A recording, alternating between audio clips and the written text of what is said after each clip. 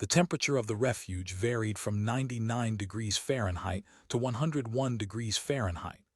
Steam lay perennially in the air, drifting and billowing sluggishly. Geysers of hot water spurted, and the ground was a shifting surface of warm slime, compounded from water, dissolved minerals, and fungoid pulp. The remains of lichens and protozoa colored and thickened the scum of moisture that dripped everywhere, over the wet rocks and sponge-like shrubbery, the various utilitarian installations. A careful backdrop had been painted, a long plateau rising from a heavy ocean. Beyond doubt, the refuge was modeled after the womb. The semblance couldn't be denied, and nobody had denied it. Bending down, Louis moodily picked up a pale green fungus growing near his feet and broke it apart. Under its moist organic skin was a mesh of man-made plastic. The fungus was artificial. "We could be worse off," Frank said, watching him hurl the fungus away. "We might have to pay for all this. It must have cost Fedgov billions of dollars to set up this place." "Stage scenery," Louis said bitterly. "What for? Why were we born this way?" Grinning, Frank said. "We're superior mutants, remember. Isn't that what we decided years ago?" He pointed at the world visible beyond the wall of the refuge. "We're too pure for that." Outside lay San Francisco, the nocturnal city half asleep in its blanket of chill fog. Occasional cars crept here and there. Pockets of commuters emerged like complicated segmented worms from underground monorail terminals. Infrequent office light glowed sparsely. Louis turned his back on the sight. It hurt too much to see it, to know that he was in here, trapped, caught within the closed circle of the group. To realize that nothing existed for them but the sitting and staring, the empty years of the refuge. "There must be a purpose," he said, "a reason for us." Frank shrugged fatalistically. "Wartime sports generated by radiation pools, damage to the genes, an accident like Jones." "But they're keeping us alive," Irma said from behind them. "All these years maintaining us, caring for us. They must get something out of it. They must have something in mind." "Destiny?" Frank asked mockingly. "Our cosmic goal." The refuge was a murky, steamy bowl that imprisoned the seven of them. Its atmosphere was a mixture of ammonia, oxygen, freon, and traces of methane, heavily laden with water vapor, lacking carbon dioxide. The refuge had been constructed 25 years ago, in 1977, and the older members of the group had memories of a prior life in separate mechanical incubators. The original workmanship had been superior, and from time to time improvements were made.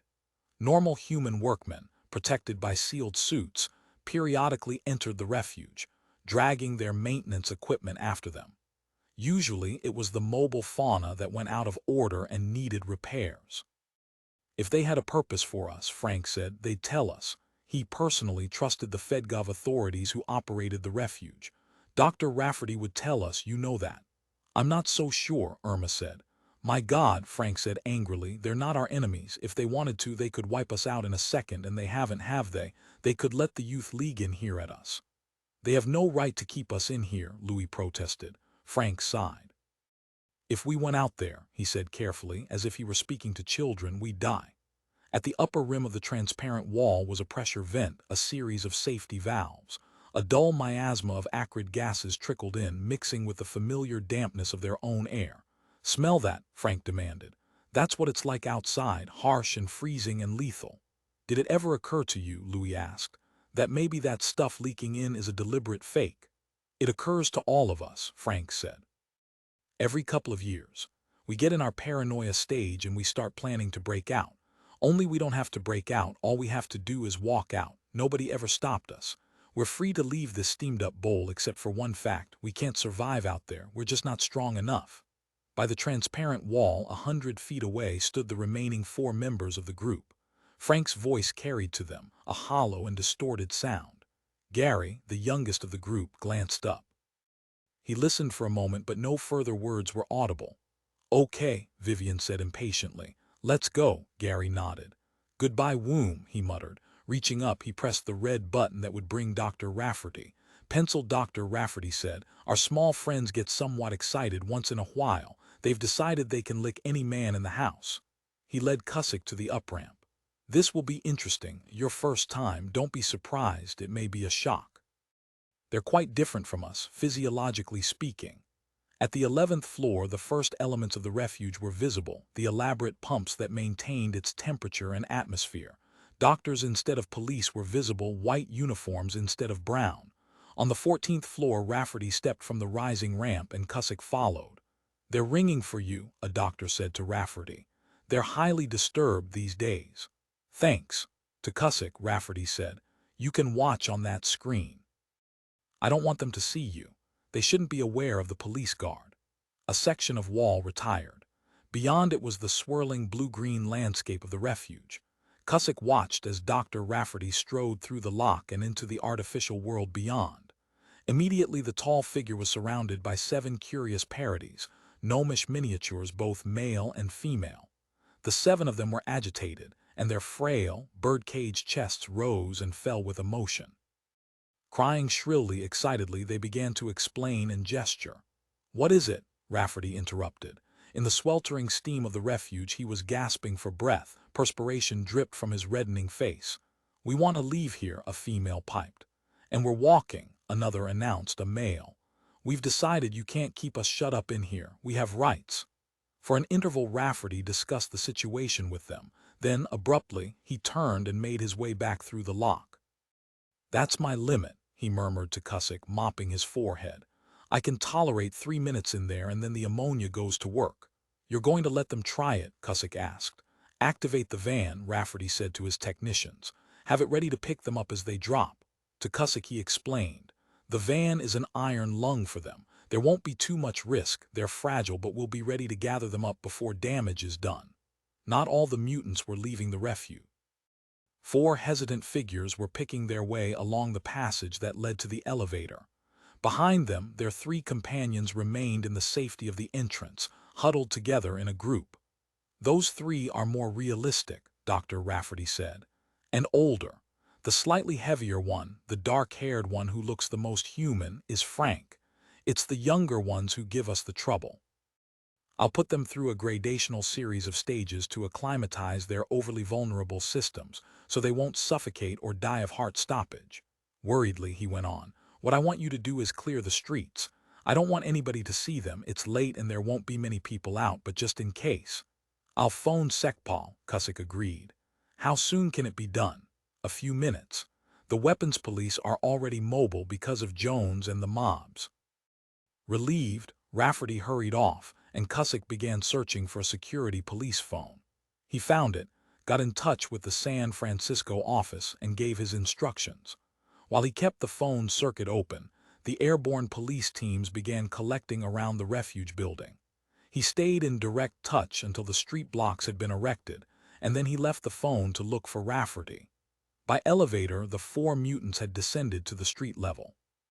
Staggering, groping numbly, they followed Dr. Rafferty across the lobby toward the wide doors that led to the street. No pedestrians or cars were in sight, Cusick observed. The police had successfully cleared everybody away. At the corner, one gloomy shape broke the expanse of gray. The van was parked, its motor running, ready to follow.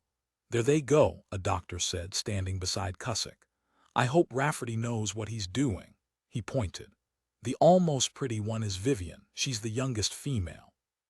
The boy is Gary, very bright, very unstable. That is Dieter, and his companion is Louis. There's an 8th, a baby, still in the incubator. They haven't as yet been told." The 4 diminutive figures were visibly suffering. Half-conscious, 2 of them in convulsions, they crept wretchedly down the steps, trying to stay on their feet. They did not get far. Gary was the first to go down. He tottered for a moment on the last step and then pitched face forward onto the cement. His small body quivering, he tried to crawl forward. Sightlessly, the others stumbled along the sidewalk, unaware of the prone shape among them, too far gone themselves even to register its existence. "Well," Dieter gasped, "we're outside." "We made it," Vivian agreed. Sinking wearily down, she rested against the side of the building. A moment later, Dieter lay sprawled beside her, eyes shut, mouth slack, struggling weakly to get to his feet. And presently Louis slid down beside them. Chagrined, dazed by the suddenness of their collapse, the 4 of them lay huddled feebly against the gray pavement, trying to breathe, trying to stay alive. None of them made any attempt to move. The purpose of their ordeal was forgotten. Panting, struggling to hold onto consciousness, they gazed sightlessly at the upright figure of Dr. Rafferty. Rafferty had halted, hands in his overcoat pockets. "It's up to you," he said stonily. "You want to go on?" None of them answered. None of them even heard him. "Your systems won't take the natural air," Rafferty continued, "or the temperature, or the food, or anything." He glanced at Cusick, an expression of pain on his face, an acute reflection of suffering that startled the security official. "So let's give up," he said harshly. "Let's call the van and go back." Vivian nodded faintly, her lips moved, but there was no sound. Turning, Rafferty curtly signaled. The van rolled instantly up.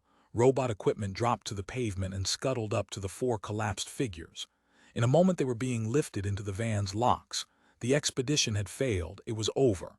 Cusick had had his view of them. He had seen their struggle and their defeat. For a time he and Dr. Rafferty stood on the cold night sidewalk without speaking, each involved in his own thoughts. Finally Rafferty stirred. "Thanks for clearing the streets," he murmured. "I'm glad I had time," Cusick answered. "It might have been bad. Some of Jones' Youth League patrols are roaming around. The eternal Jones, we really don't have a chance. Let us be like these four we just saw. Let's keep trying." "But it's true." "It's true," Cusick agreed. "Just as it's true your mutants can't breathe out here. But we set up roadblocks anyhow. We cleared the streets and hope to hell we pushed them back this one time." "Have you ever seen Jones?" "Several times," Cusick said. "I met him face to face back in the days before he had an organization, before anybody had heard of him. When he was a minister," Rafferty reflected, "with a church. Before that," Cusick said, thinking back, "it seemed impossible that there had been a time before Jones, a time when there had been no need of clearing the streets, when there had been no gray uniformed shapes roaming the streets, collecting in mobs, the crash of breaking glass, the furious crackling of fire. What was he doing then?" Rafferty asked. "He was in a carnival," Cusick said. He was 26 years old when he first met Jones. It was April 4, 1995. He always remembered that day. The spring air was cool and full of the smell of new growth. The war had ended the year before. Ahead of him spread out a long descending slope.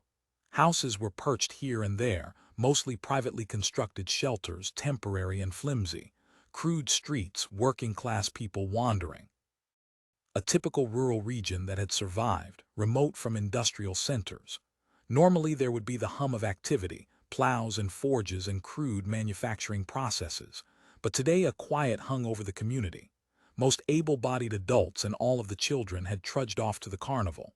The ground was soft and moist under his shoes. Cusick strode eagerly along because he, too, was going to the carnival. He had a job. Jobs were scarce. He was glad to get it. Like other young men intellectually sympathetic to Hoff's relativism, he had applied for the government service. Fedgov's apparatus offered a chance to become involved in the task of reconstruction. As he was earning a salary, paid in stable silver, he was helping mankind. In those days he had been idealistic. Specifically, he had been assigned to the Interior Department. At the Baltimore Antipal Center, he had taken political training and then approached SecPol, the security arm. But the task of suppressing extremist political and religious sentiment had, in 1995, seemed merely bureaucratic. Nobody took it seriously. With worldwide food rationing, the panic was over. Everybody could be sure of basic subsistence. Wartime fanaticism had dwindled out of existence as rational control regained its pre-inflation position.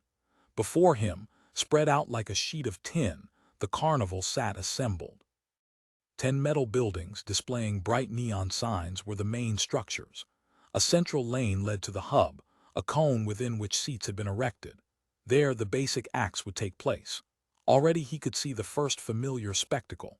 Pushing ahead, Cusick made his way among the densely packed mass of people. The odor of sweat and tobacco rose around him, an exciting smell. Sliding past a family of grimy field laborers, he reached the railing of the first freak exhibit and gazed up. The war, with its hard radiation and elaborate diseases, had produced countless sports, oddities, freaks. Here, in this one minor carnival, a vast variety had been collected. Directly above him sat a multi-man, a tangled mass of flesh and organs. Heads, arms, legs wobbled dully. The creature was feeble-minded and helpless. Fortunately, his offspring would be normal. The multi-organisms were not true mutants. Golly, a portly, curly-headed citizen behind him said, horrified. Isn't that awful? Another man, lean and tall, casually remarked. Saw a lot of them in the war. We burned a barnful of them, a sort of colony. The portly man blinked, bit deep into his candied apple, and moved away from the war veteran. Leading his wife and 3 children, he meandered up beside Cusick. Horrible, isn't it? He muttered. All these monsters. Sort of, Cusick admitted. I don't know why I come to these things. The portly man indicated his wife and children, all of them stonily gobbling up their popcorn and spun sugar candy. They like to come. Women and kids go in for this stuff. Cusick said, under relativism we have to let them live. Sure, the portly man agreed, emphatically nodding. A bit of candied apple clung to his upper lip. He wiped it away with a freckled paw. They got their rights just like everybody else. Like you and me, mister, they got their lives too. Standing by the railing of the exhibit, the lean war veteran spoke up. That don't apply to freaks, that's just people. The portly man flushed. Waving his candied apple earnestly, he answered, Mister, maybe they think we're freaks. Who says who's a freak? Disgusted, the veteran said. I can tell a freak. He eyed Cusick and the portly man with distaste. What are you, he demanded, a freak lover? The portly man sputtered and started over, but his wife seized his arm and dragged him away into the crowd to the next exhibits. Still protesting, he disappeared from sight. Cusick was left facing the war veteran. Damn fool, the veteran said.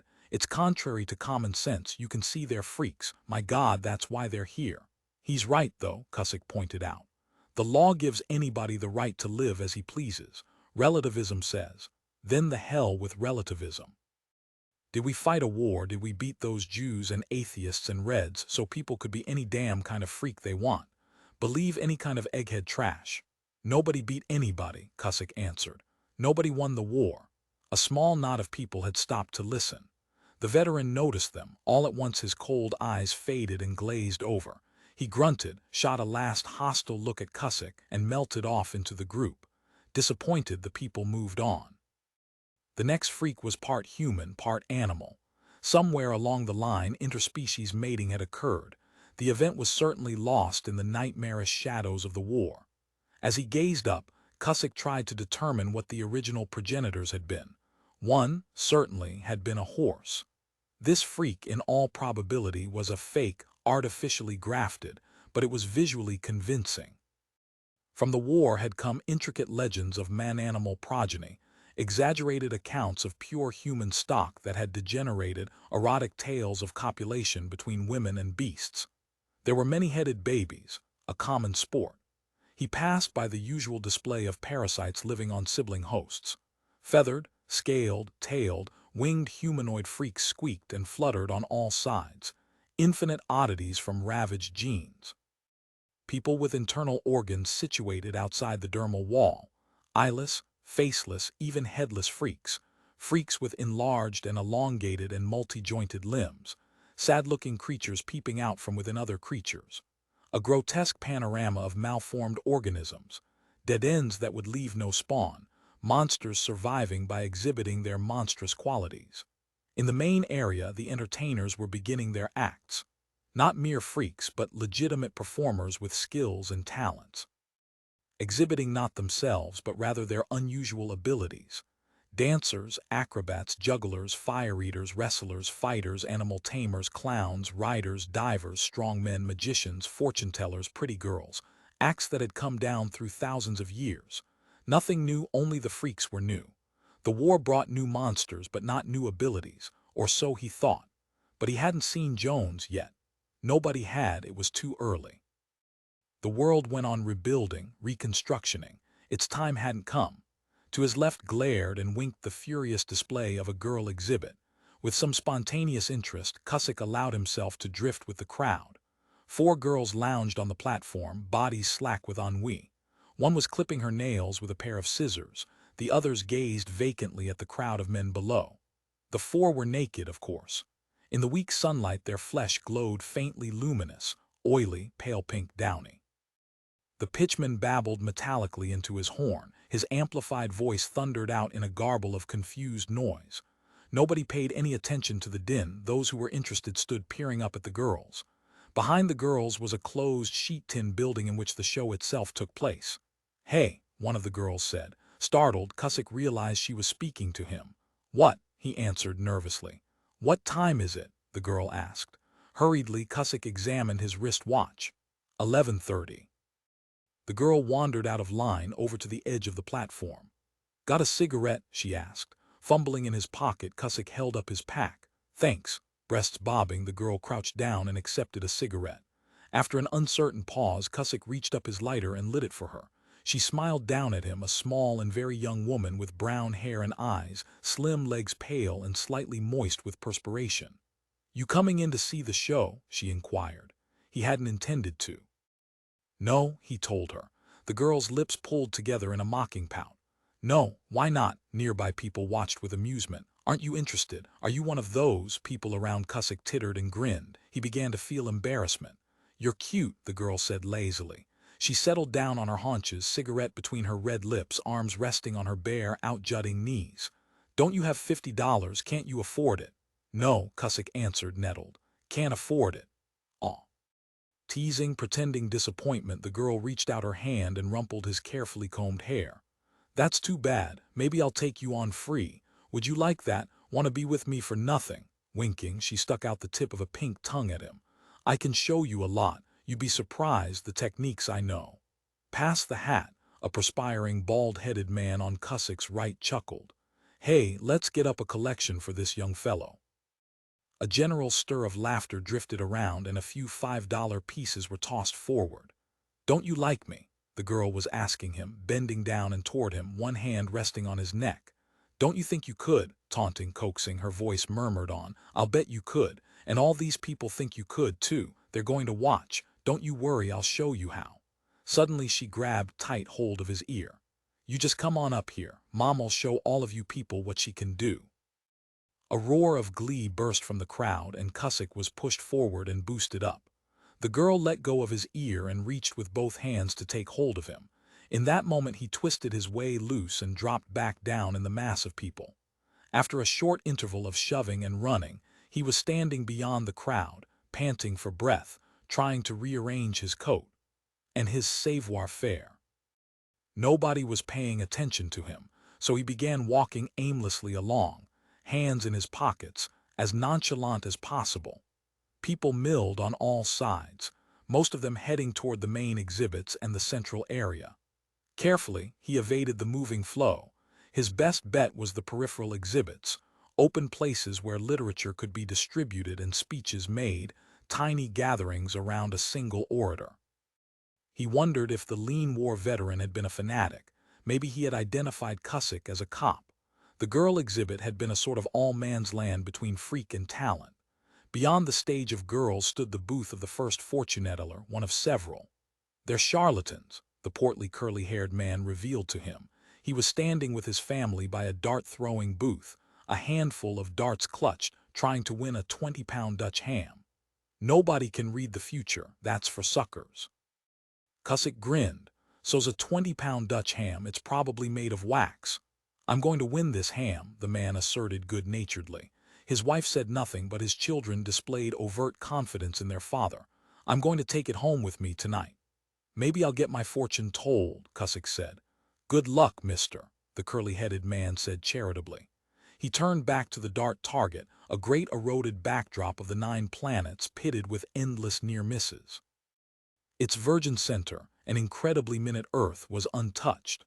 The portly, curly-headed man drew back his arm and let fly.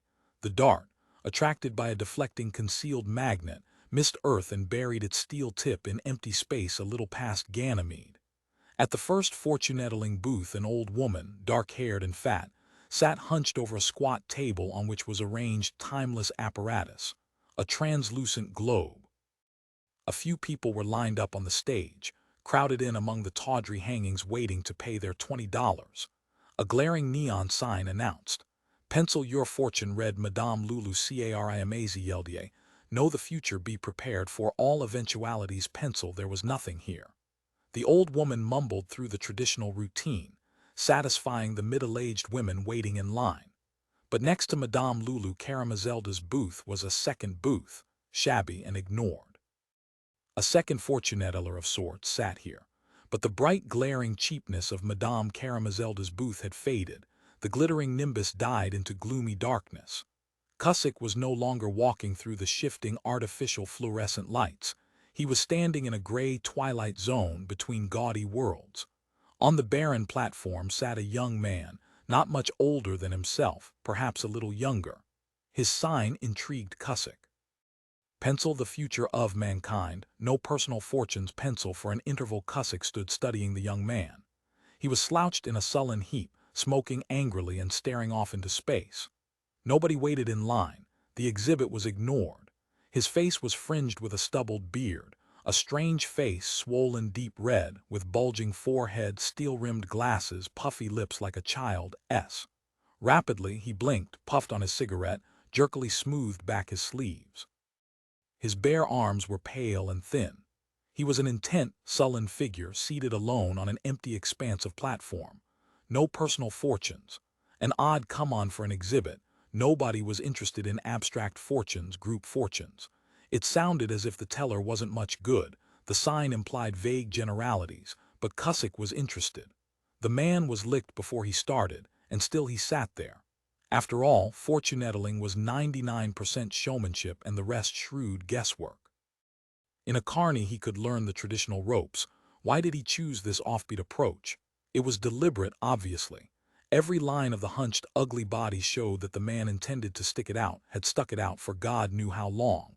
The sign was shabby and peeling, maybe it had been years. This was Jones, but at the time, of course, Cusick didn't know it.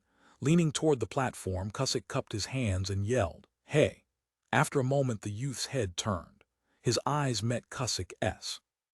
Gray eyes, small and cold behind his thick glasses. He blinked and glared back without speaking, without moving. On the table his fingers drummed relentlessly.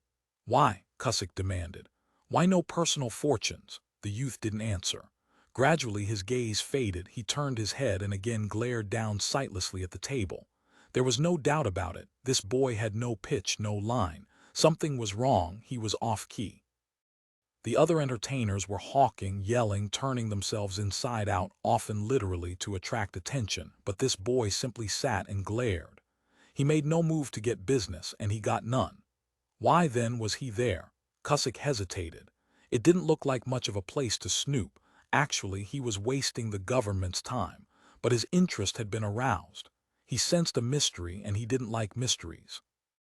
Optimistically, he believed things should be solved. He liked the universe to make sense, and this blatantly flaunted sense. Climbing the steps, Cusick approached the youth. "All right," he said, "I'll bite." The steps sagged under his feet, a rickety platform, unstable and unsafe. As he seated himself across from the youth, the chair groaned under him. Now that he was closer, he could see that the youth's skin was mottled with deep splotches of color that might have been skin grafts. Had he been injured in the war? A faint odor of medicine hung about him, suggesting care of his frail body. Above the dome of his forehead his hair was tangled, his clothes clung in folds against his knobby frame. Now he was peering up at Cusick, appraising him, warily studying him, but not fearfully. There was an awkward crudeness about him, an uncertain twitch of his gaunt body, but his eyes were harsh and unyielding. He was gauche, but not afraid. It was no weak personality that faced Cusick. It was a blunt, determined young man. Cusick's own cheery bluster faded. He felt suddenly apprehensive. He had lost the initiative. $20, Jones said. Clumsily, Cusick fumbled in his pocket. "For what? What am I getting?" After a moment, Jones explained. "See that?" He indicated a wheel on the table. Pulling back a lever, he released it. The hand on the wheel slowly turned, accompanied by a laborious metallic clicking. The face of the wheel was divided into 4 quarters. "You have 120 seconds. Anything you want to ask, then your time is up." He took the change and dropped it in his coat pocket. "Ask," Cusick said huskily. "About what?" "The future." There was contempt in the youth's voice, undisguised, unconcealed. It was obvious, of course, the future. What else? Irritably, his thin, hard fingers drummed, and the wheel ticked. "But not personal," Cusick pursued. "Not about myself."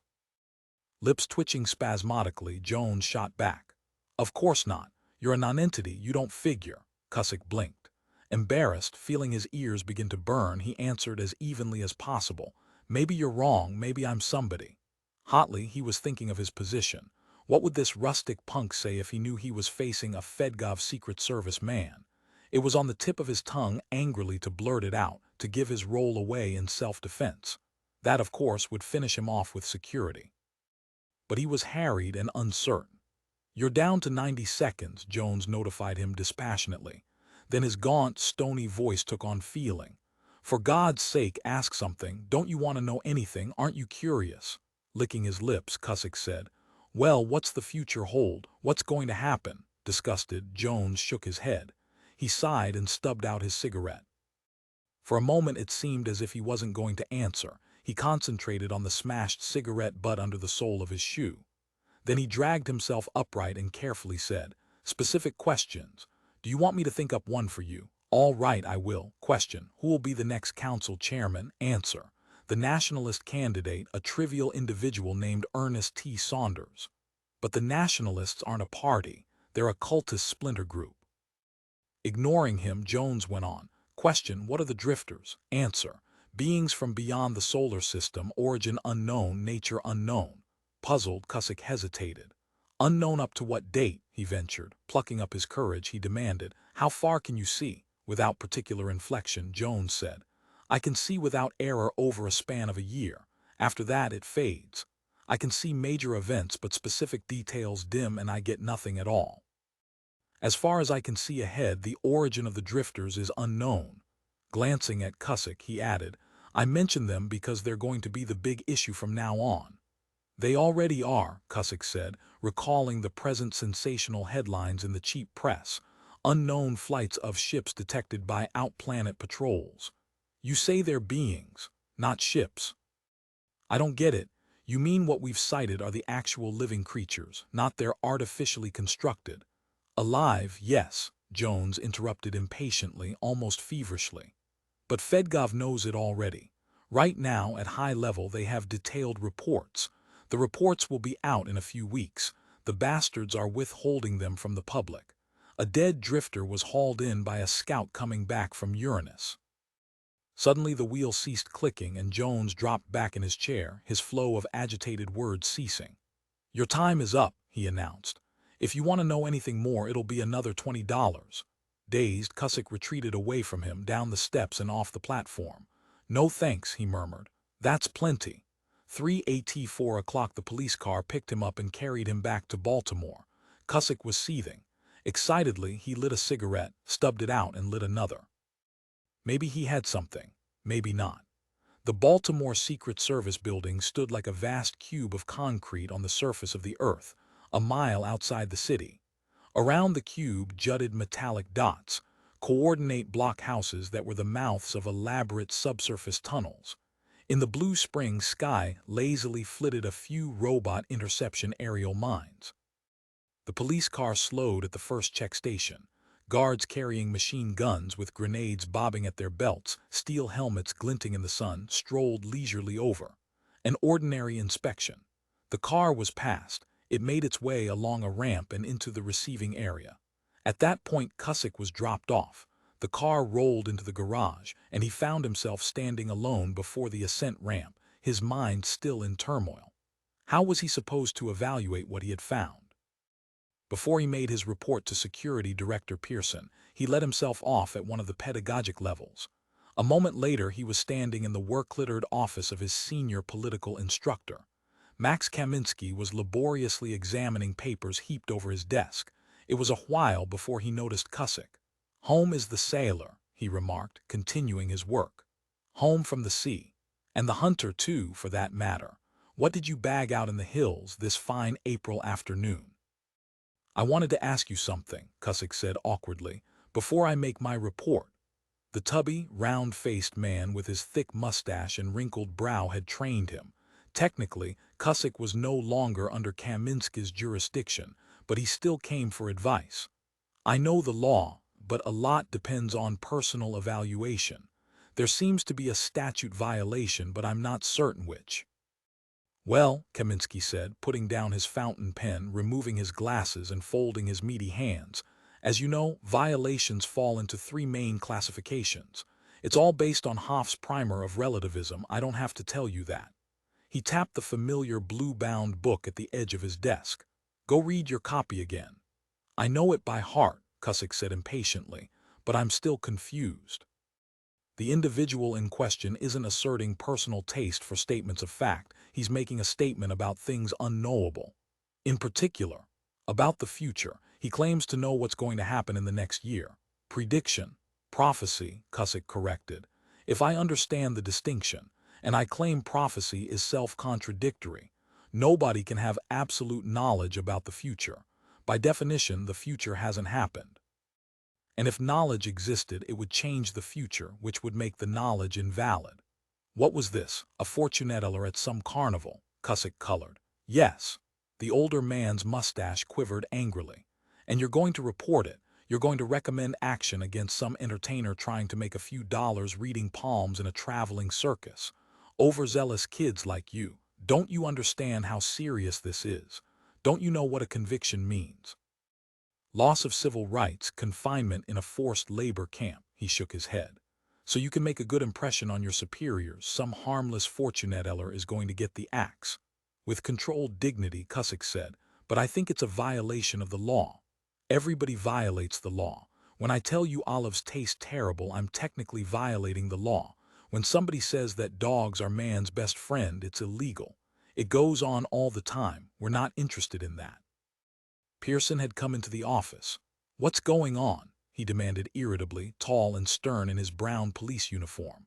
"Our young friend here has brought back the quarry," Kaminsky said sourly. "At this carnival he covered. He unearthed a fortune-teller." Turning to Pearson, Cusick tried to explain. "Not a regular fortune-teller, there was one of those, too." Hearing his voice mutter out huskily, awkwardly, he rushed on. "I think this man's a mutant, a precog of some kind. He claims to know future history. He told me that somebody named Saunders is going to be the next council chairman." "Never heard of him," Pearson said, unimpressed. "This man told me," Cusick went on, "that the drifters are going to turn out to be actual living creatures, not ships, and that it's known now at high levels." A strange expression crossed Pearson's uncompromising features. At his desk, Kaminsky abruptly stopped writing. "Oh," Pearson said faintly. "He told me," Cusick continued, "that the drifters are going to be the biggest issue in the next year, the most important thing tangled with." Neither Pearson nor Kaminsky said anything. They didn't have to. Cusick could see it on their faces. He had made his point. He had covered all that was necessary. Jones was about to become known. For as an immediate measure, Floyd Jones was taken into surveillance. That interim system continued for a period of 7 months. In November of 1995, the bland, uncomplicated candidate of the extremist Nationalist Party came through and won the General Council election. Within 24 hours of the time Ernest T. Saunders was sworn into office, Jones had been quietly arrested. In the half-year, Cusick had lost most of his youthful plumpness. His face was firmer and older. He thought more now and talked less. And he had gained experience as a Secret Service man. In June of 1995, Cusick had been transferred to the Danish region. There he had met a pretty, buxom, and very independent Danish girl who worked in the art department of a Fedgov information center. Nina Longstrand was the daughter of an influential architect. Her people were wealthy, talented, and socially prominent. Even after they were officially married, Cusick still stood in awe of her. His orders from police offices in Baltimore came while he and Nina were redoing their apartment. It took him a little while to find a way to bring the matter up. They were right in the middle of painting. "Darling," he told her finally, "we're going to have to get the hell out of here." For a moment Nina didn't answer. She was intently studying color charts, her elbows resting on the living room table, hands clasped under her chin. "What?" she murmured vaguely. The living room was a shambles of creativity. Buckets of paint, rollers, sprayers lay everywhere. The furniture was covered with paint-splattered plastic sheeting. In the kitchen and bedroom stood heaps of still-crated appliances, clothing, furniture, wrapped wedding presents. "I'm sorry, I wasn't listening." Cusick walked over beside her and gently slid the color cards from under her elbows. "Orders from the big wheel. I have to fly back to Baltimore. They're assembling a case against this fellow Jones. I'm supposed to appear." "Oh," Nina said faintly. "I see. It shouldn't take more than a couple of days. You can stay here if you want." He didn't particularly want her to stay behind. They had only been married a week. Technically, he was on his honeymoon. They'll pay travel expenses for both of us, Pearson mentioned it. We really don't have much choice, do we? Nina said forlornly. She got up from the table and began gathering together the various color cards. I guess we should cover all the cans of paint. Woebegone, she began pouring turpentine over a tin can of paint brushes. A smudge of seafoam green was dabbed across her left cheek, probably as of when she had reached to push back her long blonde hair. Cusick took a rag, moistened it in the turpentine, and scrupulously removed the smudge. "Thank you," Nina said sadly when he had finished. "When do we have to leave?" "Right now." He examined his watch. "We better get into Baltimore by evening. They're holding him now. That means we ought to get the 8:30 ship out of Copenhagen." "I'll go bathe," Nina said obediently. "And change, you should too." Critically, she rubbed his chin. "And shave," he agreed. "Anything you want. Will you wear your light gray suit? I have to wear brown. Remember, this is business. For the next 12 hours I'm back on the job." "Does that mean we have to be solemn and serious?" He laughed. "No, of course not, but this thing worries me." Nina wrinkled her nose at him. "Worry then. But don't expect me to. I've got other things to think about. You realize we won't get this place finished until next week. We could get a couple of workmen in here to complete things." "Oh no," Nina said emphatically. She disappeared into the bathroom, turned on the hot water in the tub, and returned. Kicking off her shoes, she began undressing. "We're doing this ourselves. No broken-down tramps are getting in this apartment. This isn't a job, this is," she searched for the words as she tugged her sweater up over her head. "This is our life together." "Well," Cusick said dryly, "I was one of those broken-down tramps until I joined security, but it's up to you. I enjoy painting, I don't care either way." "You should care," Nina said critically. "Darn it, I'm going to spark some sort of artistic sensitivity in your bourgeois soul." "Don't say I should care. That's a crime against relativism. You can care all you want, but don't tell me I have to care too." Laughing, Nina skipped over and hugged him. "You great pompous thing, taking it all so seriously. What am I going to do with you?" "I don't know," Cusick admitted, frowning. "What are we going to do with all of us?" "This thing really bothers you," Nina observed, gazing up into his face, her own blue eyes troubled and serious. Cusick moved away from her and began assembling the heaps of newspapers scattered around the apartment. Nina watched, subdued and chastened in her paint-streaked slacks and new nylon bra, feet bare, blonde hair tumbled loosely around her smooth shoulders. "Can you tell me anything about it?" she asked presently. "Sure," Cusick said. Riffling the newspapers, he pulled one out, folded it, and handed it to her. "You can read about it while you're bathing." The article was long and prominent. "Pencil Minister draws crowds, further proof of worldwide religious revival. Citizens flock to hear minister tell of calamities to come. Infiltration by alien life forms predicted in detail." Pencil below that was a picture of Jones, but no longer sitting on a platform in a side show. An ordained minister now, wearing a shabby black frock coat, black shoes, more or less shaved. A peripatetic preacher roaming about the countryside haranguing crowds of rustics. Nina glanced briefly at it, read a few words, glanced again at the picture, and then, without a word, turned and raced into the bathroom to shut off the water. She didn't return the newspaper. When next she appeared 10 minutes later, the newspaper had vanished. "What you do with it?" Cusick asked curiously. He had fairly well straightened up the room and begun packing his suitcase. The newspaper, luminous and steaming from her bath, Nina began searching in the dresser for a fresh slip. "I'll read it later. Right now we have to get packed." "You don't really give a damn," Cusick said with irritation. "What about the work I'm doing, this whole system?" "Darling, it's none of my business," tartly she observed. "After all, it's supposed to be secret. I don't want to pry." "Now listen," he said quietly. Going over to her, he uptilted her chin until she had to face him. "Sweetheart," he told her, "you knew what I was doing before you married me. This is no time to disapprove." For a moment they faced each other defiantly. Then, with a swift dart of her hand, Nina swept up a perfume atomizer from the dresser and squirted him in the face. "Go shave and wash," she ordered him. "And for heaven's sake, put on a clean shirt. There's a whole drawer full of them. I want you to look nice on the trip.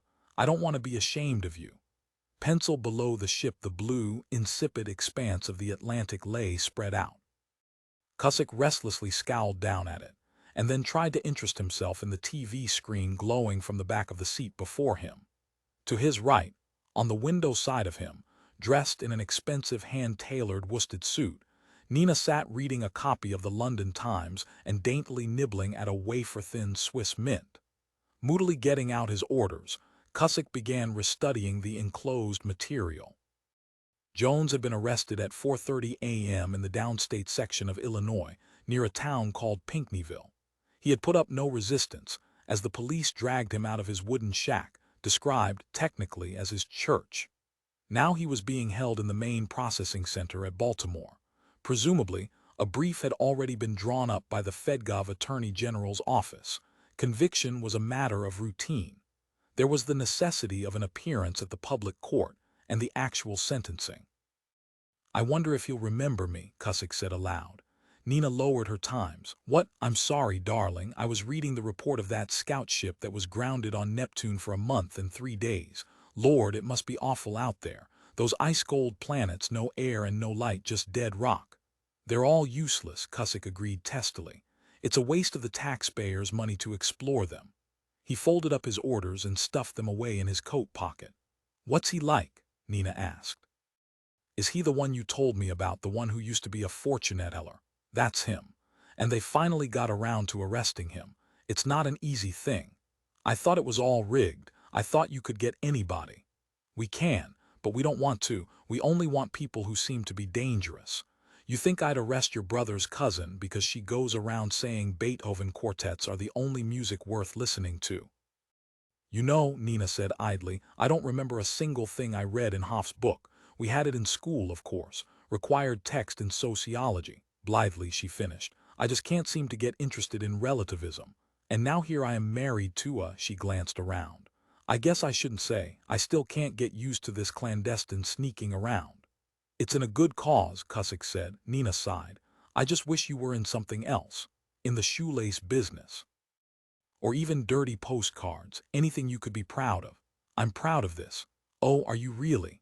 "I'm the town dog catcher," Cusick said soberly. "Nobody likes the dog catcher. Little kids pray a thunderbolt will strike the dog catcher. I'm the dentist. I'm the tax collector. I'm all the stern men who show up with folders of white paper summoning people to face judgment. I didn't know that 7 months ago. I know it now. But you're still in the Secret Service." "Yes," Cusick said. "I still am. And I probably will be the rest of my life." Nina hesitated. "Why?" "Because security is the lesser of two evils. I say evils. Of course, you and I know there's no such thing as evil. A glass of beer is evil at 6 in the morning. A dish of mush looks like hell around 8 o'clock at night. To me, the spectacle of demagogues sending millions of people to their deaths, wrecking the world with holy wars and bloodshed, tearing down whole nations to put over some religious or political truth, is," he shrugged, "obscene, filthy. Communism, fascism, Zionism, they're the opinions of absolutist individuals forced on whole continents, and it has nothing to do with the sincerity of the leader, or the followers. The fact that they believe it makes it even more obscene. The fact that they could kill each other and die voluntarily over meaningless verbalisms." He broke off. "You see the reconstruction crews, you know we'll be lucky if we ever rebuild. But secret police, it seems so sort of ruthless and and cynical." He nodded. "I suppose relativism is cynical. It surely isn't idealistic. It's the result of being killed and injured and made poor and working hard for empty words. It's the outgrowth of generations of shouting slogans, marching with spades and guns, singing patriotic hymns, chanting and saluting flags. But you put them into prison. These people who don't agree with you, you won't let them disagree with you. Like this minister Jones. Jones can disagree with us. Jones can believe anything he wants. He can believe the earth is flat, that God is an onion, that babies are born in cellophane bags. He can have any opinion he wants, but once he starts peddling it as absolute truth, then you put him in prison," Nina said tightly. "No," Cusick corrected. "Then we put out our hand, we say simply, put up or shut up. Prove what you're saying. If you want to say the Jews are the root of all evil, prove it. You can say it if you can back it up. Otherwise, into the work camp." She smiled a little. "It's a tough business." "You bet it is." If you see me sipping cyanide through a straw, Nina said, you can't tell me not to. I'm free to poison myself. I can tell you it's cyanide in the bottle, not orange juice. But if I know, good God, Cusick said, then it's your business. You can bathe in it, you can freeze it and wear it. You're an adult. You, her lips quivered. You don't care what happens to me. You don't care if I take poison or anything. Cusick glanced at his wristwatch. The transport was already over the North American landmass. The trip was virtually over. I care. That's why I'm involved in this. I care about you and the rest of suffering humanity. Broodingly, he added, not that it matters. We flubbed Jones. This may be the one time our bluff gets called. Why? Right now we're saying to Jones, put up, let's see the proof. And I'm afraid the bastard's giving it to us. Pencil, in many ways Jones had changed. Standing silently in the doorway, Cusick ignored the group of uniformed police and studied the man sitting in the chair in the center of the room. Outside the building, a unit of police tanks rumbled along, followed by a regiment of weapons troops. It was as if the presence of Jones had set off an uneasy chain of muscleflexings. But the man himself paid no attention. He sat smoking, glaring down, his body taut. He sat very much as Cusick had seen him on the platform. But he was older. The 7 months had changed him, too. The ragged fringe of beard had grown. The man's face was ominous with coarse black hair, giving him an ascetic, almost spiritual quality. His eyes shone feverishly. Again and again he clasped his hands together, licked his dry lips, darted nervous, wary glances around the room. It occurred to Cusick that if he were really a precog, if he could really see a year ahead, he had anticipated this at the time Cusick had talked to him. Abruptly Jones noticed him and glanced up. Their eyes met. Cusick began to perspire. He realized chillingly that as Jones had talked to him that day, as he had accepted his $20, he had seen this. Known that Cusick would turn in a report on him. That meant obviously that Jones was here voluntarily. From a side door Director Pearson appeared, a sheaf of papers clutched in his hand. He stalked over to Cusick, boots and helmet shining, impressive in his full uniform. All bobbled up, he said without preamble. We sat on our behinds waiting to find out if the rest of his gabble worked out. It did, so now we're stuck. I could have told you that, Cusick reflected. In 7 months of surveillance, didn't you get a whole boat full of professies? We did, but the brief was drawn up on this. The Saunders one is the basis of our case. You heard the official release of data on the drifters, of course. It filtered in while I was on my honeymoon. I didn't particularly care, not at the time. Lighting his pipe, Pearson said, we ought to buy up this fellow, but he says he's not for sale. This really is it, isn't it? He's not a fake. No, he's not a fake. And the whole damn system is based on the theory that he has to be a fake.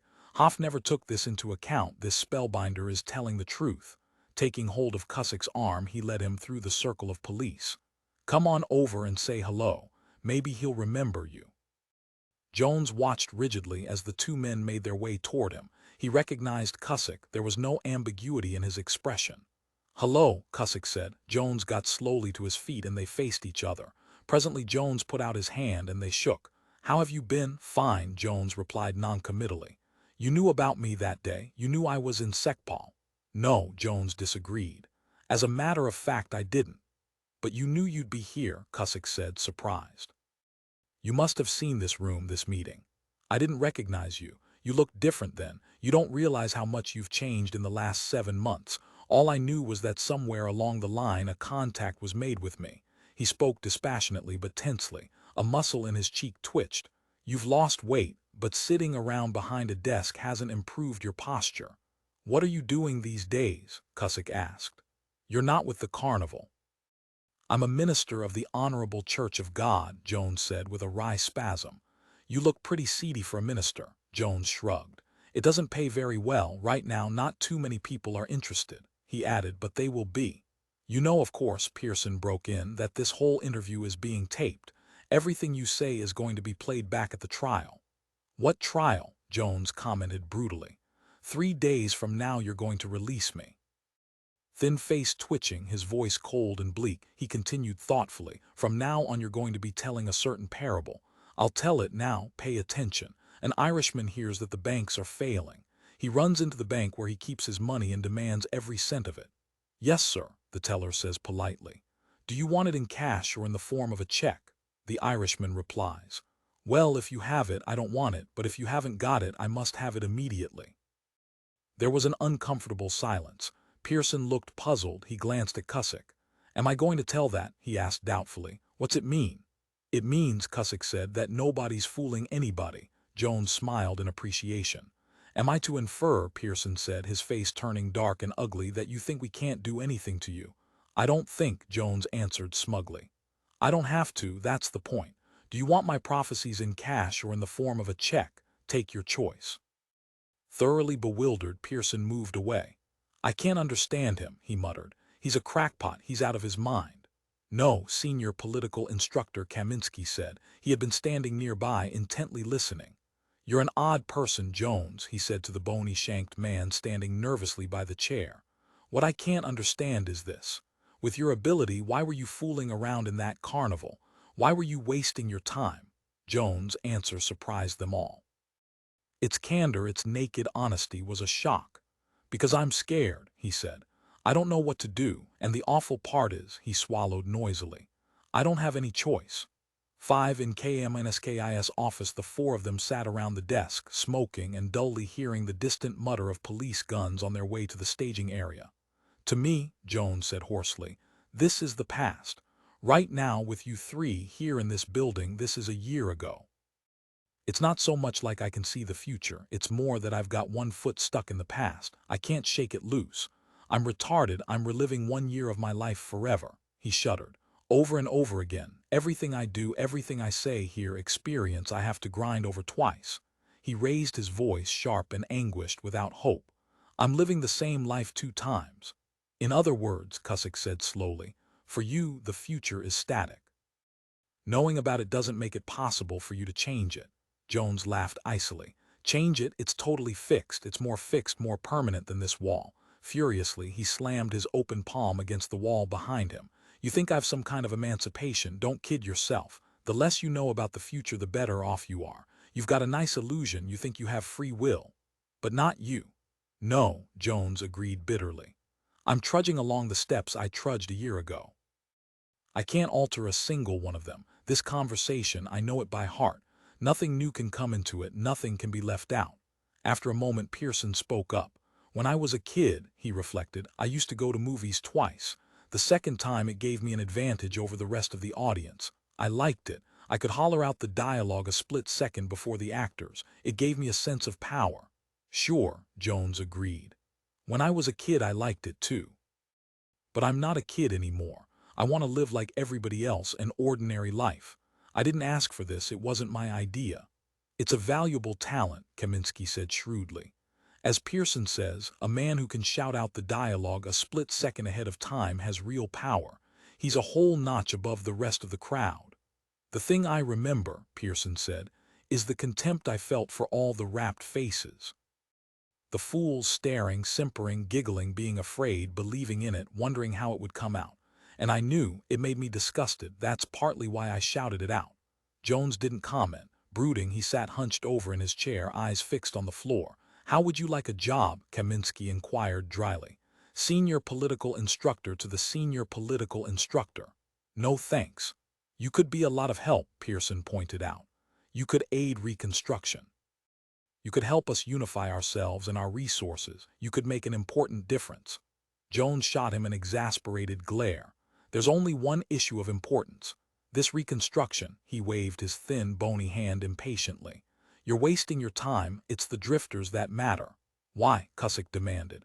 Because there's a whole universe. You spend your time rebuilding this planet, my God, we could have 1,000,000 planets. New planets, untouched planets, systems of them. Endless resources. You sit around trying to remelt old scrap, pack rats, misers, boarding and fingering your miserable pile. Disgusted, he turned away. We're overpopulated, we're undernourished. One more habitable world would solve all that. Like Mars? Cusick inquired softly. Like Venus, dead, empty, hostile worlds. I don't mean those. What do you mean then? We've got scouts crawling all around the system. Show us one place we can live. Not here. Angrily, Jones dismissed the solar system. I mean out there, Centaurus or Sirius, any of them. Are they necessarily any better? Intersystem colonization is possible, Jones answered. Why do you think the drifters are here? It's obvious they're settling. They're doing what we should be doing. They're out searching for habitable planets. They may have come millions of light years. Your answer isn't good enough, Kaminsky pronounced. It's good enough for me, Jones said. I know, Kaminsky nodded, troubled. That's what worries me. Curiously, Pearson asked, do you know anything more about the drifters? Who shows up in the next year? Across Jones' face settled a stark, impassioned glaze. That's why I'm a minister, he said harshly. The three Secret Service men waited, but there was nothing more. Drifters was a key word with Jones. Visibly, the word triggered off something deep and basic inside him, something that made his gaunt face writhe. A core of blazing fervor had floated to the surface. You don't particularly like them, Cusick observed. Like them? Jones looked ready to explode. Drifters, alien life forms coming here, settling on our planets. His voice rose to a shrill, hysterical screech. Can't you see what's happening? How long do you think they'll leave us alone? 8 dead worlds, nothing but rock. And Earth, the only useful one, don't you see? They're preparing to attack us. They're using Mars and Venus as bases. It's Earth they're after. Who'd want those empty wastes? Maybe they do, Pearson suggested uneasily. As you said, they're alien life forms. Maybe to them Earth is nothing. Maybe they need totally different living conditions. Eyeing Jones intently, Kaminsky said, every life form has its own typical needs. What's a ruined waste to us is a fertile valley to something else. Isn't that so? Earth is the only fertile planet, Jones repeated with absolute conviction. They want Earth. That's what they're here for. Silence. So that was it. There it stood, the terrifying specter they all dreaded. This was what they existed to destroy. This was what they had been set up to catch before it was too big to catch. It stood before them, sat rather. Jones had again seated himself. Now he sat smoking jerkily, thin face distorted, a dark vein in his forehead pulsing. Behind his glasses, his furiously bright eyes had filmed over, cloudy with passion. Tangled hair, ragged black beard, a rumpled man with elongated arms, skinny legs. A man with infinite power. A man with infinite hatred. You really hate them, Cusick said wonderingly. Mutely, Jones nodded. But you don't know anything about them, do you? They're there, Jones said brittlely. They're all around us, encircling us, closing in. Can't you see their plans, coming across space century after century, working out their schemes, landing first on Pluto, on Mercury, coming closer all the time, nearer to the prize, setting up bases for attack. Attack, Kaminsky repeated softly, cunningly. You know this, you have proof, or is this just a wild idea? 6 months from this date, Jones stated, his voice pinched and metallic, the first drifter will land on Earth. Our scouts have landed on all the planets, Kaminsky pointed out, but his silky assurance was gone. Does that mean we're invading them? We're there, Jones said, because those planets are ours. We're looking them over. Raising his eyes, he finished. And that's what the drifters are doing. They're looking over Earth. Right now they're looking us over. Can't you feel their eyes on us? Filthy, loathsome, alien insect eyes. Horrified, Cusick said. He's pathological. Can you see this? Kaminsky pursued. I know it. But you see it, you see an invasion, destruction, drifters taking over Earth. Within a year, Jones stated, there'll be drifters landing everywhere, every day of the week. 10 here, 20 there. Hordes of them, all identical. Mindless hordes of filthy alien beings. With an effort, Pearson said, sitting next to us in buses, I take it, wanting to marry our daughters, right? Jones must have anticipated the remark. A second before Pearson spoke, the man's face went chalk-white and he gripped convulsively at the arms of his chair.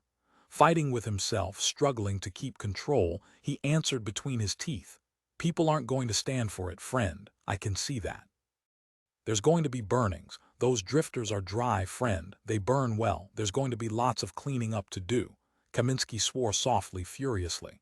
Let me out of here, he began saying, to nobody in particular. I can't stand it.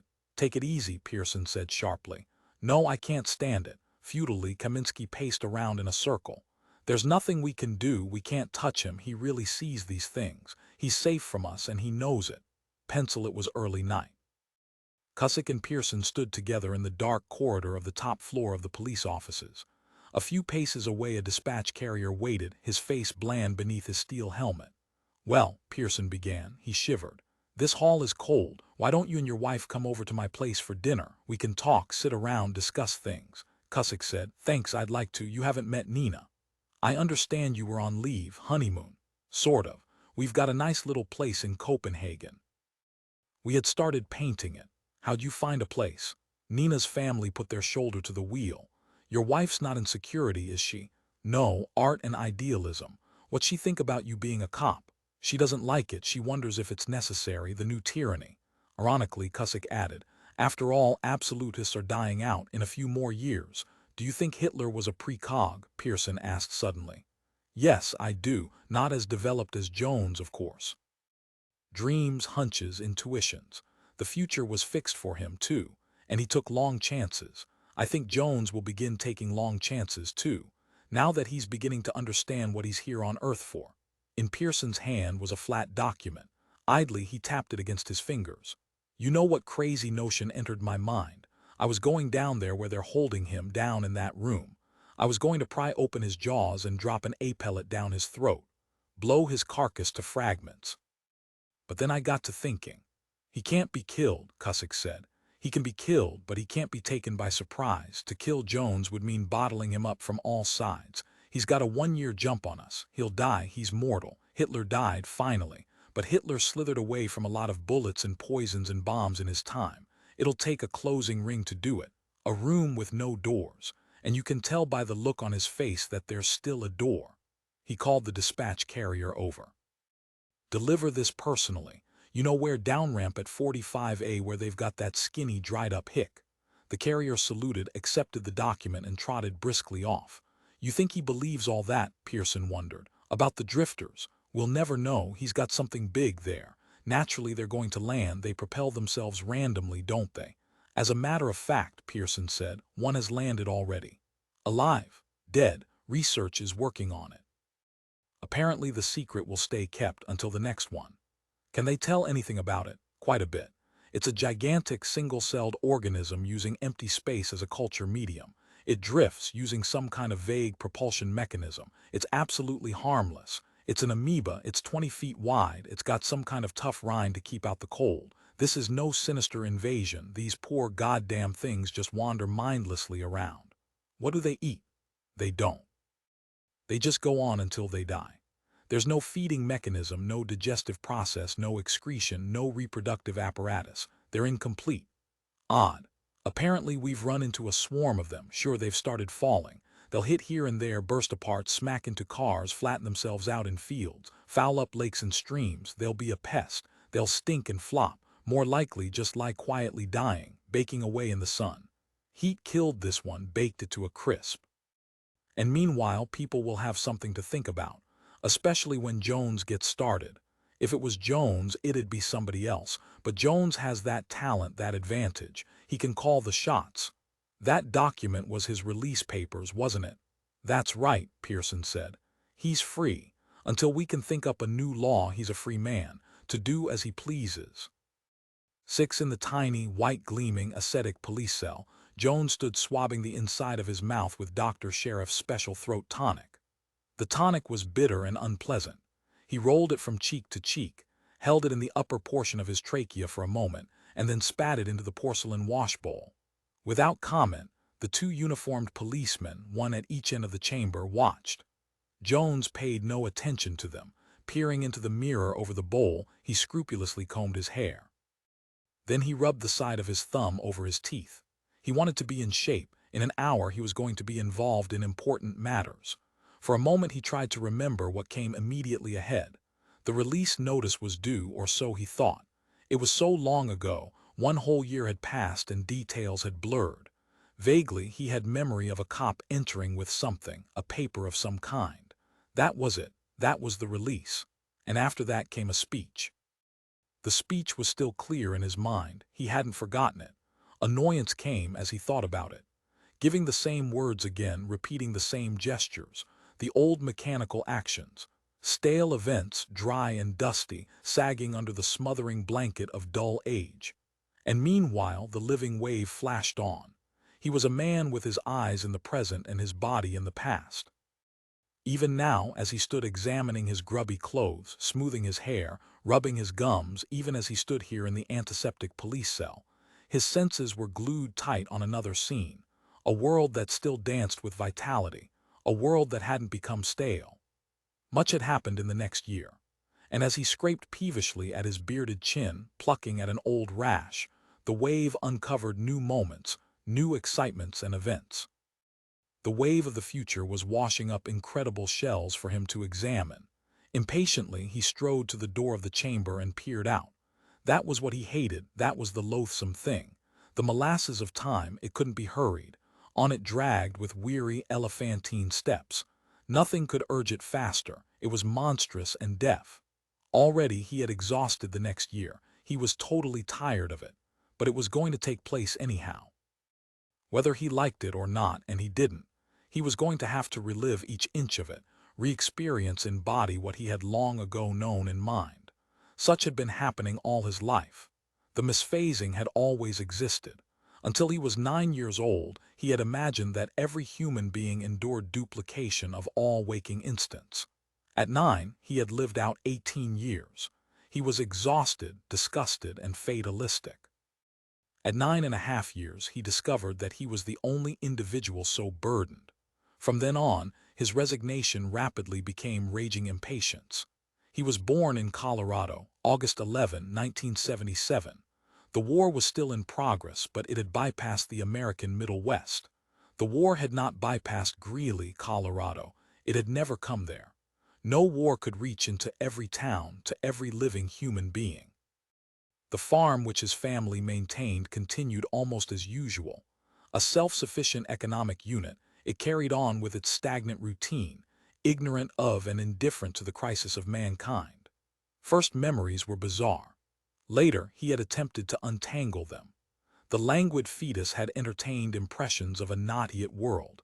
As he crouched curled up in his mother's bloated womb, a phantasmagoria, incomprehensible and vivid, had swirled around him. Simultaneously, he had lain in the bright sunshine of a Colorado autumn and dreamed quietly in the black moist sack, the dripping all-provider. He had known birth terror before he was conceived. By the time the embryo was a month old, the trauma was long in the past. The actual event of birth was of no significance to him. As he was swung suspended from the doctor's fist, he had already been in the world 1 full year. They wondered why the new baby failed to cry, and why his learning process was so rapid. Once he had conjectured this way. What was the real moment of his origin? At what point in time had he really come into being? Floating in the womb, he had clearly been alive, sentient. To what had the first memories come? 1 year before birth, he had not been a unit, not even a zygote. The elements that comprised him had not come together. And by the time the fertilized egg had begun to divide, the wall had carried well beyond the moment of birth. 3 months into the hot, dusty, bright Colorado fall. It was a mystery. He finally stopped thinking about it. In his early years of childhood, he had accepted his dual existence, learned to integrate the two continua. The process had not been easy. For months he had laboriously crept head-on into doors, furniture, walls. He had reached for a spoon of pablum 1 year hence. He had fretfully declined a nipple long ago forgotten. Confusion had virtually starved him to death.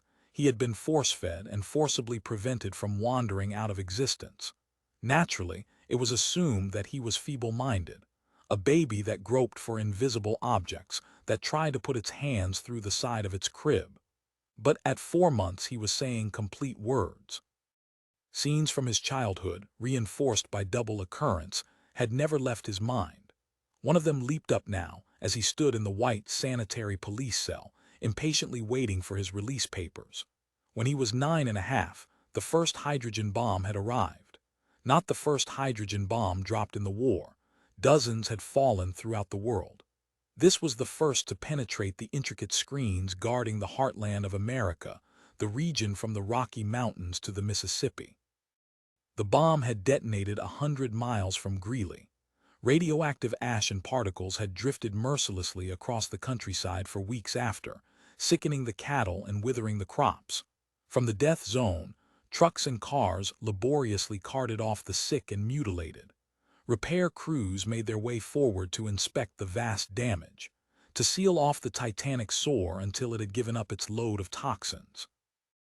Pencil along the narrow dirt road past the Jones farm, past a seemingly endless convoy of emergency vehicles, on their way to hospitals and wards erected outside of Denver. Going the other way moved a flow of supplies for the survivors remaining in the blighted area. All this he had watched with fascination. From morning to night there was no let-up in the streams of cars, trucks, ambulances, people on foot, people on bicycles, dogs, cattle, sheep, chickens, a motley pack of shapes and colors and sounds, distant groans that reached the boy's ear and sent him excitedly rushing into the house. "What is it?" he screamed, dancing wildly around his mother.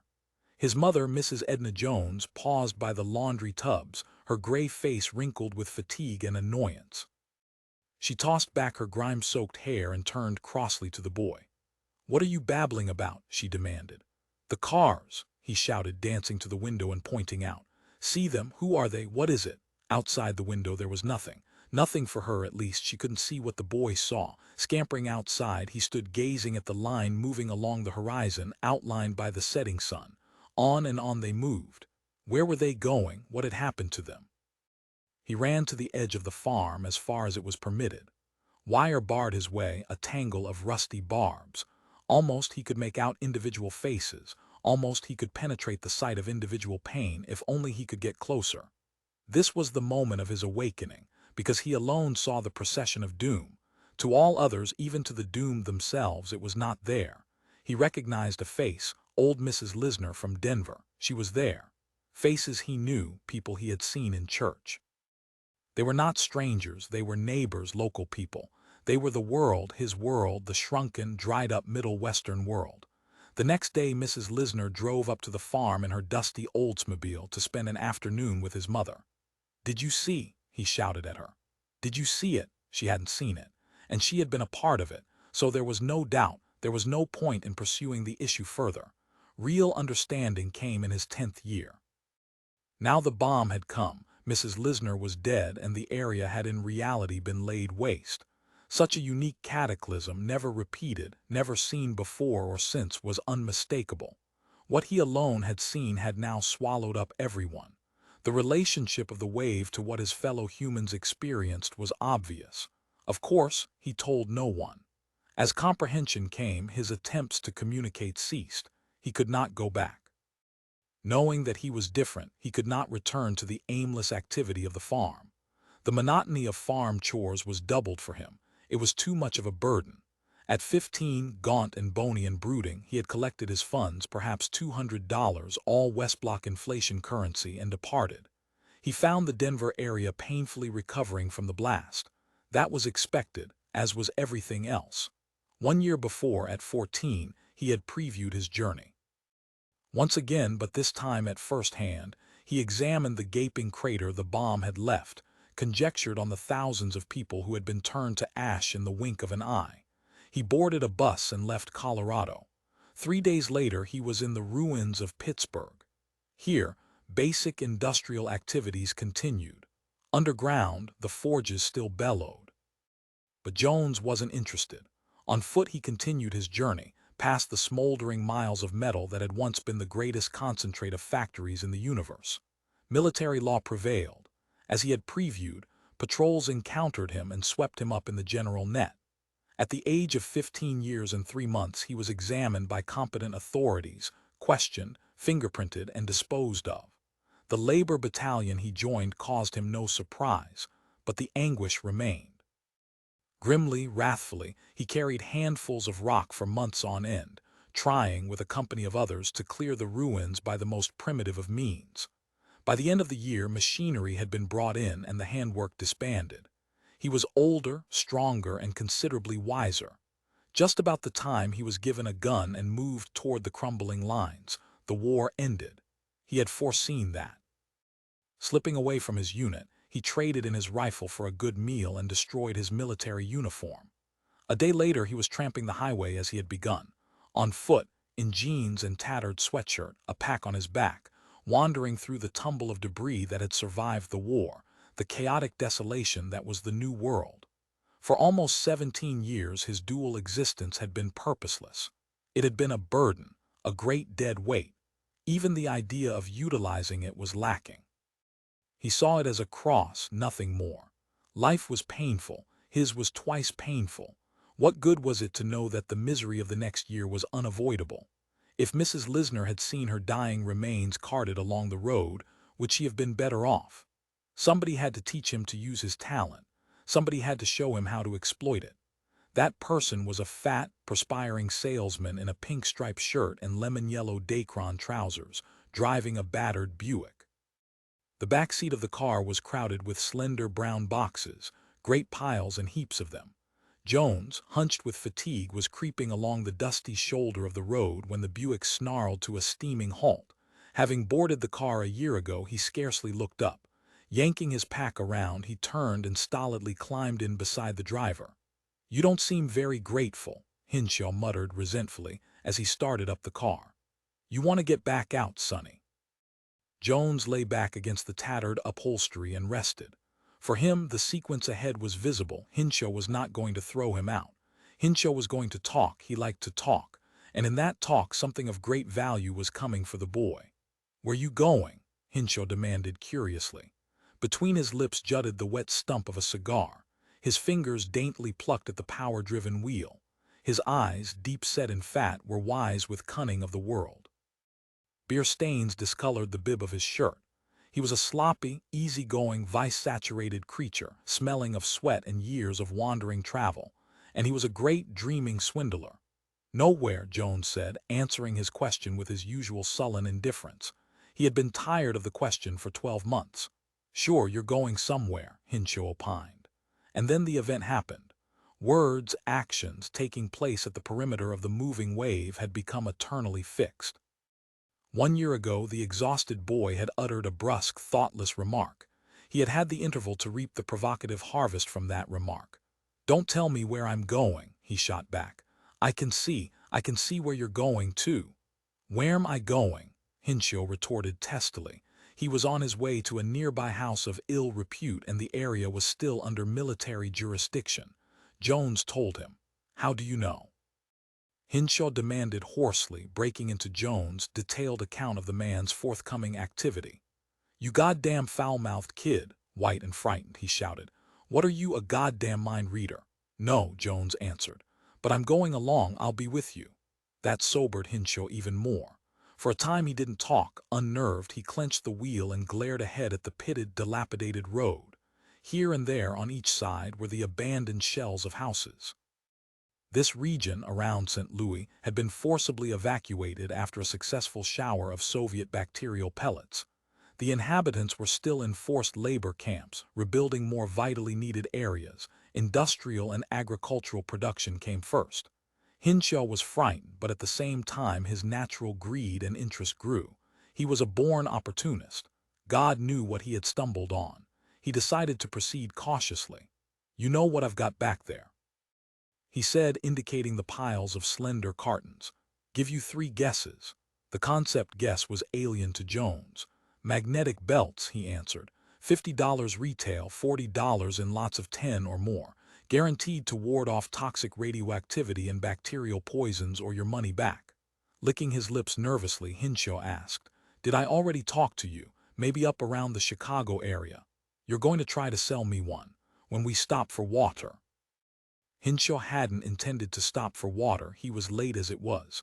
"Water," he muttered. "Why water? Who's thirsty? The radiator's leaking." "How do you know?" "In 15 minutes, Jones reflected. He had forgotten the exact interval. "In around half an hour, your temperature gauge is going to flash and you're going to have to stop. You'll find water at an abandoned well." "You know all that." "Of course I know all that." Irritably, Jones tore a loose strip of cloth from the upholstery. "Would I be saying it if I did?" Hinshaw said nothing. He sat driving silently until, after 20 or so minutes, the temperature gauge flashed and he brought the Buick quickly to the side of the road. The only sound was the unhappy wheezing of the empty radiator. A few wisps of oil smoke curled upward from the vents of the hood.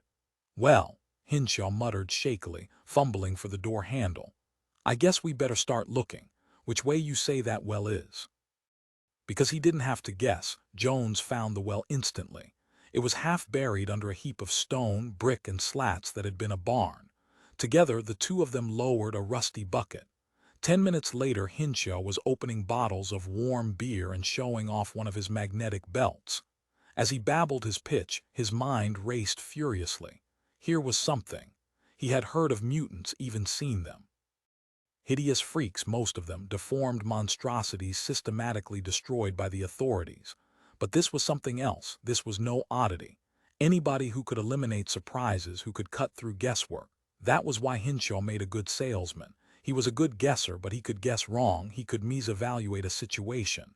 Not so with the youth beside him. They both knew it. Hinshaw was fascinated and impressed. Jones was contemptuous. "How much money have you got?"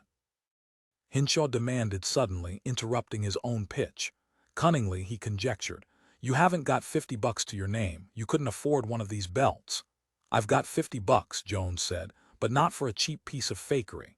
Hinshaw spluttered. In years of preying on ignorant rural populations, made even more fearful and superstitious by the war, he had come to believe his own lies. "What do you mean?" he began, and then shut up as Jones told him. "I see," Hinshaw said when the short, bitter tirade was done. "You're quite a kid. You're not afraid to say what you think." "Why should I be?" Tightly, Hinshaw said. "Maybe somebody might kick your smart teeth down your throat one of these days. Your wise guy talk might not sit right with somebody. They might resent a punk kid." "Not you," Jones told him. "You're not going to lay a hand on me." "What then?" "You're going to propose we go into business together. Your stock of belts and experience, my ability, 50-50. Belts, you're coming in with me on the belt business." "No," Jones answered. "That's your idea. I'm not interested in belts. We're going into bone throwing." Hinshaw was baffled. "What's that?" "Gambling, dice, craps. I don't know anything about gambling." Hinshaw was deeply suspicious. "You're sure this is on the level? You're sure this isn't a goddamn come-on?" Jones didn't bother to answer. He continued what he had been saying. "We'll operate a concession at this cat house for maybe a month or so. You'll get most of the take. I'm not interested. Then we'll split up. You'll try to stop me and I'll turn the whole place into the military police. The girls will be sent to labor camps. You'll go to prison." Horrified, Hinshaw gasped, "God, I don't want anything to do with you." He grabbed up a beer bottle and smashed it against a nearby rock. The jagged teeth of glass oozed damp foam as he clutched the weapon convulsively. Impelled by the boy, he was nearing a point of hysteria. "You're crazy," he shouted, half lifting the bottle in an innate gesture of defense. "Crazy?" Jones was puzzled. "Why?" Jerkily, Hinshaw gestured. Cold sweat leaked off his face into his open collar. "You're telling me this? You sit there telling me what you're going to do to me. It's the truth." Tossing the bottle away, Hinshaw savagely yanked the boy to his feet. "Don't you know anything but the truth?" he snarled in despair. No, he didn't. How could he? For Jones there was no guessing, no error, and no false knowledge. He knew, he had absolute certainty. "Take it or leave it," he said, shrugging indifferently. He had already lost interest in the fat salesman's fate. After all, it had happened a long time ago.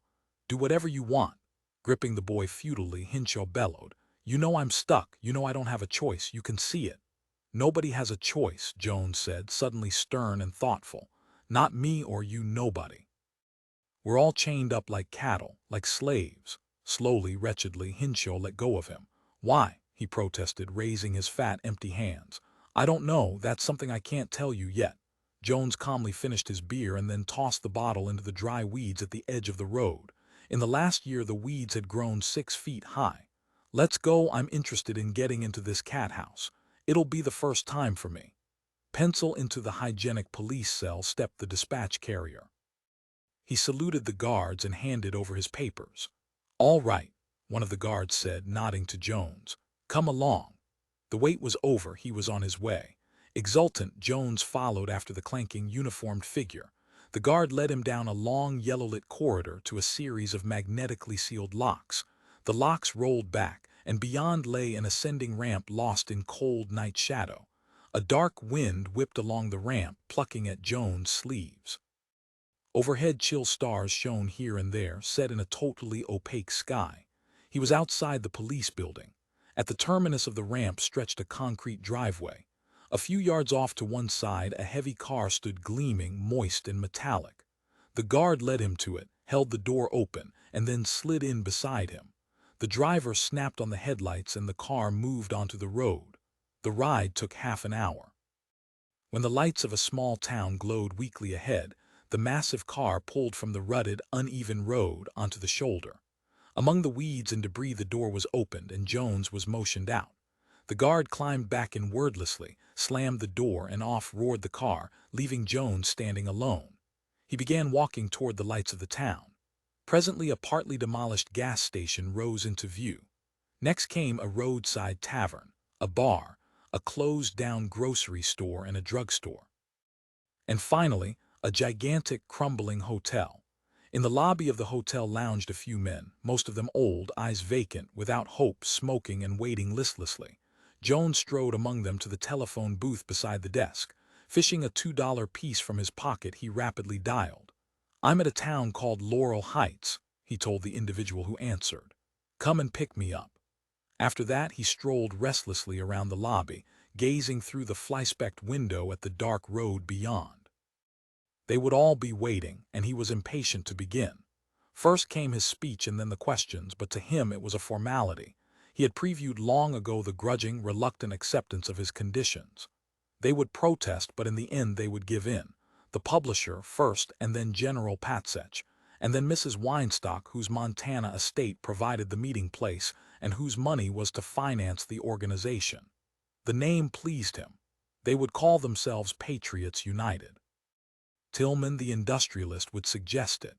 The legal arrangements had already been put through by David Sullivan, the councilman from New York. It had all been arranged, and it was going to work out as planned. In front of the hotel appeared a slim, needle-nosed projectile. Cautiously, the projectile came to rest against the curb, its lock fastened, and the hull slid back.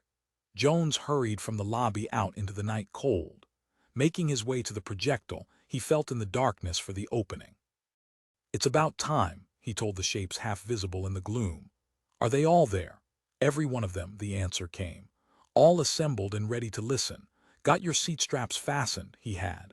The hull slid shut, snapped into place, and the lock released. An instant later the needle nose raced forward into the sky.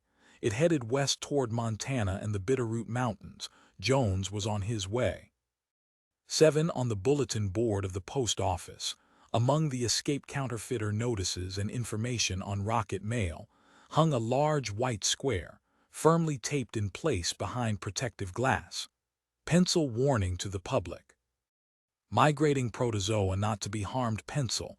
The public is hereby advised that certain interplanetary migratory protozoa referred to as drifters have, by special act of the Supreme Council of the Federal World Government, been placed in the category of wards of the state, and are not to be damaged, harmed, mutilated, destroyed, abused, tortured, or in any way subjected to cruel or unusual treatment with intent to injure or kill.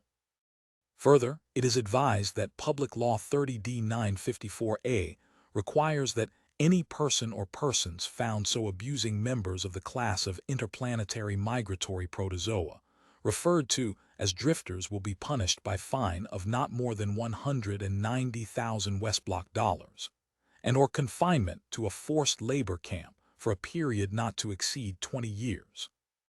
It is hereby stated by the Department of Public Health of the Federal World Government that the migratory protozoa referred to as drifters are benign, incomplete single-celled organisms incapable of affecting human safety or property, and if left alone will succumb to the natural temperature of the Earth's surface.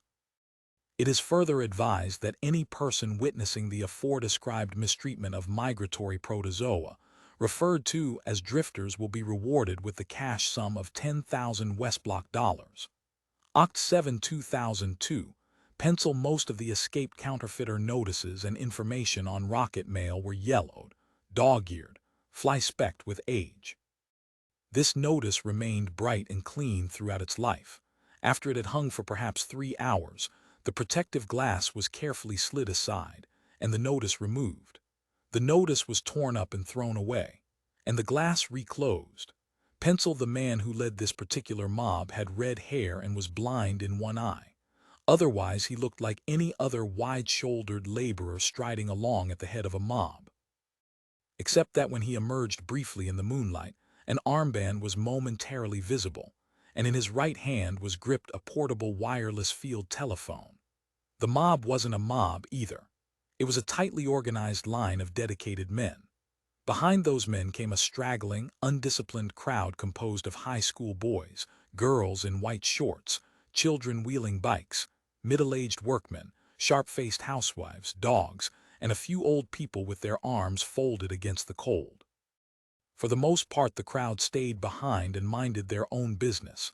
It was the line of dedicated men responding to the red-headed leader who did the actual work, and the red-headed leader was carrying out instructions relayed over the field telephone.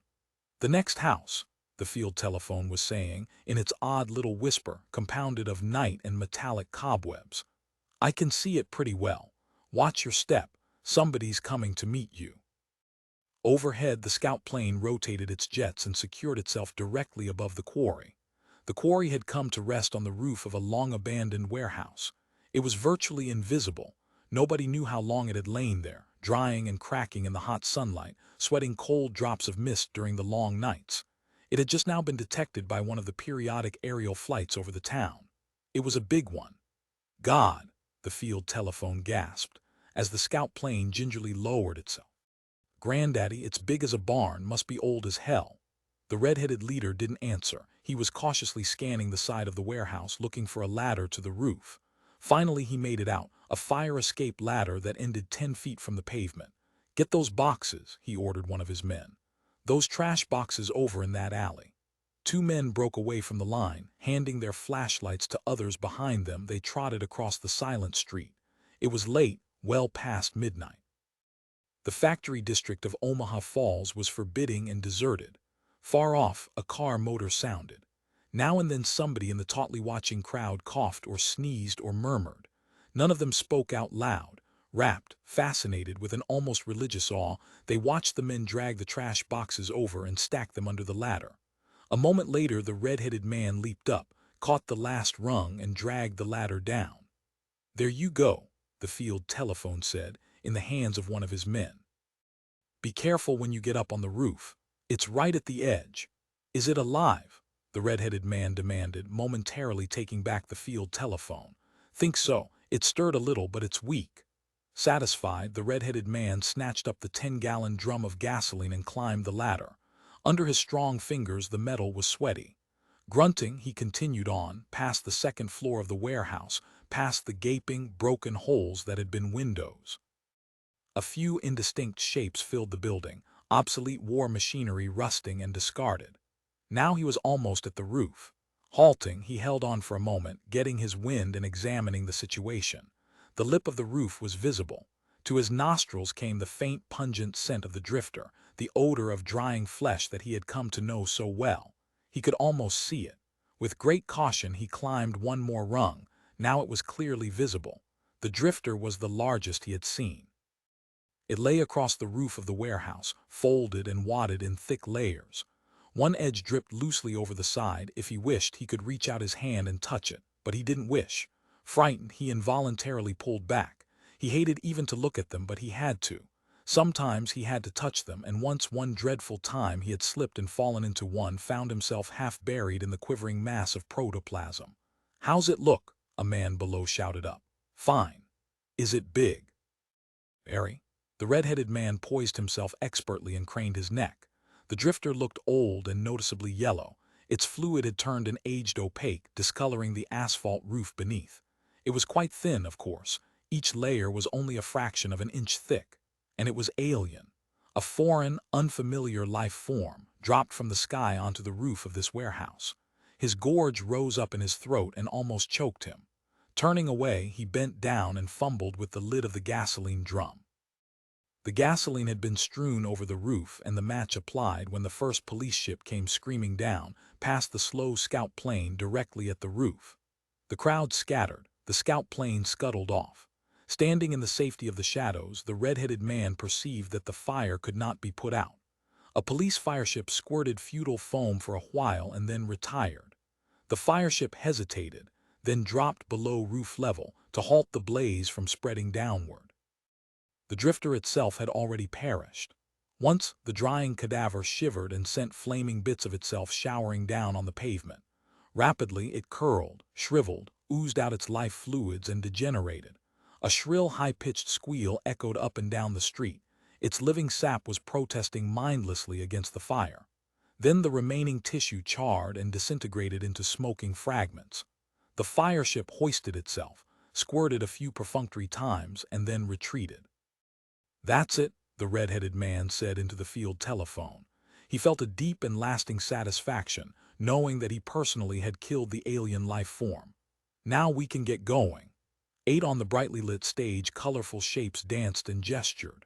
The costumed figures sang lustily, bustily. Scenery glimmered with a high sparkle, a small square of brilliance cut in the far end of the hall. The third act was coming to an end. All the characters were on stage. With infinite precision they gave forth their melodic lines. In the pit, the orchestra, classical and exact, labored furiously. Dominating the opera loomed the aged, wallowing figure of Gaetano Tabelli, long past his prime but still a splendid singer and actor. Purple-faced, nearsighted, the fabulous Tabelli waddled about the stage, an expression of dumbfounded bewilderment on his huge, wrinkled features, struggling grotesquely to find his way through the maze of shadows that made up the world of Beaumarchais. Peering through his eyeglass, Tabelli grossly scrutinized his fellows, bellowing all the while in his vast, familiar, booming bass baritone. A greater Don Bartolo there never was, and never would be. This performance, this zenith of consummate operatic staging, dramatic force and perfected vocal artistry, had been frozen for all time. Tabelli was dead now 10 years. The bright figures on the stage were scrupulous robot imitations, but even so the performance was wholly convincing. Relaxed and comfortable in his deep chair, Cusick watched with passive appreciation. He enjoyed Le Naz di Figaro. He had seen Tabelli many times. He had never become tired of the great performer's finest role. And he enjoyed the gay costumes, the uninterrupted flow of lyrical melody, the pink-cheeked chorus singing peasant interludes for all they were worth. The music and phantasmagoria of colors had gradually put him in a soporific state. Dreaming, half asleep, he leaned back in his seat and happily absorbed it all. But something was wrong. Awakened, he pulled himself upright. Beside him, Nina sat slumped in rapt satisfaction. Her mood was unbroken. Before he realized what he was doing, he had slid to his feet. Blinking, Nina broke out of her trance. "What?" she whispered, astonished. He made a silencing motion and pushed his way down the row to the aisle. A moment later he was plodding stonily past rows of attentive faces to the carpeted steps in the rear and the packed standing room. There he paused to take one final look at the stage. The feeling remained, even at this distance. He stepped past the calcified ushers and reached the lobby. There, in the now empty, carpeted vault that still smelled of cigar smoke and women's perfume, he halted and lit a fresh cigarette. He was the only person in the whole deserted lobby. Behind him, through the half-open doors, rang the sounds and voices and the sweet fluttering whir of a Viennese symphony orchestra. Vaguely irritated, he prowled around. His restlessness remained, and it hadn't been helped by the quick glare of disapproval that had hardened on Nina's face. He had seen it before, he knew what it meant. Explanations were going to be needed. He winced at the thought. How could he explain? Beyond the lobby of the opera house stretched the night street, sunk in desolate stillness. On the far side were deserted office buildings, black and empty, locked up for the weekend. The entrance of one glowed, a night light flickered dully. In the concrete well lay heaps of rubbish blown there by the night wind. Posters, scraps of paper, urban trash of various kinds. Even from where he stood, insulated by thick plate glass doors, by the descending flight of concrete steps, by the wide sidewalk and street itself, Cusick could make out the letters on a crumpled poster. Pencil PATRIO rally of the Ma Jones will public envy pencil torn across the middle. The poster lay sightlessly sprawled. But for everyone that had been ripped down by the police, 1,000 still plastered walls, doorways, hung in restaurants, store windows, bars, lavatories, gas stations, schools, offices, private houses. The Pied Piper and his flock. The reek of burning gasoline. When the final thunderous roar of applause burst out, Cusick tensed himself. Already a few eager people scurried from the open doorways. Ushers appeared and rapidly fixed the doors aside. Now the first phalanx of the throng burst forth, laughing and conversing, pulling their wraps around them. The well-dressed citizens of the main floor poured into the lobby, like a jar of expensive costume jewelry abruptly overturned. Down the wide stairs, less elaborately dressed patrons descended. In a moment, Cusick was surrounded by a solid pack of talking, murmuring, noisily gesturing people. Presently Nina fought her way over to him. "Hello," he said uncomfortably. "What happened?" Nina inquired, half anxiously, half in exasperation. "Did you have some sort of fit?" "Sorry." It was a difficult thing to explain to her. "That last act scenery reminded me of something, dismal like that, people creeping around in the darkness." Lightly, Nina said, "Reminded you of business, police prisons maybe?" Her voice was tense, sharpened with momentary accusation. "Guilty conscience," he felt his face flushing. "No, that isn't it." Apparently he answered too loudly. Some of the nearby people glanced curiously around. Cusick snapped his jaws angrily together and shoved his hands deep in his pockets. "Let's talk about it some other time." "All right," Nina said brightly, smiling her familiar flash of white teeth. "No scenes, not tonight." Agilely she spun on her heel, taking in the sight of the surrounding clusters of people. The tight line of her forehead showed she was still upset. He had no doubts about that. But the clash was going to be postponed. "I'm sorry," Cusick repeated awkwardly. "It's this damn stuff going on. The dark stage reminded me of it. I always forget that whole scene is set at night." "Don't worry about it," Nina answered insistently, wanting to drop the subject. Her sharp nails dug quickly into his arm. "What time is it? Is it midnight?" He examined his wristwatch. "Somewhat after." Frowning, Nina peered urgently toward the sidewalk outside. Taxis were sliding into the loading zone, picking up passengers and starting immediately off. "Do you think we missed him? He'd wait, wouldn't he? I thought I saw him a second ago as I was coming out. Isn't he meeting us at the apartment?" Somehow he couldn't imagine Kaminsky at a Mozart opera. The round-faced, worried man with his thick mustache was from a different century entirely. "No, dear," Nina said patiently. "He's meeting us here, remember. You were thinking about something else as usual. We're supposed to wait for him. He doesn't know where we live." The crowd was beginning to flow from the lobby outside onto the street. Gusts of frigid night air billowed in. Coats were put on. Furs slipped in place. The intimated odor of perfume and cigar smoke very soon dwindled as the remote, hostile vacuum of the outside world made its way in. "Our little cosmos is breaking up," Cusick observed morbidly. "The real world is on its way." "What's that?" Nina asked vacantly, still critically studying the women around them. "Look what that girl is wearing, over there, the one in blue." While Cusick was going through the motions of looking, a familiar figure came threading its way toward them. "Hi," Kaminsky said as he reached them. "Sorry I'm late. I forgot all about it."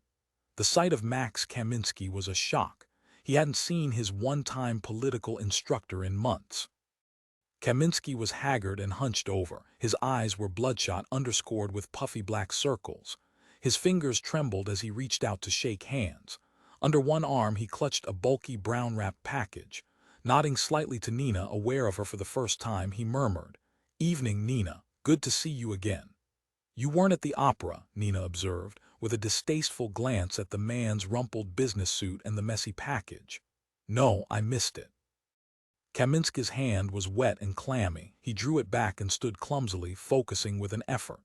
"I can't sit through long things. Well, are we ready to go?" "Certainly," Nina said in an icy voice. Her dismay was fast turning to outright aversion. Kaminsky had evidently been working through a 15-hour double shift. Fatigue and nervous exhaustion were written in every pore of his stooped body. "What's that you have?" she asked, indicating the package. "I'll show you later," Kaminsky assured her noncommittally, tightening his grip. "Let's go then," Nina said briskly, taking her husband's arm. "Where to?" "This girl," Kaminsky muttered, shambling along after them. "We have to pick her up. You don't know her. I forgot to tell you about her. Very nice kid. It'll make us an even foursquare." He tried to laugh, but what came out sounded more like a death rattle. "Don't ask me to introduce her. I don't know her last name. I sort of picked her up in one of the outer offices."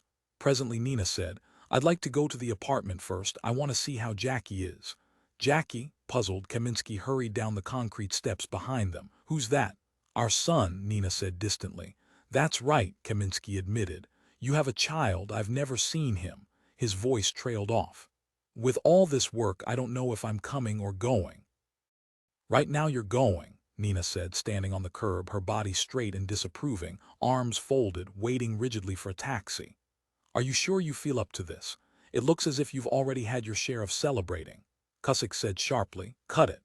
The taxi came and Nina slipped gingerly inside. The two men followed and the taxi shot off into the sky.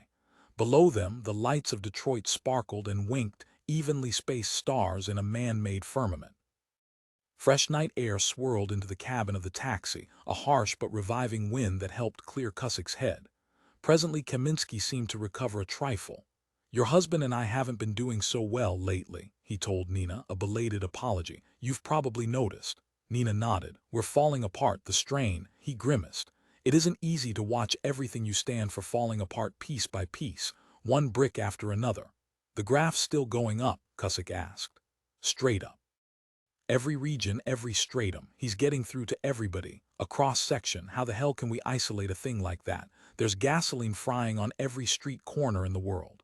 Nina said thoughtfully. Does that surprise you? It's illegal, Kaminsky retorted with childish venom. They have no right to kill those things. The woman's thin, penciled eyebrows went up. Do you really care about those lumps? No, Kaminsky admitted. Of course not. I wish they'd all sizzle into the sun. And neither does he. Nobody cares about the drifters one way or another. How strange, Nina said in a carefully modulated voice. Millions of people are resentful, willing to break the law to show their resentment, and you say nobody cares. Nobody that counts, Kaminsky said, losing all sense of what he was saying. Just the dupes care, the idiots. Jones knows and we know. The drifters are a means, not an end. They're a rallying point, a pretext. We're playing a game, a big elaborate game. Wearily he muttered, God, I hate it. Then, Nina said practically, stop playing it. Kaminsky brooded, maybe you're right. Sometimes I think that, times when I'm working away, buried in graphs and reports, it's an idea. Let them burn the drifters, Cusick said, and then what? Is that the end of it? No, Kaminsky nodded reluctantly. Of course not. Then the real business begins. Because the drifters aren't here, only a few of them are in our system. They come from somewhere, they have a point of origin. Beyond the dead eight, Nina said enigmatically. Aroused from his lethargy, Kaminsky pulled himself around to peer at the woman. Shrewd, wrinkled face dark with suspicion, he was still studying her when the taxi began to lower. Nina opened her purse and found a $50 bill. Here we are, she said shortly. You can come inside if you want, or you can wait here, it'll only take a second. I'll come inside, Kaminsky said, visibly not wanting to be left alone. I'd like to see your child. I've never seen him. As he fumbled for the door, he muttered uncertainly, have I? No, Cusick answered, deeply struck by his aging instructor's deterioration. Carefully, he reached past Kaminsky and opened the taxi door. Come on inside and get warm. Pencil the living room of the apartment lit up in anticipation as Nina pushed open the front door. From the bedroom came a bubbling, aggravated wail. Jackie was awake and cross. Is he all right? Cusick asked anxiously. Isn't that thing working? He's probably hungry, Nina answered, taking off her coat and tossing it over a chair. I'll go heat up his bottle. Skirt swirling around her ankles, she disappeared down the hall into the kitchen. Sit down, Cusick said. Kaminsky seated himself gratefully. He laid his package down beside him on the couch. Nice little place you have here. Clean, fresh, everything new. We redecorated it when we moved in. Kaminsky looked around uneasily. Is there anything I can do to help? Help, Cusick laughed. No, unless you're an expert in baby feeding. I'm not. Unhappily, Kaminsky picked at the sleeve of his coat. Never had anything to do with that. He glanced around at the living room, a wan hunger rising to his face. You know, I sure as hell envy you. The living room was well furnished and tidy. A small, rigorously maintained apartment showing a woman's taste in furnishings and decoration. I suppose so, Cusick admitted. Nina keeps it nice, but it's only 4 rooms. He added dryly, as Nina occasionally reminds me. Fretfully, Kaminsky said. Your wife feels a lot of hostility toward me. I'm sorry, it bothers me. Why does she feel that way? Police. She resents the service, Kaminsky nodded. I thought that was it. It's not popular now, and it's getting less popular. As Jones goes up, we go down. She never did like it, Cusick said, his voice soft. He could hear the distant sounds of Nina stirring around in the kitchen, warming the baby's formula, her heels clicking as she hurried into the bedroom, faint murmurs as she talked to the baby. She came from an information agency. Relativism never sank very deeply into the communication media. They're still tied up with the old slogans of goodness, truth, and beauty. The police aren't beautiful, certainly. She wonders if they're good. Sardonically, he went on. After all, to admit the necessity of the secret police would be to admit the existence of fanatical absolutist cults. But she's heard about Jones. Sometimes I think women are totally passive receptors like pieces of litmus paper. Some women. Kaminsky shook his head. Not all. What the public thinks of Jones, she thinks. I can tell what they believe by talking to her. She seems to get it intuitively by some sort of psychic osmosis. Presently he added, one day she stole some little glasses from a store. I couldn't figure it out at the time. Later I understood it, but it took 2 more times to make it clear.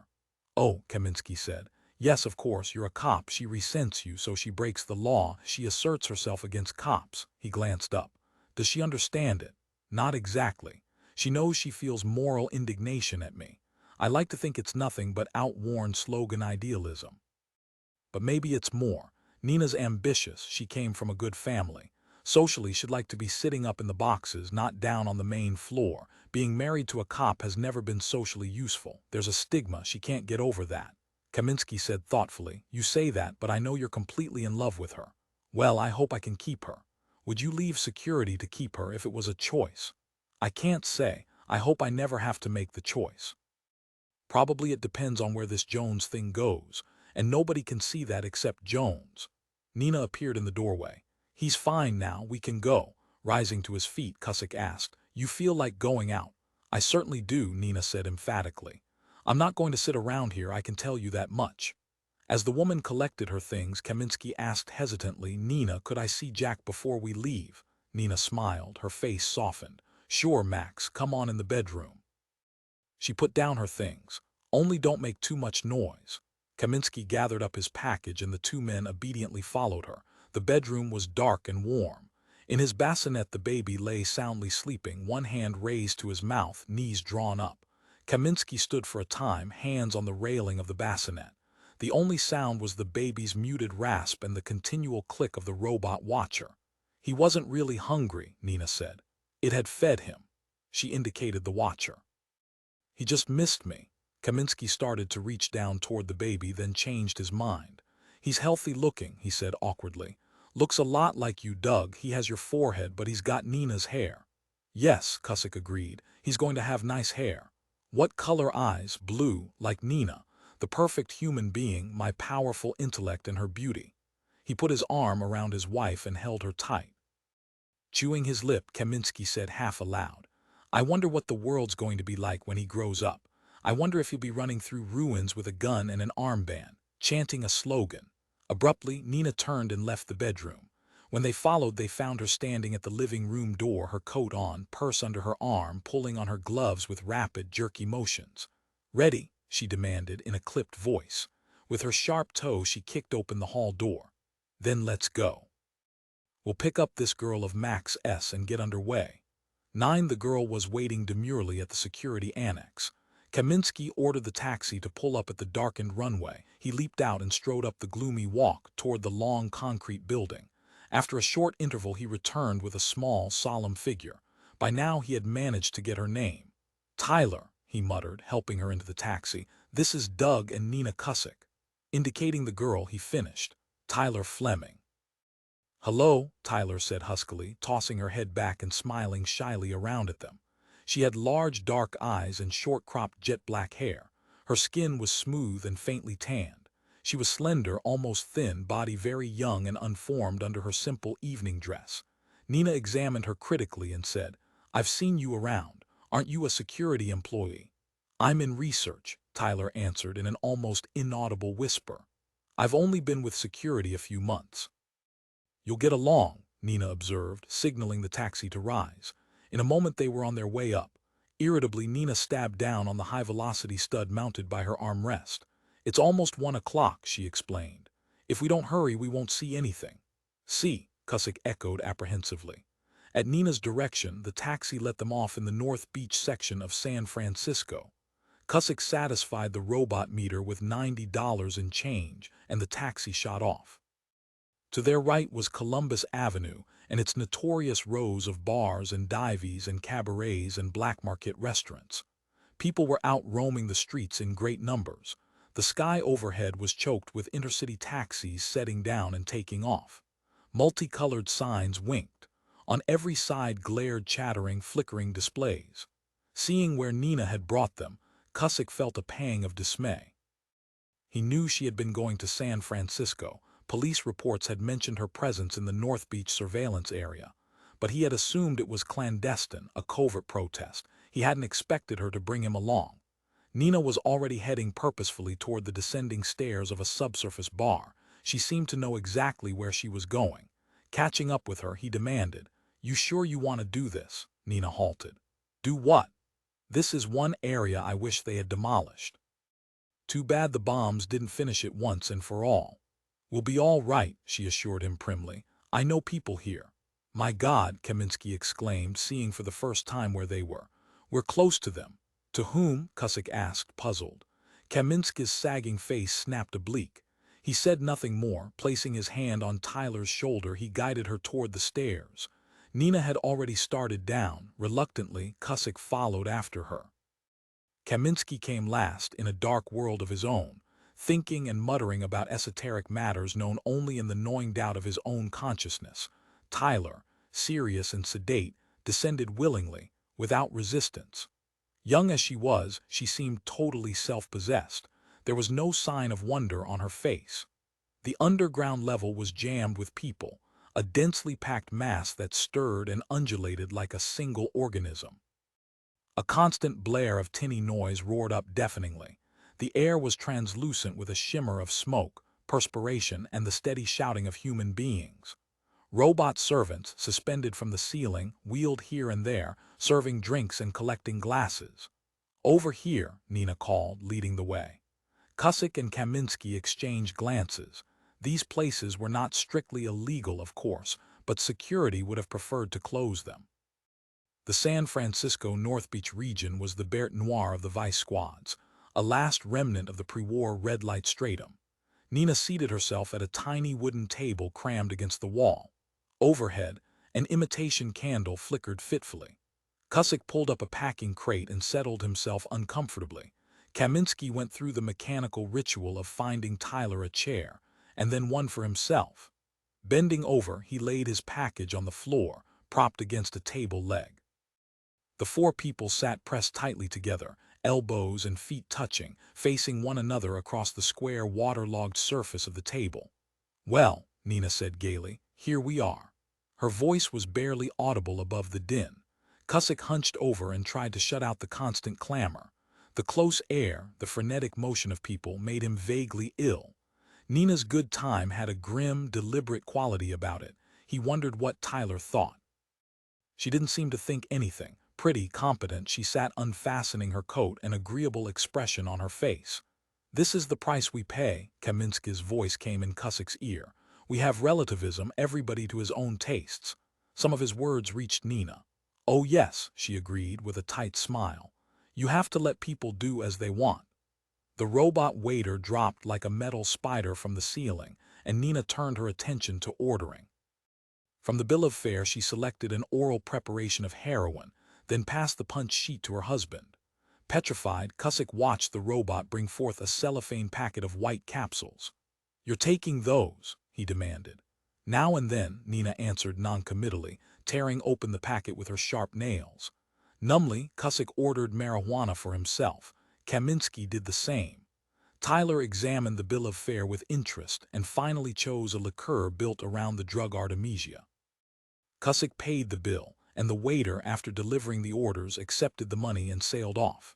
His wife, already under the influence of the heroin, sat glassy-eyed, breathing shallowly, hands clenched together.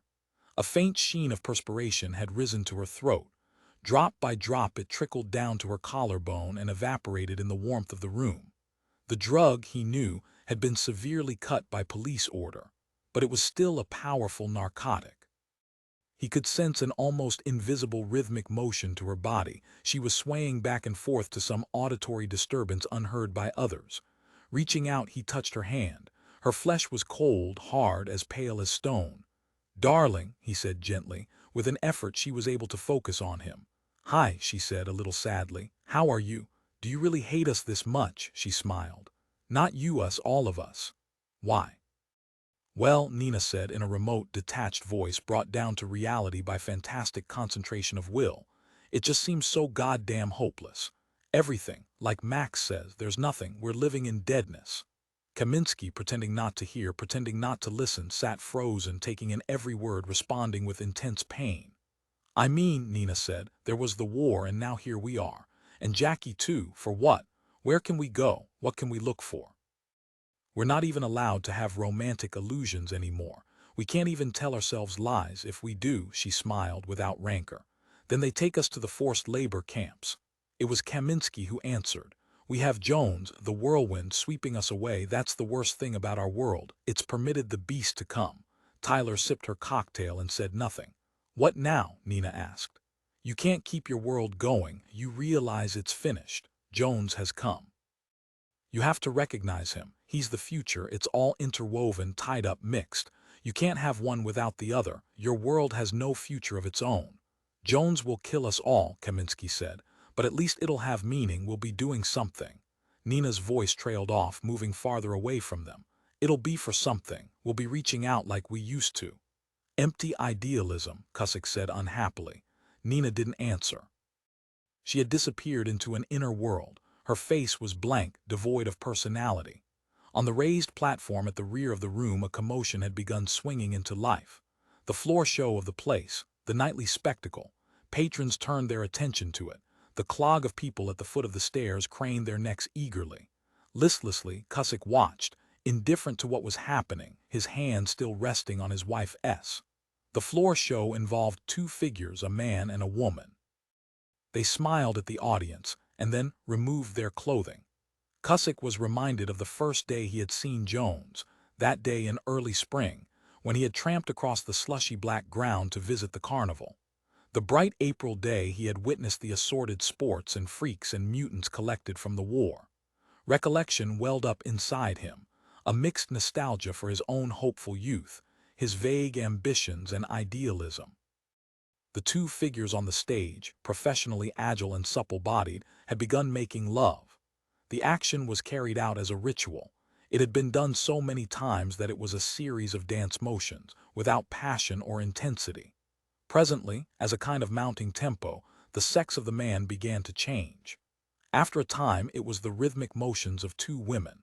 Then, toward the conclusion, the figure that had originally presented itself as a woman transformed itself to a man. And the dance ended as it had begun, with a man and a woman quietly making love. "Quite a feat," Kaminsky admitted as the man and woman put on their clothing, bowed, and left the stage. They had exchanged clothes. The final effect was overwhelming. A round of sincere applause rippled through the room. The couple were artists. "I remember when I first saw hermaphrodite mutants in action. Now it seems just one more." Kaminsky searched ironically. "One more example of relativism in action." For a while none of the four people spoke. Finally Tyler said, "I wonder how far we can go." "I think we've gone as far as we can," Cusick answered. "All we can hope for now is to hang on." "Did we go too far?" Kaminsky asked appealingly. "No," Cusick said flatly. "We were right. We're right now. It's a paradox, a contradiction, a criminal offense to say it, but we're right. Secretly, covertly, we've got to believe it." His fingers clutched convulsively around his wife's cold hand. "We've got to try to keep our world from falling completely apart." "Maybe it's too late," Kaminsky said. "Yes," Nina agreed suddenly. "It's too late." Her fingers jerked away from Cusick's. Jaw working spasmodically, she hunched forward, teeth chattering, pupils dilated. "Please, darling." Cusick rose and Tyler beside him. "I'll take care of her," Tyler said, moving around the table to Nina. "Where's the women's room?" "Pencil, thanks," Kaminsky said, accepting a cigarette from Cusick.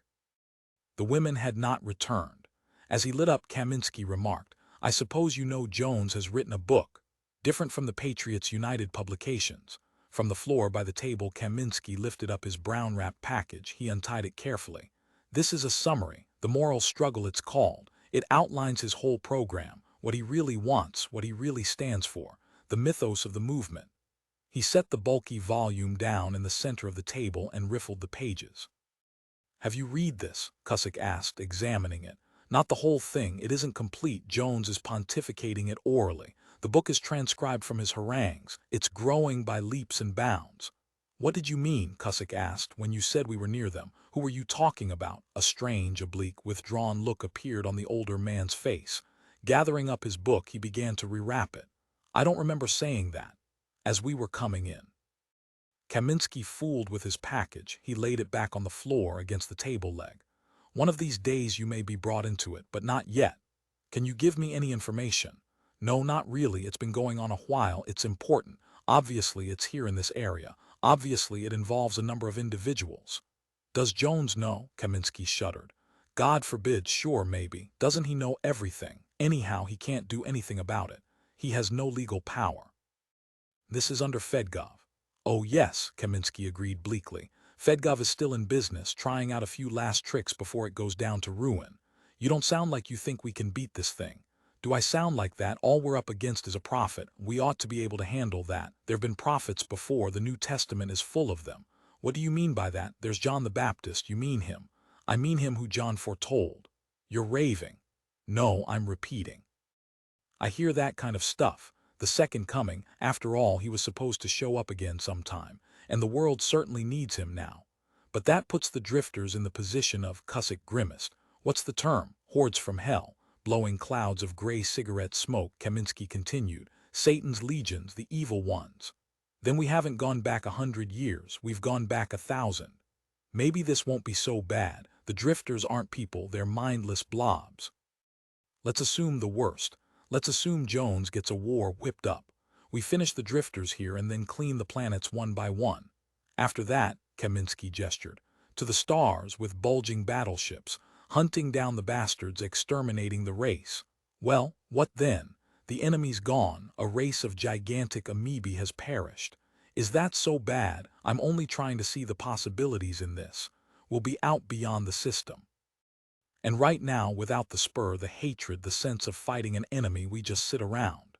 "You're saying what Jones says," Cusick reflected. "You bet I am. Want me to show you your error? The danger isn't in the war, it's in the attitude that makes the war possible. To fight, we have to believe we're right and they're wrong. White versus black, good versus evil. The drifters have nothing to do with it, they're only a means." "I disagree with you on one point," Kaminsky said intently. "You're convinced, are you, that in the war itself there's no danger?" "Sure," Cusick said, but he was suddenly uncertain.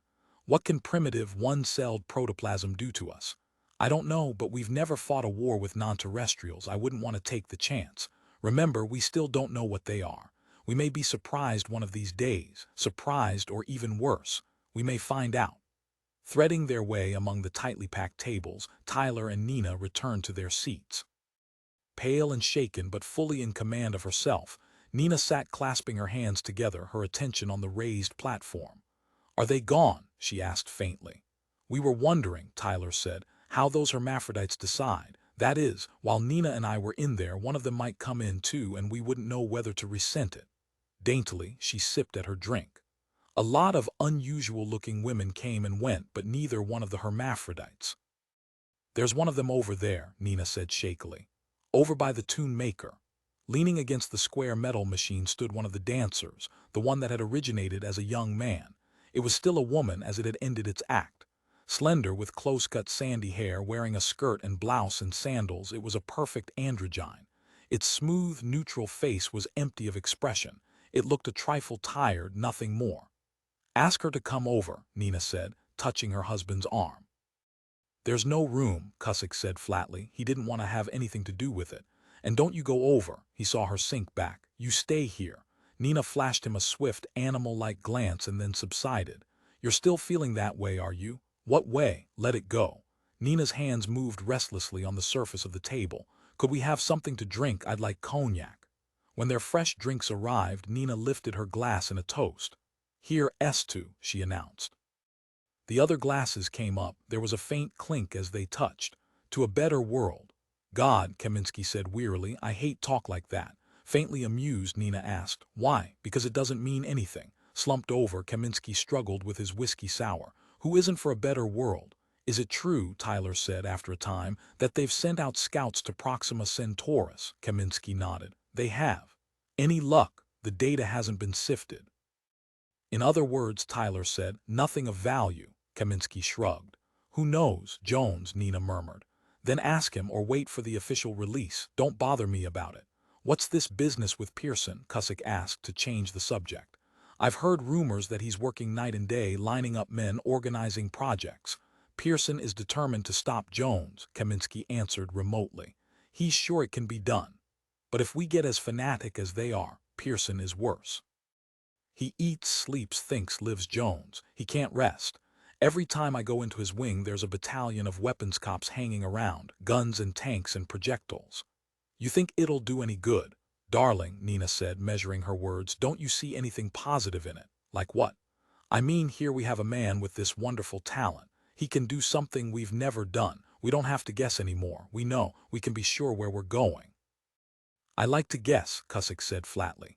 Do you? Maybe that's where the fault lies. Maybe you don't realize that most people want certainty. You've rejected Jones. Why? Because your system, your government, is built around not knowing, around guesswork. It assumes nobody can know.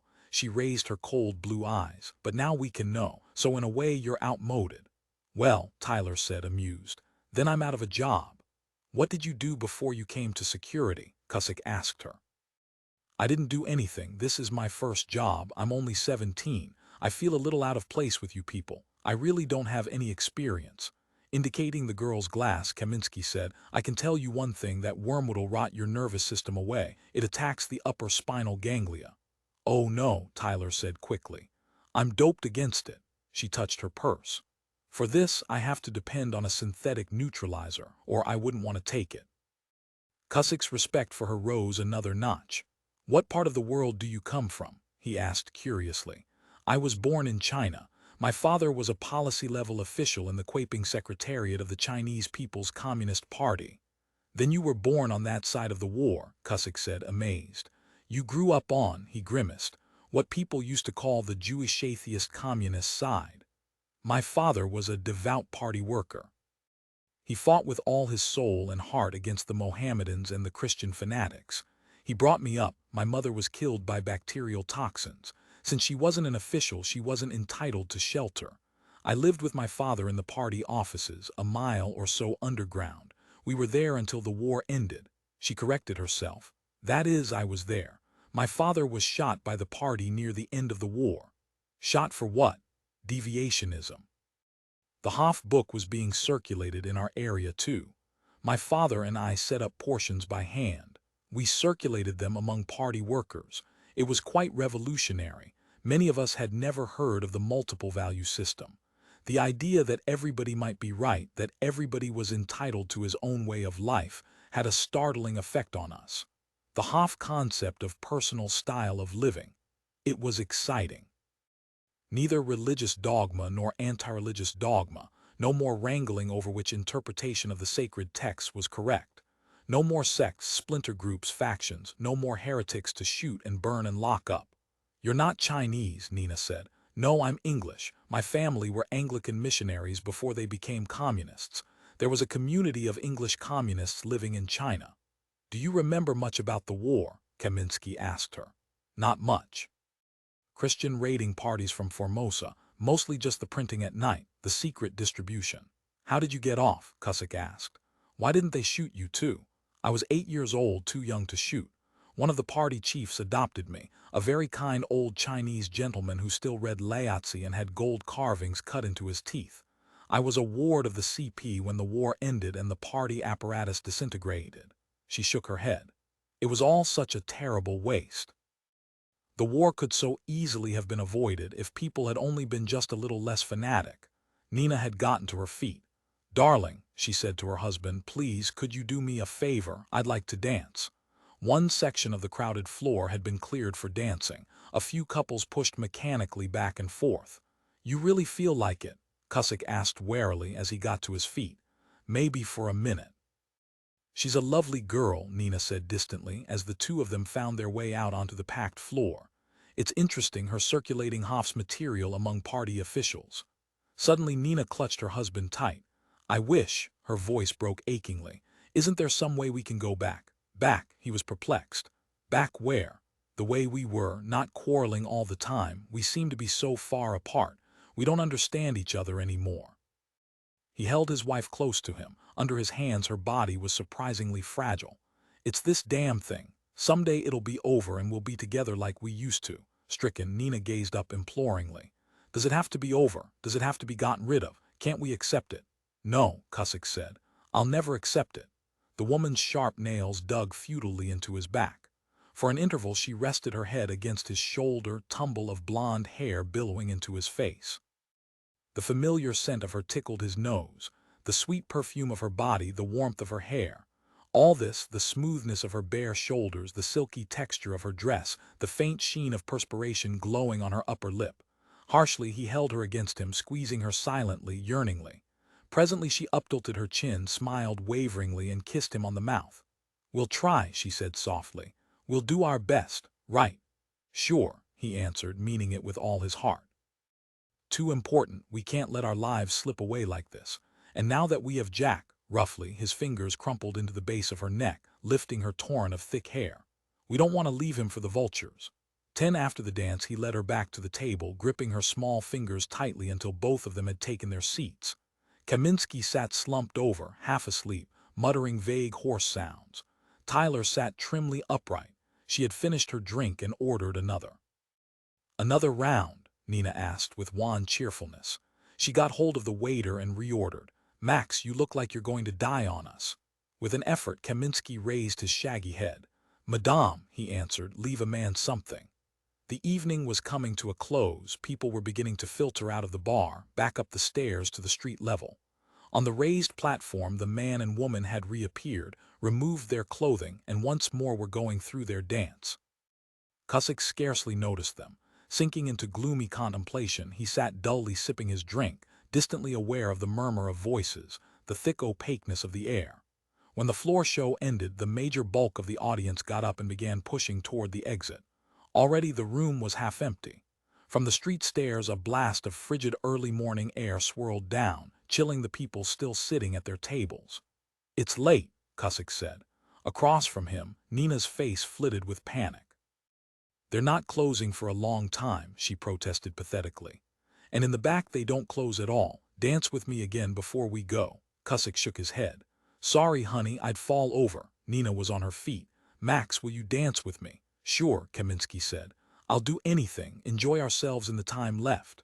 Holding her clumsily by the arm, he half led, half dragged her through the departing people to the front of the room. There, a few sodden couples swayed back and forth. The two hermaphrodites, now both women, were dancing calmly with male patrons.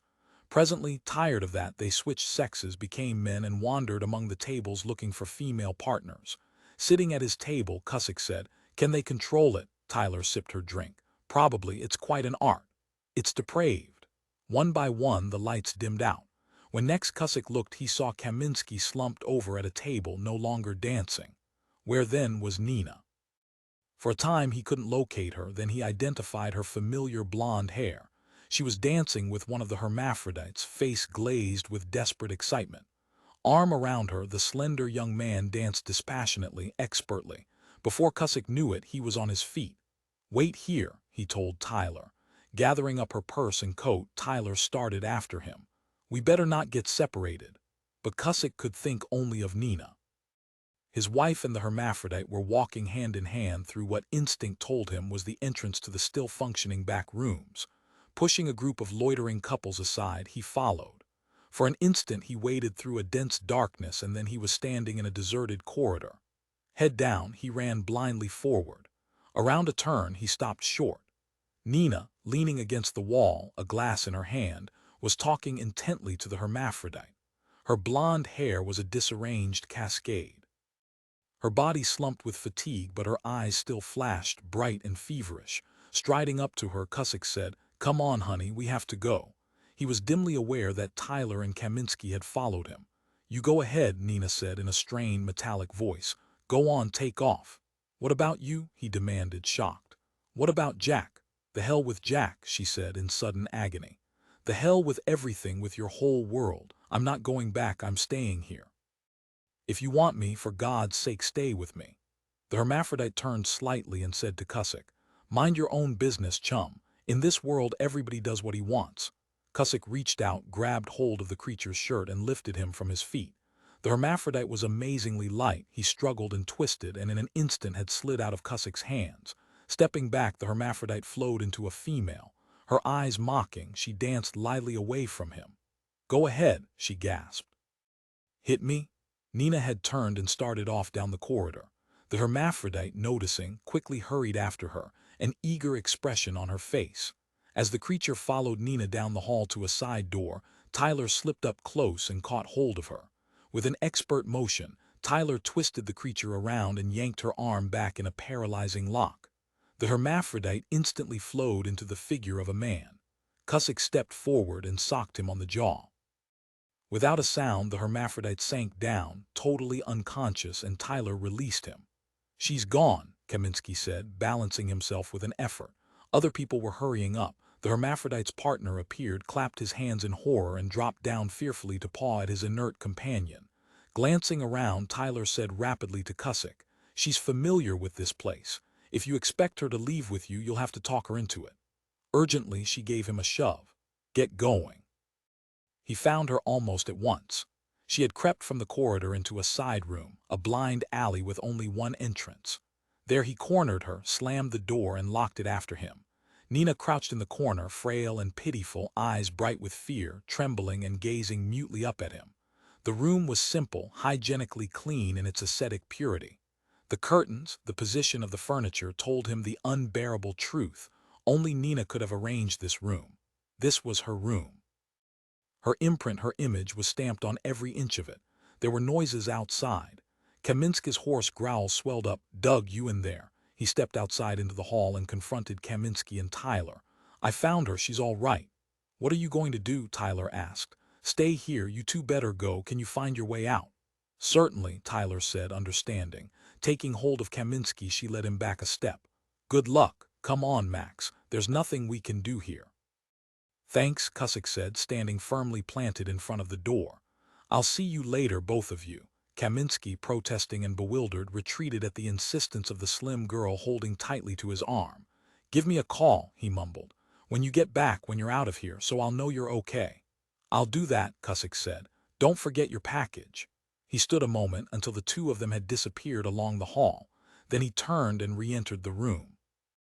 On the bed, Nina was sitting up slightly, her head against the wall, legs drawn up, feet tucked under her. She smiled up weakly at him. "Hello," she said. "Feel better?" He locked the door and came toward her.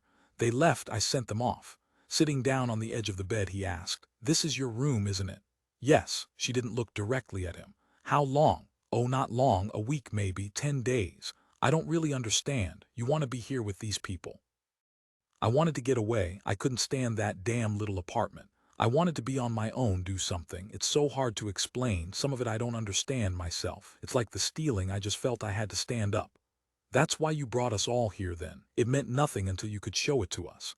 "I suppose so. Yes, I guess you're right. I wanted you to see it so you'd know. So you'd see I had somewhere to go. Not dependent on you. Not helpless, tied to your world. Outside in the main bar I got scared. I took the heroin to get my nerve." She smiled a little. "It's such a mess." He bent over her, holding onto her hands. Her skin was cold and faintly moist. "You're not scared now, are you?" "No," she managed. "Not with you here." "We'll stay here tonight," he told her. "That's what you want," she nodded forlornly.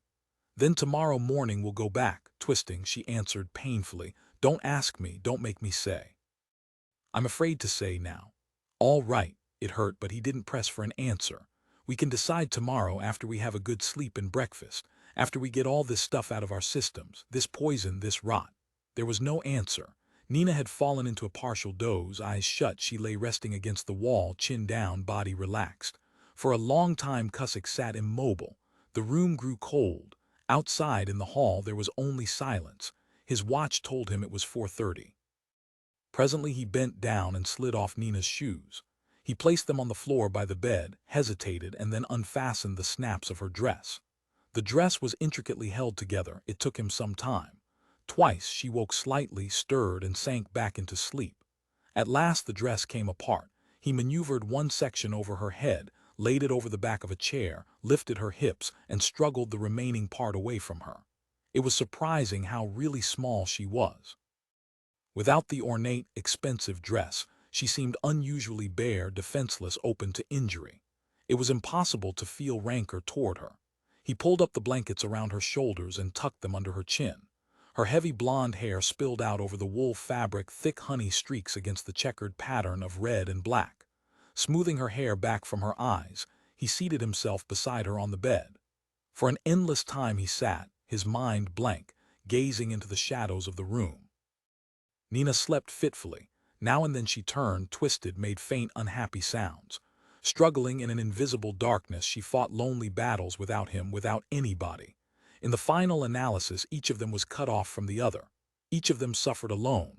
Penciled towards morning, he became aware of a distant, muffled sound, a noise coming from a long way off. For a time he paid no attention. The noise beat uselessly against his dulled consciousness. And then, finally, he identified it. A human voice, harsh and loud, a voice he recognized. Stiffly, shaking with cold, he got up from the bed and made his way to the door. With infinite care, he unlocked it and stepped out into the chill, deserted corridor. The voice was the voice of Jones. Cusick walked slowly down the corridor. He passed closed doors and side passages, but saw nobody. It was 5:40 a.m. The sun was beginning to show. Through an open window at the end of the hall, he caught a glimpse of bleak gray sky, as remote and hostile as gunmetal. As he walked, the voice grew louder. All at once he turned a corner and found himself facing a great storeroom. It was Jones, not really. It was a tape recording. But the presence, the vital, cruel spirit was there. In rows of chairs, men and women sat intently listening. The storeroom was filled with bales, boxes, huge packages heaped everywhere. The corridor had carried him to a totally different building. It linked various establishments, a variety of businesses. This was the loading stage of a commercial house. On the wall were plastered posters. As he stood in the doorway listening to the furious, impassioned voice, he realized that this was an official meeting hall. This was a before-dawn gathering. These were working people, coming together before their workday began. At the far end, where the speakers blared, hung Jones' emblem, the crossed flasks of Hermes. Scattered through the groups were various uniforms of the Patriots United organizations, both the women's and youth groups, armbands, badges, and insignia. In a corner lounged two helmeted security police. The meeting was no secret. The meetings were never secret. There was no necessity. Nobody interfered with Cusick as he made his way back up the corridor. Now the building was beginning to stir. Outside, rumbling commercial trucks were beginning to load and unload. He found Nina's room and entered. She was awake. As he turned from the door, she sat up, eyes wide. "Where did you go?" "I thought." "I'm back. I heard sounds." The distant snarl of Jones' voice was still audible. "That." "Oh," she nodded. "Yes, they're meeting. That's part of this, my room." "You've been working for them, haven't you?" "Nothing important, just folding papers and writing addresses. The sort of thing I used to do, giving out information, publicity, I guess you'd call it." Sitting down on the edge of the bed, Cusick picked up his wife's purse and opened it. Papers, cards, lipstick, a mirror, keys, money, a handkerchief. He poured everything out onto the bed. Nina watched quietly. She had pulled herself up to sit, leaning on one bare elbow. Cusick pawed through the contents of the purse until he came to what he wanted. "I was curious," he said. "The specific grade and date." Her membership card in Patriots United was dated February 17, 2002. He had been a member for 8 months, since before Jack was born. Code symbols with which he was familiar identified her as a full-time worker at a fairly responsible level. "You're really involved in this," he commented, shoveling the contents back into the purse. "While I've been busy, you've been busy too." "There's a lot of work," she agreed faintly. "And they need money. I've been able to help there too. What time is it? It's about 6, isn't it?" "Not quite." He lit a cigarette and sat smoking. Amazingly, he was collected and rational. He was conscious of no emotion. Maybe it would come later, maybe not. "Well," he said, "I suppose it's too early to leave here. I'd like to sleep some more." Her eyelids drooped. She yawned, stretched, smiled at him hopefully. "Could we?" "Sure." He stubbed out his cigarette and began unlacing his shoes. It's sort of exciting, Nina said wistfully. Like an adventure, the two of us here, the locked door, the secrecy, don't you agree? I mean, it's not stale, routine. As he stood by the bed unbuttoning his shirt, she went on. I get so bored, so darn tired of the same thing day after day. The drab, ordinary life. A married woman with a baby, a frowsy housewife. It's not worth living. Don't you feel that? Don't you want to do something? I have my work. Saddened, she answered. I know. He clicked off the light and approached her. White, cold sunlight filtered into the darkened room past the edges of the window shade. In the stark luminosity, his wife's body was clearly etched. She pushed the covers aside for him. At some time or other she had taken off the rest of her clothes, got out of bed and neatly hung her dress up in the closet. Her shoes, her stockings, her underclothes were gone, probably into dresser drawers. Moving aside for him, Nina reached out hungrily, arms avid, demanding. Do you think, she said tensely, this will be the last time? I don't know. He was conscious only of fatigue. Gratefully, he eased himself down onto the bed, hard and narrow as it was. Nina covered him over, smoothed the wool blankets tenderly down around him. This is your little private bed, he asked with a trace of irony. It's sort of like in the Middle Ages, she answered. Just this little room, just the single bed, like a cot. The dresser and washstand. Chastity, poverty, obedience. A sort of spiritual cleansing for me, for all of us. Cusick didn't try to think about it. The sensual, orgiastic vice of the earlier evening, the drugs and liquor and floor show, the degenerate spectacle, and now this. It made no sense. But there was a pattern, a meaning beyond logic. It fitted. Pale shoulders, bare and lovely, pressed tight against his. Her lips parted, eyes large, Nina gazed up at him, suffused with the melting closeness of love. Yes, she whispered, searching his face, trying to see into him, seeking to understand what he thought and felt. I love you so damn much. He said nothing. He touched his lips to the burning torrent of honey-flaming hair that spilled out onto the pillow and blankets. Again and again she clutched at him, clung mutely to him, tried to hold on to him. But he was already slipping away. He turned on his side, remained for a time, his hand on her throat, by her ear, fingers touching her. Please, Nina whispered fiercely. Please don't leave me. But there was nothing he could do. He was slipping further and further away from her. And she was leaving him too. Locked in each other's arms, bare bodies pressed together, they were already a universe apart. Separated by the ceaseless, muffled, metallic drumming of the man's voice that beat against the walls from a long way off, the never-ending harsh mutter of words, gestures, speeches, the untiring din of an impassioned man. 11. The news went the rounds. Cusick didn't have to tell anybody, they all knew. It was only a month later, in the middle of November, when Tyler called him, unexpectedly, without advance warning. He was at his desk, surrounded by reports and incoming data. The call came by routine interoffice vidphone, so he wasn't prepared for it. Sorry to bother you, Tyler's animated image said, without preamble. Was at her desk, too. Past her small, uniformed figure rested an electric typewriter and a neatly organized office. Dark eyes large and serious, she held up a data tape that had been processed to her. I see that your wife is being reclassified under her maiden name. We're supposed to identify her as Nina Longstren. That's right, Cusick agreed. Do you want to tell me what happened? I haven't seen you since that night. I'll meet you somewhere after work, he told her. Wherever you want. But I can't talk now. He pointed to the mountain of work heaped on his desk. I know I don't have to explain. He met her on the wide front steps of the main security building. It was 7 o'clock in the evening. The chill winter sky was pitch black. In a heavy fur-lined coat, Tyler stood waiting for him, hands deep in her pockets, a wool kerchief tied around her short black hair. As he came down the concrete steps toward her, she emerged from the shadows, a cloud of moist breath hovering like a halo around her, icy particles glittering on the fur collar of her coat. You can tell me as little or as much as you want, she said. I don't want you to think I'm prying. There wasn't much to tell. At 11 the next morning, he had taken Nina home to the apartment. Neither of them said more than a few words. It wasn't until he had led her into the familiar living room that both of them realized how totally futile it was.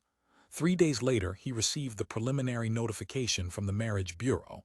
Nina had instigated the process of dissolution. He saw her briefly, now and then, as she collected her possessions and cleared out of the apartment. By the time the final papers had been served, she had already set up separate living quarters. "What was your relationship?" Tyler asked. "You were still friendly, weren't you?" That had been the miserable part. "Yes," he said tightly, "we were still friendly." He had taken Nina out to dinner on the last legal night of their marriage. The unsigned final paper had been folded up in his pocket.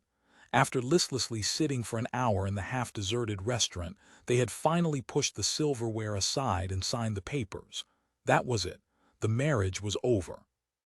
He had taken her to a hotel, got her immediate luggage from the apartment, and left her there. The hotel idea was an elaborate charade. Both of them agreed it would be better if he didn't approach her new living quarters. "What about Jack?" Tyler asked. She shivered and blew cloudy breath toward him. "What becomes of him?" "Jack has been entered in a Fedgov nursery. Legally, he remains our son, but for all practical purposes we have no claim over him. We can see him when we want. But he's not responsible to us. Can you ever get him out? I don't know the law on those things. We can get him out only by joint petition," he added. "In other words, by remarrying." "So now you're alone," Tyler said. "That's right, now I'm alone." Pencil after he left Tyler, he got his car from the police lot and drove across town to the apartment. He passed seemingly endless mobs of Jones supporters, Jones boys as they had come to be called. At every opportunity, the organization turned out to demonstrate its growing strength. Marchers, all gripping signs, hurried through the twilight, hordes of identically clad figures, faces rapt and devout. Pencil end the tyrannical reign of alien relativism, free men's minds. Pencil another version flashed by his car.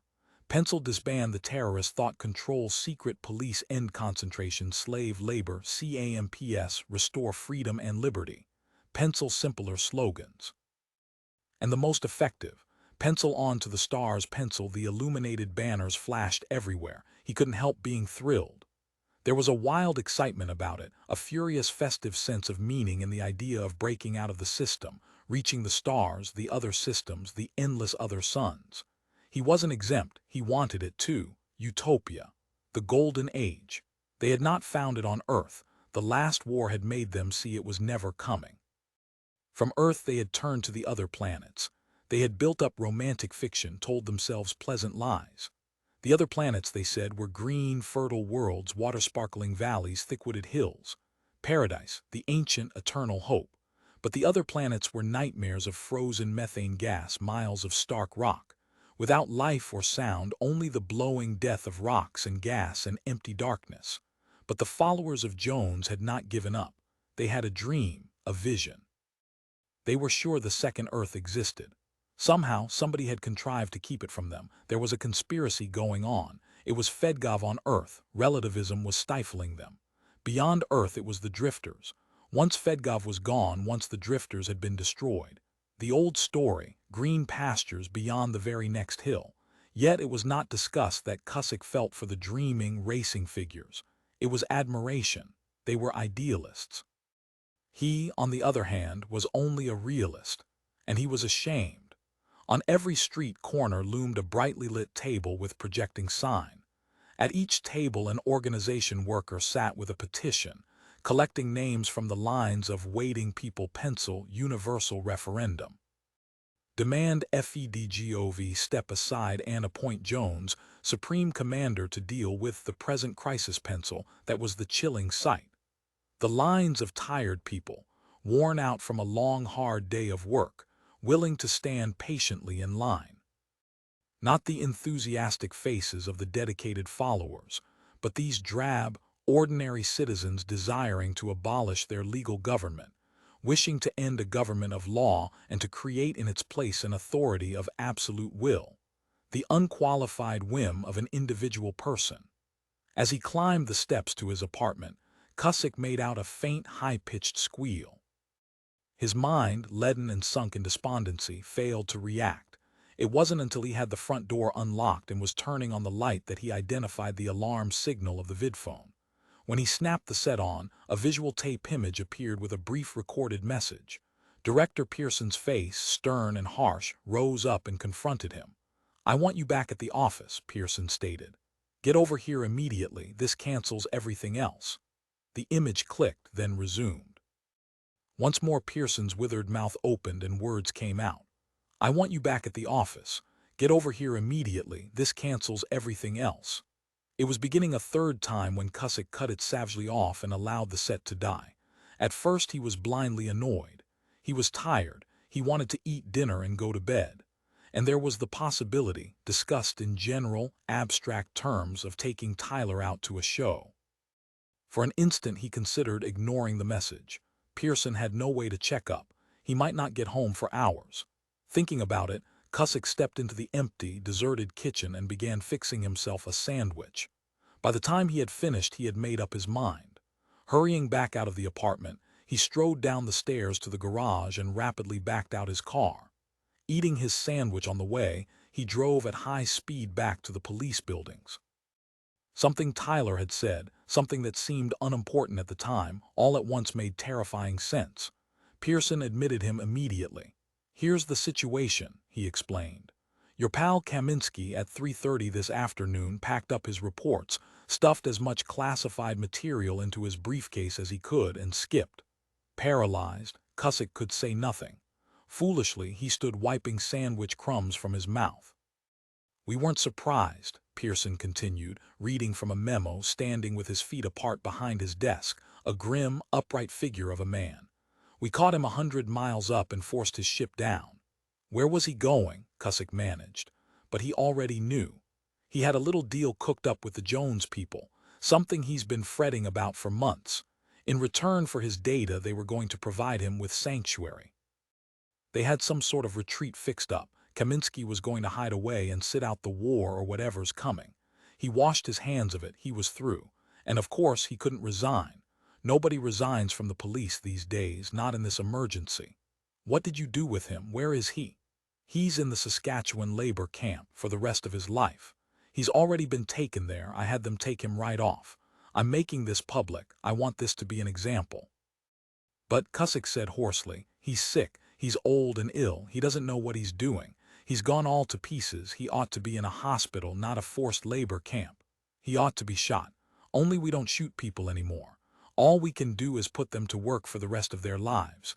Your old instructor will be sorting bolts until he's dead. Pearson came out from behind his desk. I'm telling you this because you're partly responsible. We've been keeping an eye on all of you, Kaminsky and that ex-communist girl, Tyler Fleming, and your wife. We know your wife is a Jones agent. We know she's been working with them, living at one of their meeting units, getting indoctrination, giving them money. Folding up his memo, he added, Kaminsky knew about it. He held up the information, tried to suppress it. He didn't want me to know, Cusick said. He didn't want us to know, you mean. We realized the chances were high that he'd take off after your wife left you and crossed over completely. We expected him to follow sooner or later. As far as you're concerned, Pearson shrugged. I don't think there's a chance in the world you'd do what he'd done. That girl, too, she's still with us, but it's a nasty business. Suddenly the harshness left his voice. It's a terrible thing, that wonderful old man. I thought you ought to know. Thanks, Cusick said numbly. Probably you're right. Certainly he ought to be in a hospital, but we can't do that. We're fighting for our lives. A lot of us want to get out, maybe all of us. Maybe so, Cusick agreed, barely hearing him.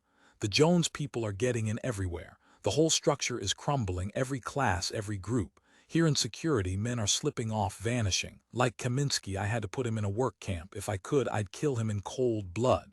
But you wouldn't want to. No, Pearson agreed. Wouldn't want to, but I'd do it. For a moment he was silent. Then he went on. Kaminsky was handling the security program for a top-secret Fedgov project, something under the Department of Health. I don't know what it is, nobody does here. The council knows, of course. It's the work of a biochemist named Rafferty. You've probably heard of him. He disappeared about 30 years ago. I remember, Cusick said vaguely. He couldn't bring his mind into focus. Is Max all right? He's not injured, is he? He's all right. Impatiently, Pearson went on. You'll have to take over the security aspect of this project. I suppose that son of a bitch Jones knows all about it. We stopped Kaminsky from taking his papers, but Jones may have got an oral report. Furiously, he snapped. Anyhow, Jones can't do anything. He's not in power yet. And until he is, we're protecting this project. Stupidly, Cusick asked. What do you want me to do? Obviously, I'm sending you over to Rafferty so you can find out what it's all about. From his desk, Pearson snatched a packet of identification papers and held them out. Rafferty had already been notified about Kaminsky. He's expecting you. Everything has been set up. Get right over there and report to me as soon as you think you've got it untangled. Not the project. I don't want to hear about that. All I'm interested in is the security end. Understand? In a daze, Cusick made his way out of the office. A high-velocity police cruiser was idling at the curb. 3 weapons cops stood around in their shiny helmets, gripping regulation machine guns. They came instantly to attention as he stumbled up to them, shocked and confused, hardly able to grasp what was happening. "I don't know anything about this," he informed them. "I don't know where we're going." "We already have our orders, sir," one of the weapons cops told him. "We've got the route plotted." A moment later, he was rising up above the dark city, with no idea of his destination.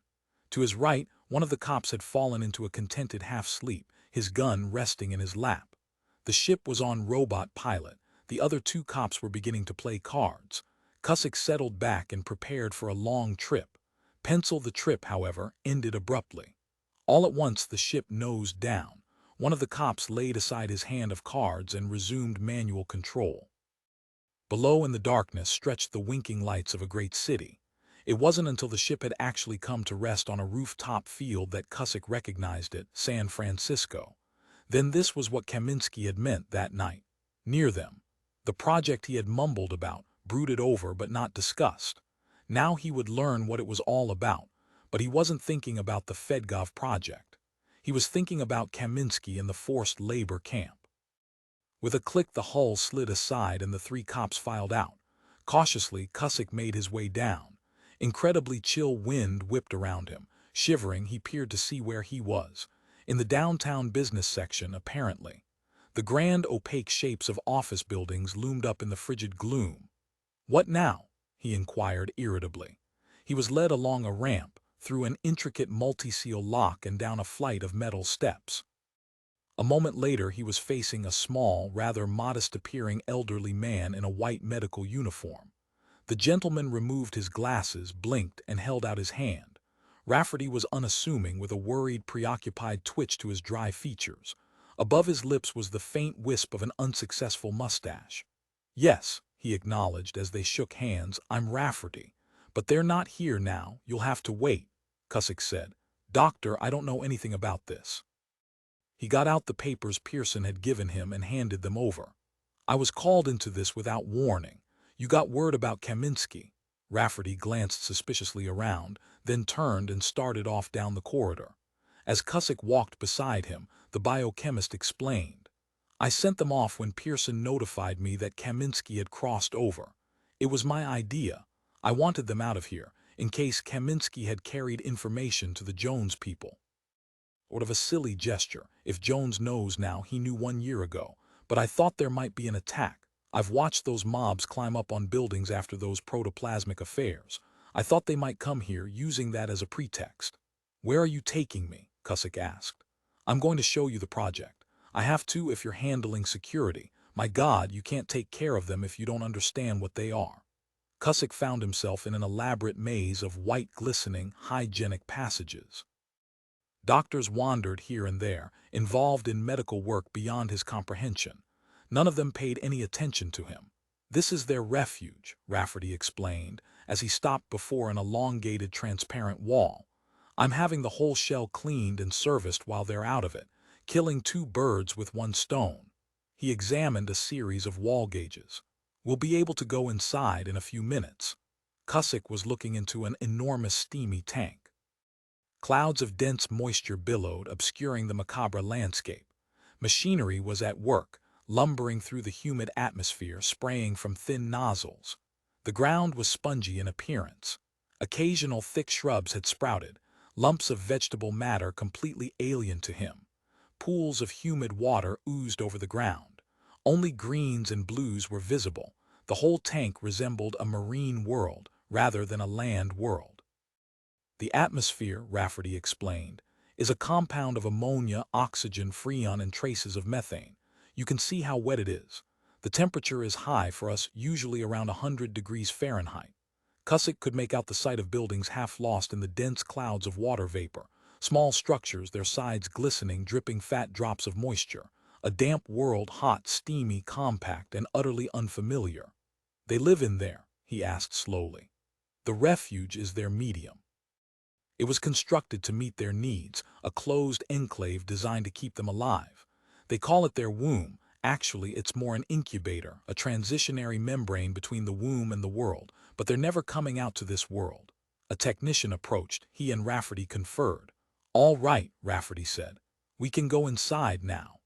A series of wall locks slid aside and the two men entered the refuge. Cusick choked as burning swirls of gas blew up around him. He halted, stumbled, got out his handkerchief and clapped it over his nose. "You'll get used to it," Rafferty said wryly. "It's like going into a steam bath. Worse." Cusick was violently perspiring. He couldn't breathe and he couldn't see. As they walked along, Rafferty calmly explained the situation. "They can't live outside of this and we can't live in here, so this refuge has to be carefully maintained. It's possible to destroy them simply by opening a few valves, by letting out their air and letting ours in, or by smashing the wall, or by allowing it to cool off, or by cutting their food supply. Obviously, their systems require a totally different diet from our own. Kaminsky always did an excellent job of protecting the refuge. He's had Secret Service men scattered around everywhere. Nobody, not even I, can get into this building without being checked by one of your men." As the lumbering machines worked, the air gradually cleared. Now Cusick could see a trifle, and the thick wad of gas jammed into his lungs was beginning to dissolve. "Where did you send them?"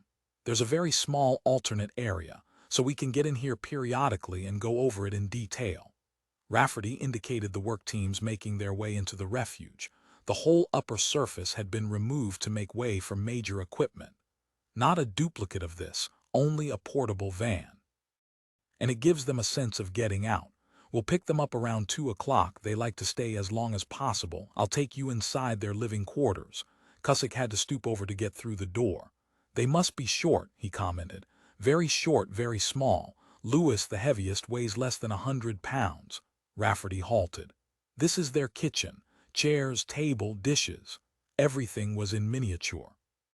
A doll's house. Tiny furniture, tiny silverware, a replica of any kitchen but on a reduced scale." From the table, Cusick picked up a wax-impregnated copy of the Wall Street Journal. "They read this?" he demanded, incredulous. "Certainly." Rafferty took him down a tiny corridor and into a side room. "This is the quarters of one of them. Frank, his name is. Look around. You'll see books, recording tapes, clothing like our own. These are people. Human beings in the cultural, spiritual, moral, and psychological sense. Intellectually, they're as close to us as," he gestured, "closer to us than some of those howling maniacs out there with their signs and slogans." "My God," Cusick said, locating a chess set, an electric razor, a pair of suspenders, and tacked up on the wall a girly calendar. On the dresser was a book edition of James Joyce's Ulysses. "They're mutants, aren't they? Wartime deviants." "No," Rafferty answered. "They're my children." "Figuratively, you mean?" "No, I mean literally. I'm their father. Their embryos were removed from my wife's womb and placed in an artificial membrane. I sired each one of them. My wife and I are the parents of the whole group." But Cusick said slowly, "Then they're deliberate mutants." "Certainly. For over 30 years I've worked with them, developing them according to our program. Each one is a little more perfected. We've learned a lot. Most of the first ones died." "How many are there?" "There have been 40 in all, but only 8 are alive, 7 in the refuge and 1 infant still in a separate incubator. It's delicate work and we have no body of knowledge to draw from." The drab little doctor spoke calmly. He was merely stating facts. His kind of pride went beyond any boasting. "Artificially bred mutants," Cusick said, prowling around the cramped room. "That's why they have a common environment. You've seen some of the wartime sports. Quite a few. Then you won't be shocked. It's a little difficult to take at first. And in a way, I suppose, it's almost funny. I've seen doctors laugh out loud. They're small, they're frail, they have a kind of worried frown, like me. They toil around the refuge, they argue and discourse and fight and fret and make love. They have a complete community.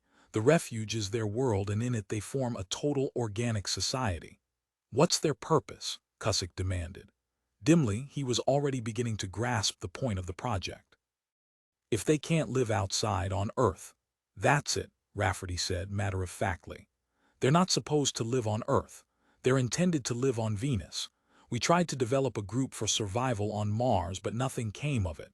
Mars and Earth are too different, but Venus is a little more likely. This refuge, this miniature world, is an exact replica of the conditions our scout ships found on Venus. 12 outside the miniature compound building, Dr. Rafferty bent down and showed Cusick one of the sponges indigenous to the refuge. This is artificial, but there are legitimate sponges like this on Venus. They were brought here and our teams made models. Why not simply transplant them? Won't the real thing grow in here? I'll explain why a little later. Getting to his feet, he led Cusick to the edge of a small lapping lake. And these are fakes, too. From the water, Rafferty grabbed a wriggling snake-like creature with short, stubby legs that thrashed furiously. Swiftly, Rafferty twisted the head. The head came off and the creature stopped moving. A mechanical contraption, you can see the wiring, but again, an exact model of genuine Venusian fauna. He restored the head. Once more the creature began flopping. Rafferty tossed it back in the water and it swam happily off. "Those mountains," Cusick said, pointing up. "That's a backdrop based on the Venusian scene." "Right," Rafferty started briskly off. "We can go up there if you want. They step around their mountains all the time." As the two men strode from rock to rock, Rafferty went on with his explanation. "This refuge is a school as well as an environment. It's designed to shape them, to equate them to a non-terrestrial milieu. When they go to Venus, they'll be prepared, at least, as well as we can arrange. Probably some of them will die. They may very well be damaged by the change. After all, we can't be infallible. We've done the best we can to imitate conditions there, but it's not letter perfect." "Wait," Cusick interrupted. "They themselves, they're not modeled after Venusian humanoid life forms." "No," Rafferty agreed. "They're new creations, not imitations. The original human embryos were altered on the phenotype principle. We subjected them to non-terrestrial conditions, specifically, to a scale of stresses similar to those operating on Venus.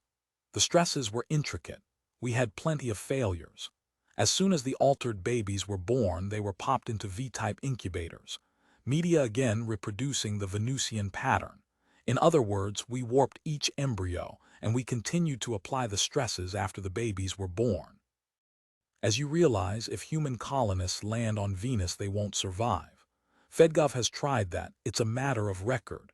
But if there were a few specific physical changes, it might be possible to keep a colony alive. If we could arrange graded steps, in-between stages, locks through which they could pass. Acclimatization is what we wanted. Adaptation, actually. In time, we knew the progeny would mutate in response to external pressures. Gradually, subsequent generations would be remolded along survival lines. Many would die, but some would struggle along. Eventually, we'd have a quasi-human species, not physically like ourselves, but nonetheless human beings, altered men fit to live on Venus. "I see," Cusick said. "This is Fedgov's solution." "Absolutely. We'll never find the exact conditions we have here on Earth. No two planets are identical. Good God, we're lucky to find Venus, a planet with our density, with gravity, moisture, warmth. Naturally, it's a literal hell for you and me. But it doesn't take much to turn heaven into hell. A rise in temperature of 10 degrees, an increase of 1% humidity. Kicking at a blue-black lichen creeping up the side of a flat rock, Rafferty continued. We could have waited 1,000 years, done it the long way. Fed human settlers in, one load after another, sent off countless ships, started a colony. People would have died like flies. They would have been miserable. Nature can afford it, but we can't. Our people would have loathed it. Yes, Cusick agreed. That's already been shown. Eventually, the results would have been the same, but would we have been willing to take the losses? I think we would have backed down. We don't have thousands of years and millions of lives to give. We would have given up, pulled our colonies home. Because, in the final analysis, we don't want to adapt to other planets. We want them to conform to us. Even if we found one second Earth, it wouldn't be enough. Here, in this project, we have the seed of a much greater future. If this works, if the Venus mutants survive, we can go on and perfect our techniques. Develop mutant colonies for various other planets, for more radical environments. Eventually, we can populate the universe, survive anywhere. If we succeed, we'll have conquered totally. The human species will be indestructible. This refuge, this closed enclave, and my work, all this looks artificial. But what I've done is try to speed up natural evolution. I've tried to systemize it, cut out the randomness, the waste, the aimlessness of it. Instead of sending Earthmen to Venus, we're going to send Venusians. When they get there, they won't find an alien, hostile world. They'll find their real world, the genuine world they've already known, as a model. They'll find the ultimate realization of this cramped replica. Do they know this? No. Why not? Because, Rafferty said, it was essential they think nobody was responsible for their situation. If they had known we deliberately altered them, made them unfit to live on Earth, they would never have forgiven us. Over 2 decades in this refuge, victims of a scientific experiment. They've always been told they're natural mutants, wartime mutants like the others. They were picked without their permission. They were involuntary subjects, and many of them died. You think they would ever have forgiven us, knowing we had done this to them? But they'll find out eventually. They'll find out when they reach Venus. Then for all practical purposes it doesn't matter, because we won't be there, they'll be on their own. Resentment will be absurd at that point. They'll be glad of their alteration. Good God, it'll mean survival. On Venus you and I would be the freaks, incapable of survival. On Venus we would need refuges. After a thoughtful moment, Cusick asked, "When can I see these Venusians?" "I'll arrange it. Within a few days, certainly. All this turmoil has upset our routine, and they feel it too. They're as tense as we are."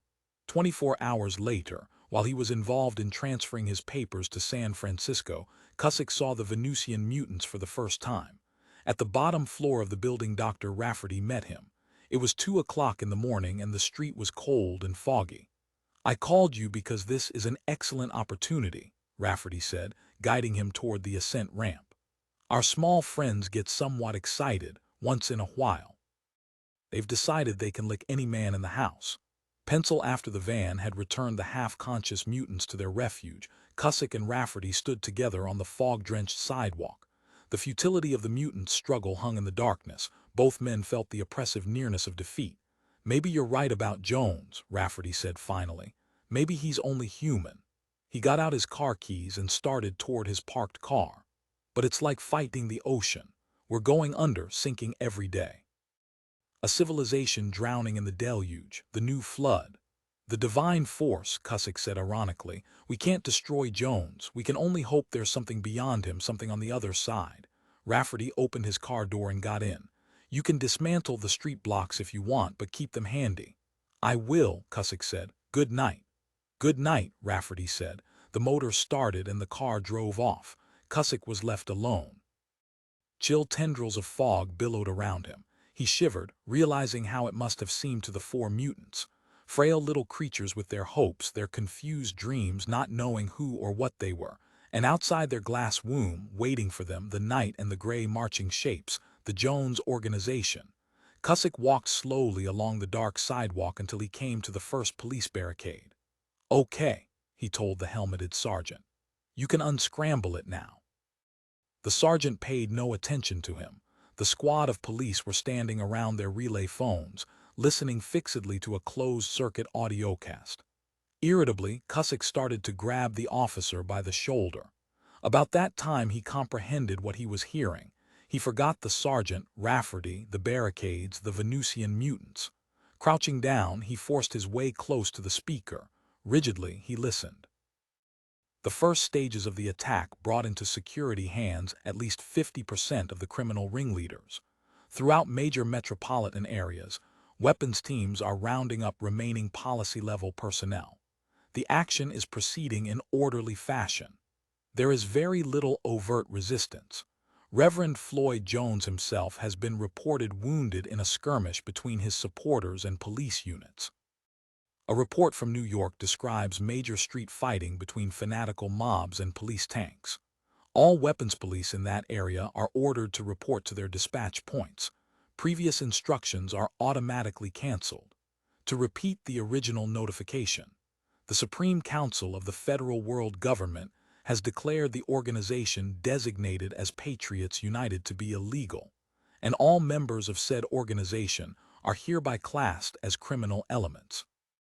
The enabling legislation instructs Secret Service police to arrest on sight and turn over to public courts all members of the organization Patriots United, and all persons affiliated with subgroups such as the Youth Loyalty League, the Women's.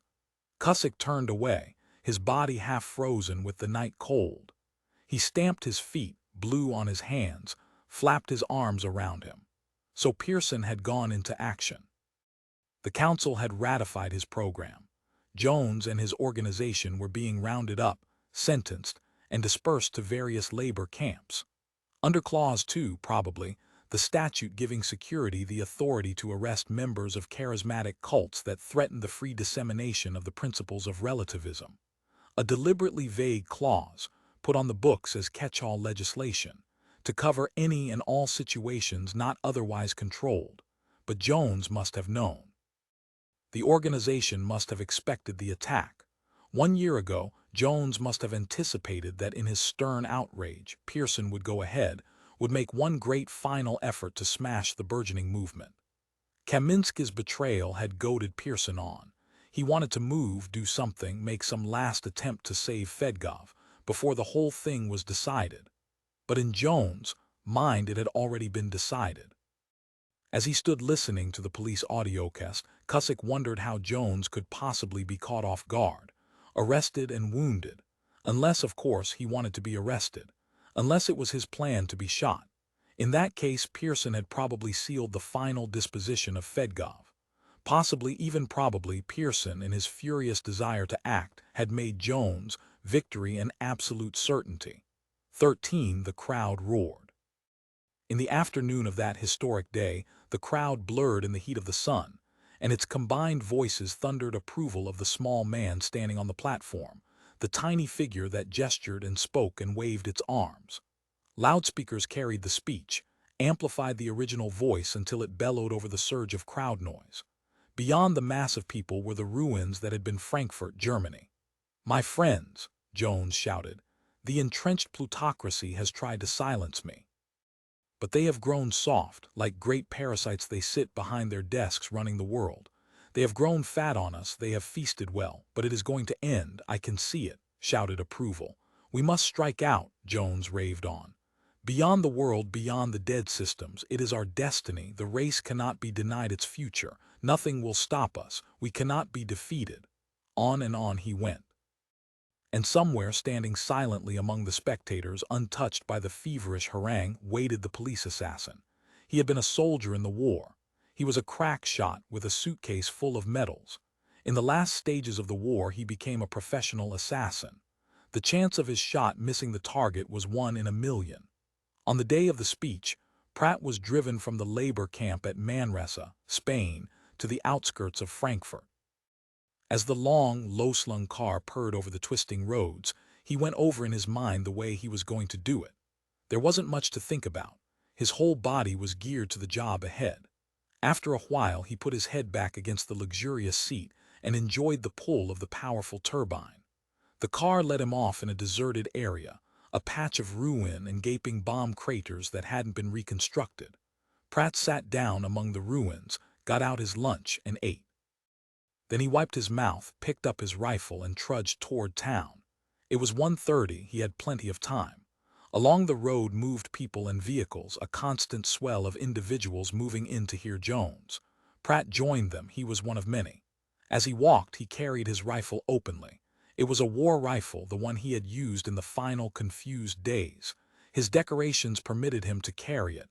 The rifle was a badge of honor. The speech did not interest him.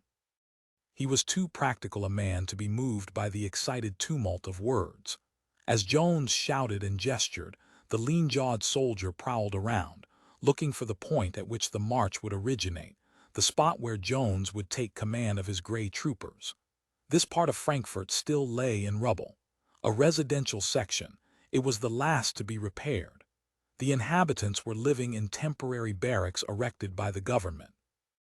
As Jones' speech came to an end, groups of organization workers collected here and there, obviously in prearranged patterns. Pratt, standing with his rifle, watched with interest. Before him lay what looked like a cement wheel. The wheel was a solid mass of followers, assembled together in a single grim heap. The cross-retort flag fluttered on all sides. Everybody had armbands or uniforms. Ahead of the wheel of gray lay an open stretch of landstrasse, the still undamaged highway leading into the town. The highway had existed from the time of the Third Reich. It had been constructed by the Nazi engineering genius, Dr. Tott and his O.T. Grupp. It was an excellent highway. In a little while, the gray wheel would unwind and march down it, toward the town. The police had carefully cleared all traffic from the highway. Police patrols walked up and down the deserted strip, waving people angrily back. A few children and a stray dog scampered excitedly ahead of them. The noise was already deafening. Milling lumps of spectators were breaking away from the nearby field, making toward the assembly point. Pratt winced as groups surged against him, their eyes glassy, mouths open and half clogged with stale cheers. Lifting his rifle, he climbed up on a heap of rubble, out of the way. A corps of newspaper reporters with flash cameras were taking pictures of the crowd and the gray mass of organization agents that formed the first ranks. Helmeted police were everywhere, in pairs and threes. They all carried weapons. They looked cruel and uneasy in their brown uniforms. Where the stretch of highway began, 4 ambulances had been parked, 2 on each side.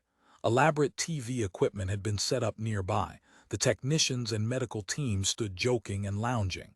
The reporters took pictures of them, too. They were taking pictures of everything. Pratt made his way with caution. He managed to slide through the final fringes of the crowd and out into the open. A moment later, he was standing at the main police barricade, erected at the edge of the highway. The uniformed cops gazed at him blankly. He wasn't known to them. One of them, a giant with a vast moon-like face, detached himself and came striding ominously over, his machine gun raised. "Get over to the other side," he yelled at Pratt. "Get off the highway." The police were stretching heavy white rope on both sides of the pavement to keep the march confined. They wanted to be sure it went in the right direction. It was supposed to go where the weapons units waited. "God damn you," the big cop yelled. "I told you to get out of here. You want to get killed." "Where's McHaffey?" Pratt said. "Who are you?" Pratt located Police Major McHaffey, the officer in charge of the detail. Approaching him, he showed his identification. "All right," McHaffey muttered, preoccupied.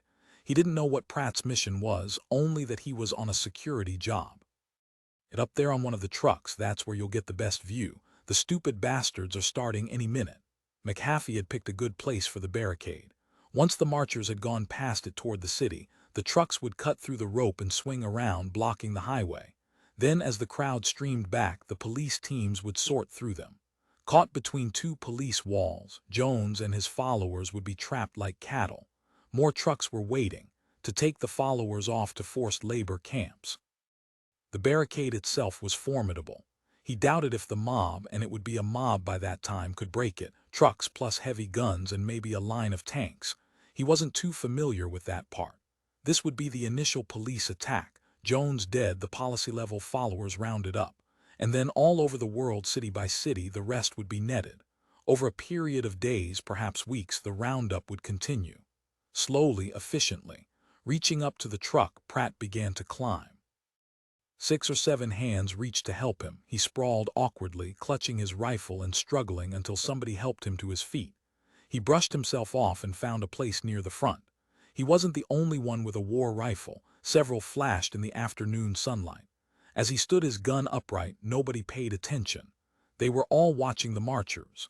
"This is a good location," he said to McHaffey as the police major followed after him.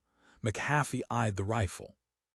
"What's that you have there?" "An old A5. I wish you guys had thrown them away." Obviously, he thought Pratt was a bellicose war veteran, nothing more. "We ought to have yanked the firing pins out." "There are a lot of people down there," a sergeant observed uneasily. "You think they'll get by us?" Another asked nervously, a young kid. "They're crazy. They might do anything." "I don't think so," McHaffey said vaguely, peering at the mob through his binoculars. "They want to get killed," the sergeant said. "That's what they're out there for. They can see us. Jones must know we're going to close in on them. Can't he see the future? Is that his line?" Warm wind smacked at them from the ruins and half-filled craters. In the distance, across the hazy sky, a row of transports moved slowly, inexorably. The men in the trucks were restless and irritable. They whacked their guns against the metal hull around them, spat over the edge, shaded their eyes against the bright sun, and peered angrily at the gray wheel of marchers. "It won't be long," McAfee commented. The crowd was obediently forming behind the gray phalanx. "How many do you figure are there?" Pratt asked. "Thousands, millions. I guess the big cheese is going to ride in his car while the others walk." McAfee indicated a parked limousine. "One of his rich backers gave that to him." "He's supposed to be out front," a reporter said, overhearing McAfee. "According to the crap they put out, he'll be right up there marching at the head." "I think he will," Pratt said. "You know anything about him?" the reporter demanded, his puffy face slack and avid at once. He was a typical Berlin newspaper man in baggy tweeds, a pipe in his mouth, cynical and aloof. "No," Pratt said. "Is it true Jones is an escaped con from the Bolivian forced labor camps?"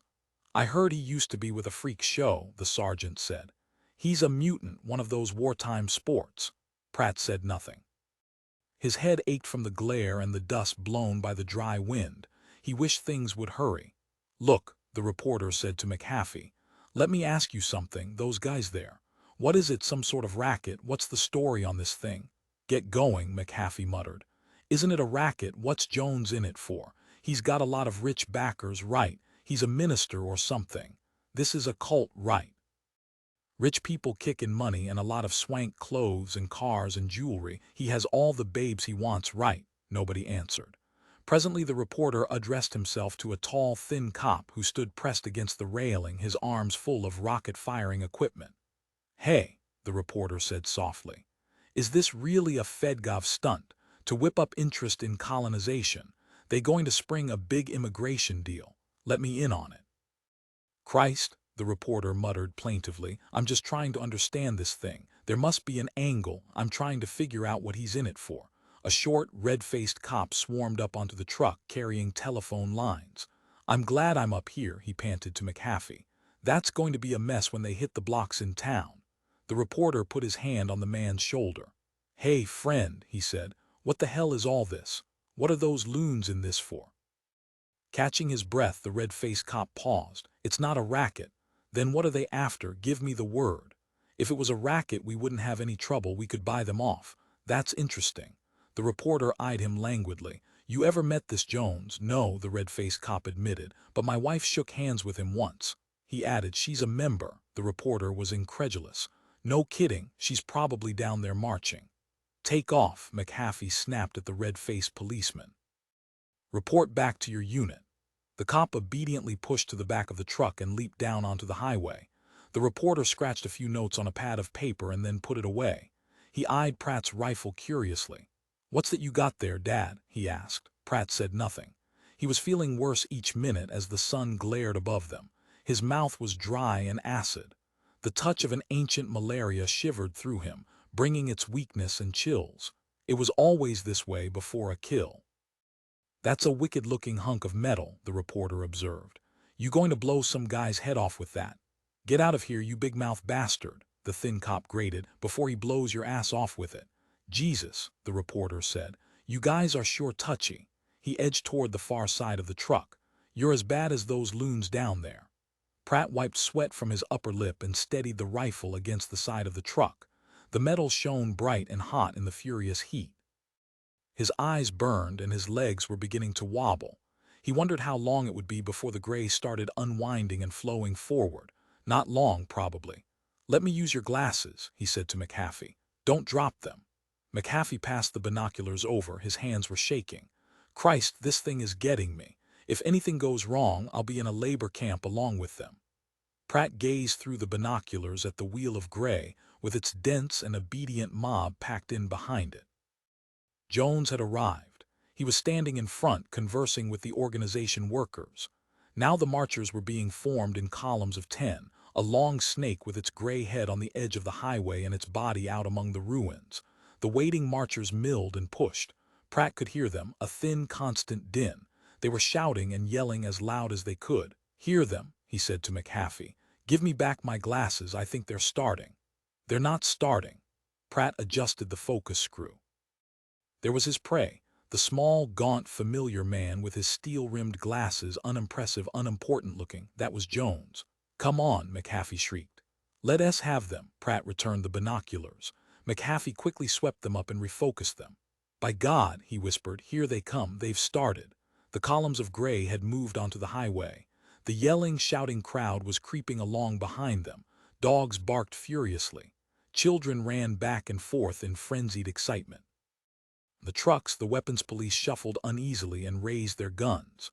Jones, at the head of the columns, marched with jerky, uneven strides directly down the center of the highway, a quick, mechanical pace like a wound-up doll. Without the binoculars, Pratt could not make out his face. Jones was still a long way off. He grabbed up his rifle and threw off the safety catch. Raising it, he stood tense and expectant. Around him, those with guns were doing the same. "Remember," McAfee muttered, "don't fire. Let them past, let them beyond the barricade, then get ready to close in." On one of the trucks a policeman teetered, then fell sprawling onto the highway. He rolled, quickly picked himself up and scampered in panic for safety beyond the white rope. "Bring up the first trucks," McAfee ordered into his phone.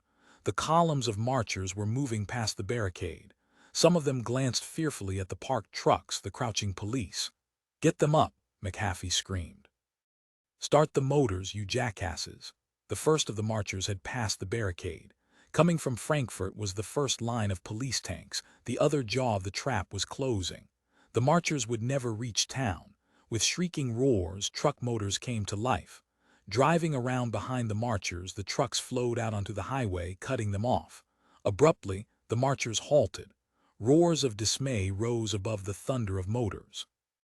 The columns broke and wavered. The long gray snake suddenly dissected itself. Those behind hesitated. Those ahead began to mill in confusion.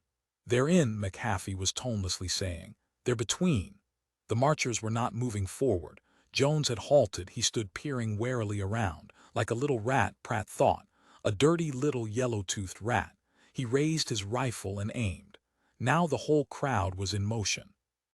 The mass that had been heading up the highway split into aimless pieces, people hurrying in various directions off the highway, through the rope. It made no difference. Fast-moving police cars were racing along the rim of the ruins, herding them back. It was chaos. Pratt paid no attention. He saw only the small, thin figure of Jones. "You're under arrest," loudspeakers boomed. "Stop moving and stand still. You're under security arrest." Some of the people halted. Stricken faces turned upward. Airborne police units were landing. A group of organization toughs broke into life and raced toward a police team. Clubs swinging, the toughs crashed head-on into the waiting unit. A tangled mass of gray and brown struggled on the pavement. More marchers fled from the highway toward the ruins beyond. On foot, running police batted them down. Clouds of thick dust rose, obscuring the scene. The air was filled with screams and crashing roars. A truck groaned, then slid gradually on its side. A wall of crazed fanatics had pushed it over. Aiming carefully, Pratt fired. His bullet missed Jones entirely. Stunned, he threw the bolt and again raised the rifle. As he had fired, Jones miraculously, inexplicably, had stepped aside. A split second, it was incredible. Obviously, Jones had expected it. Scrambling from his truck onto the next, Pratt made his way around the edge of the crowd. He leaped down onto a mass of ruins. Grasping his rifle, he gained a precarious footing and loped rapidly forward. This time he would fire from a few feet away. This time he would be directly in front of Jones. Dropping to the highway, Pratt forced his way into the crowd. Using the butt of his rifle as a club, he beat his way among them.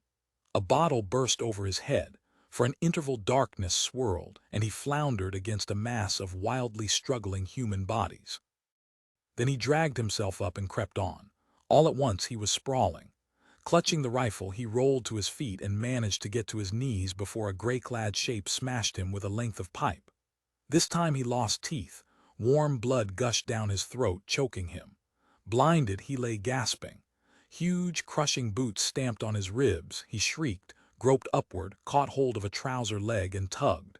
The figure stumbled and fell. Pratt rolled on him, his hands around a section of broken bottle. With a swift stroke he cut the man's throat, pushed the body away, and climbed up. Ahead of him was a cleared spot, a dead center in the maelstrom of frenzied shapes. Jones stood inert. Behind his glasses, his eyes darted frantically. Around him had grouped a knot of organization fighters, a last-ditch defense. Kneeling, Pratt managed to get his rifle up. Flickering mists danced in front of him. He was suspended in a silent, unmoving interval. Automatically, his fingers squeezed the trigger. There was no noise, only a faint shudder of the gun's stock. He saw Jones stumble, clutch at his belly, and then pitch over on his back. He had only wounded him, got him in the gut, not the head. Cursing, weeping, Pratt fumbled with the bolt. He had failed. He had not killed him. While he was trying to fire again, a vast gray shape loomed up, drew back its foot, and kicked the gun from his hands. Two more shapes appeared. He experienced a blossoming second of agony, and then it was over. His last instant of life had passed. Between the three of them, the gray tufts had decapitated him.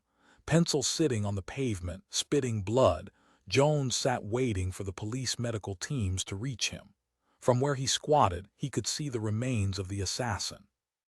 Dimly through a haze, he watched the infuriated gray figures destroy what was left. It was over. Between his clenched fingers, the living warmth of his blood oozed. He had been wounded, but he was still alive. In his agony, there was already the roaring joy of victory. 14 PEARSON was sitting at his desk when the first reports came in. He listened idly. They seemed to come from a long way off, remote and theoretical, without immediate importance. He gave his acknowledgement and turned away from the relay. After a while, it occurred to him that he had failed. Pratt was dead, and Jones lay groaning in a police hospital. Jones was still alive. Well, that was it. Getting to his feet, he walked over to the window. Hands in his pockets, he stood gazing out at the dark, nocturnal city. Very little stirred. In the next day or so, police units would round up Jones' followers in this area. There was no hurry. It could wait. In fact, it could wait forever. But he had to go through with it, all the way to the bitter end. He had started it. He had to finish it. He did not intend to back out now, simply because there was no hope. He thought briefly of trying to murder Jones in the hospital as he lay helpless. No, he had already made his quixotic gesture. He had already proven what he set out to prove, what he had to know.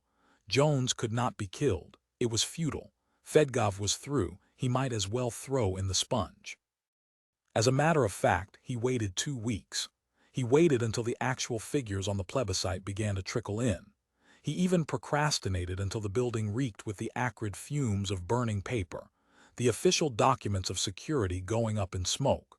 When the Supreme Council resigned, Pearson was still standing mutely in his Detroit office, head sunk down on his chest, hands in his pockets. A few hours before the pale, weak figure of Jones rose from the hospital bed, entered an official car, and headed toward Detroit, Pearson put in a call to Cusick. "I'll come over there," Pearson told him. "I'll talk to you at your apartment. We're blowing up this building.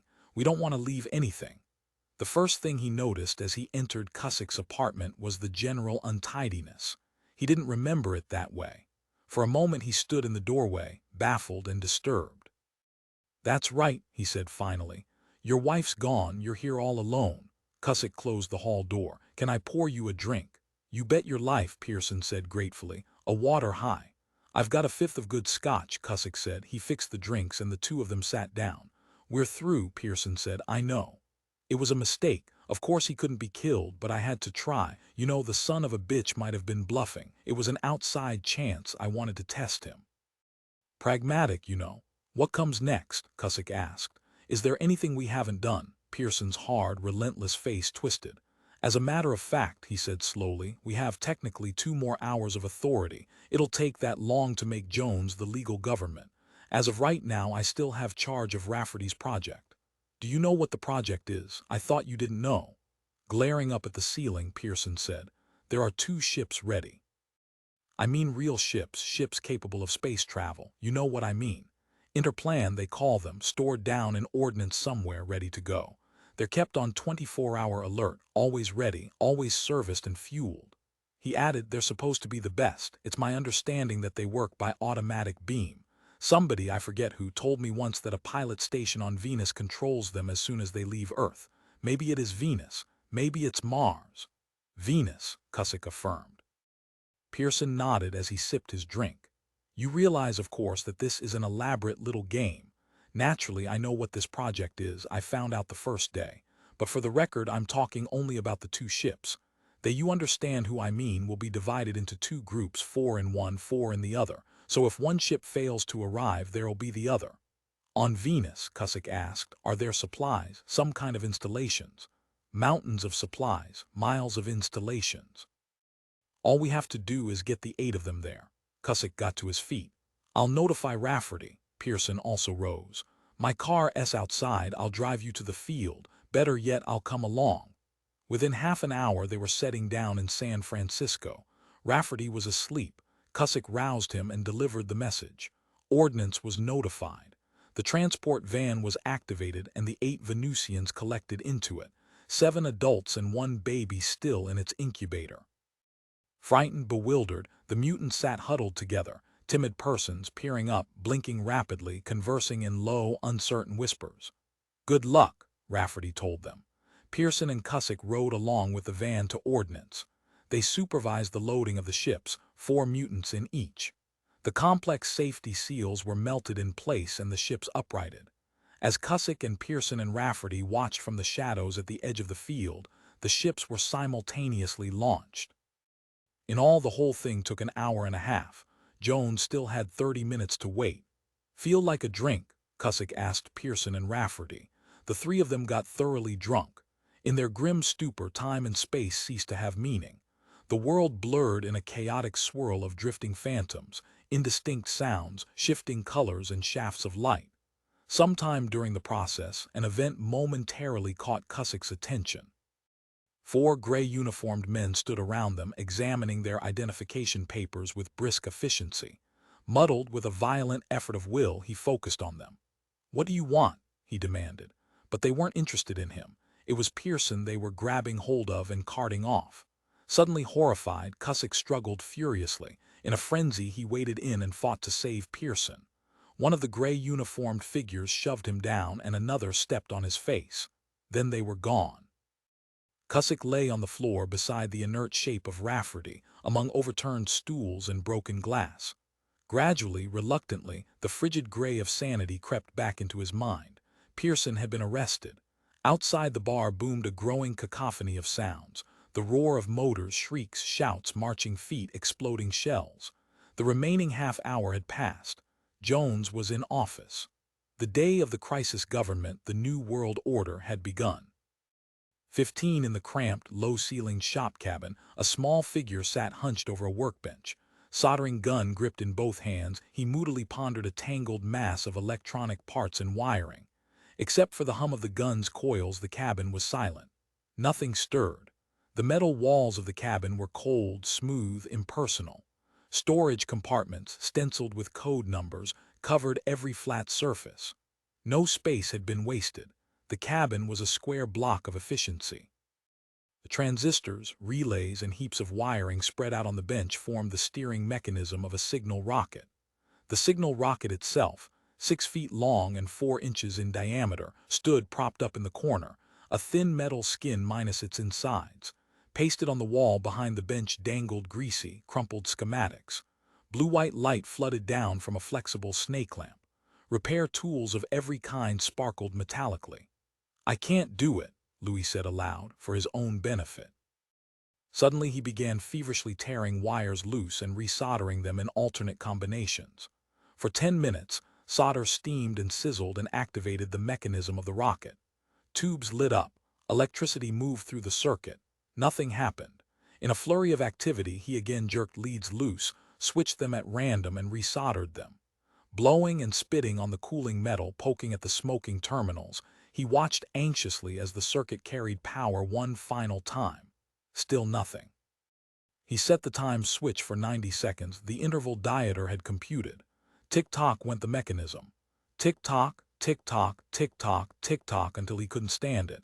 Cutting down the interval to 5 seconds, he waited in a controlled hysteria until the relays snapped shut and the clicking ceased. His wristwatch told him it was still a second off. In 90 seconds, it would be 18 seconds off. Or worse, maybe it would never trip. Maybe the signal rocket would shoot past the other ship, out into the darkness without ever releasing its magnetic pickup grapple. The hell with it. He didn't know enough about electronics. "I'm no good," he said, speaking in general, meaning himself and not merely what he had done, meaning himself and his whole life. In the small shop cabin his voice squeaked back at him, a thin and brittle sound, but a sound nevertheless. Any sound was welcome. "You," he said to the tangled remains on the bench, expressing himself from the bottom of his soul.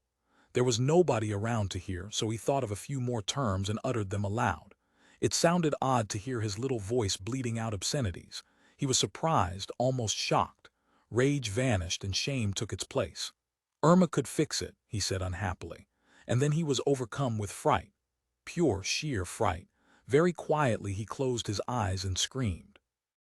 Like a man with something terrible caught in his throat, he sat stiffly at the workbench, fingers curled like talons, skin cold and clammy, tongue extended, shoulders hunched, mouth locked open, shrieking out the fear inside him. And it wouldn't help because they wouldn't hear him back on Earth anyhow. "I'm out here," he was yelling. "I'm trillions of miles out here alone. There's nothing around me, I'm falling by myself and nobody knows or gives a damn. Help me. Take me back, I want to go home." And all the time he realized it was infantile stupidity, because, in fact, he was not alone. Dieter and Vivian and the baby, Laura, were along with him, plus a titanic metal ship as long as 4 city blocks, weighing thousands of tons, crammed with $1 billion worth of turbines, safety devices, supplies. So it was all nonsense. Trembling, he reached out and touched the wall. By God, it seemed real enough. What more could he ask? Could it get any more real? What would it look like if it were more real? His thoughts went around and around without a flywheel, spinning crazily, faster and faster. He crossed to the door, yanked it absolutely shut, bolted it, peered through the crack, and was satisfied. He was locked in. Even if he went completely berserk, it would be all right. Nobody would see him, nobody would know, there was no harm he could do. He could wreck the whole shop cabin and it wouldn't make any difference. Not like running amok outside, where he could get at the delicate automatic pilot. The metal walls of the shop cabin had a bright, metallic quality. They looked like metal foil, thin as paper, even thinner. A fragile metal hide between him and the emptiness. He could feel it out there, putting his hand against the wall, suffering incredibly but forcing himself. He stood actually touching the outside emptiness. He could hear it. He could sense it, practically smell it. A cold, musty smell like moldy paper. A deserted trash heap blowing around at night. Wind so faint that it was invisible, stirring so slightly that no motion was felt, only the sense of presence. It was always there, outside the ship. It never ceased. Resentment took the place of fear. Why hadn't they fixed up communication between the two ships? And why hadn't they fixed up some sort of sound? There was no sound. The turbines were off, except for occasional shattering split seconds when side jets came on momentarily to correct the course. How did he know the ship was moving? He listened, but he heard nothing. He sniffed, he peered, he reached out his hand, but there wasn't anything there. Only the metal foil wall, seemingly thinner than paper, so fragile that he could tear it to shreds. On and on he pondered, around and around. And all the time the ship and its invisible companion were getting nearer to Venus. Pencil and the other ship, Frank, was in the communications room, bent over the receiver. In the first 72 hours of the crisis government, the faint, static-laden voice of the Earth announcer stated, there has already been a marked change in the people's morale. Irma and Frank glanced at each other cynically. The previous apathy and futility that characterized life under the Fedgov system has vanished. The man in the street has a new zest, a new purpose in life. He now has confidence in his leaders. He knows that his leaders will act. He knows his leaders are not corrupted by intellectual paralysis. "What's that mean?" Sid asked dryly. "It means they act first and think second," Irma said. The voice raved on. In the corner, the tape recorder was taking it all down. The 4 people listened avidly, not wanting to miss a word, loathing everything the voice said. "It's so silly," Irma said. "So sort of stupid and trashy, like bad advertising, but they believe it, they take it seriously." "The wheels are rolling," Gary stuttered. "Grinding it out. Swords sharpened, cheap, hey, a new business if we ever get back to Earth. Swords sharpened, armor polished, horses shod. Our slogan is, everything in medieval equipment. If it's medieval, we have it." Nobody was listening to him. The announcer had finished and the 3 adults were now sunk in gloomy thought. We're lucky, Frank said after a while. If we were back there, the people's crusade against the invading horde would be after us. We're not a horde and we're not invading, but otherwise we fit pretty well. It's a good thing somebody thought to send us away, Sid observed. Was it Rafferty's idea? That whole business at the end was so confused. I'm still not sure what happened. Rafferty was out there, Gary asserted. I saw him hurrying around. He yelled something in at us, but I couldn't hear him. Obviously, Frank said, they had all this set up. They didn't build these ships that morning. Somebody, probably Rafferty, planned to get us off Earth. That much we can assume. The real problem is, what the hell lies at the other end? Maybe they just wanted to get rid of us, Irma said uneasily. Sort of dump us out into space. A one-way trip. But, Sid pointed out, if they just wanted to get rid of us, they could have done it years ago. Done it cheaply and easily without going to all the trouble of building the refuge and these ships, all the equipment geared to our needs. It doesn't make sense. What's Venus like? Irma asked Gary. You read books, you know everything. The boy flushed. A barren waste, no air, no life. Are you sure? Frank demanded, unconvinced. Arid wastes, no water, dry dust blowing around, deserts. You donkey, Frank said, disgusted. That's Mars. What's the difference? Mars, Jupiter, Venus, Pluto, they're all the same. Are we going to live in a dome with the scout teams? Sid wondered. We can't, we'll have to have our own dome, a refuge inside a refuge. They should have told us, Gary complained. There wasn't time, Sid complained. Time hell, Frank retorted. They've had 30 years to tell us. All my life, year after year, and not one word. I'm sorry, Irma said, but I can't see that it makes any difference. What's there to tell? We know where we're going, there's nothing we can do about it, we can't alter the course of the ships. The trouble with us, Sid said thoughtfully, is that we're used to having things decided for us. We've never really done anything on our own. We're like children, we've never grown up. Our womb, Frank agreed. He indicated the ship. And it's still around us. We let them think for us, make our plans.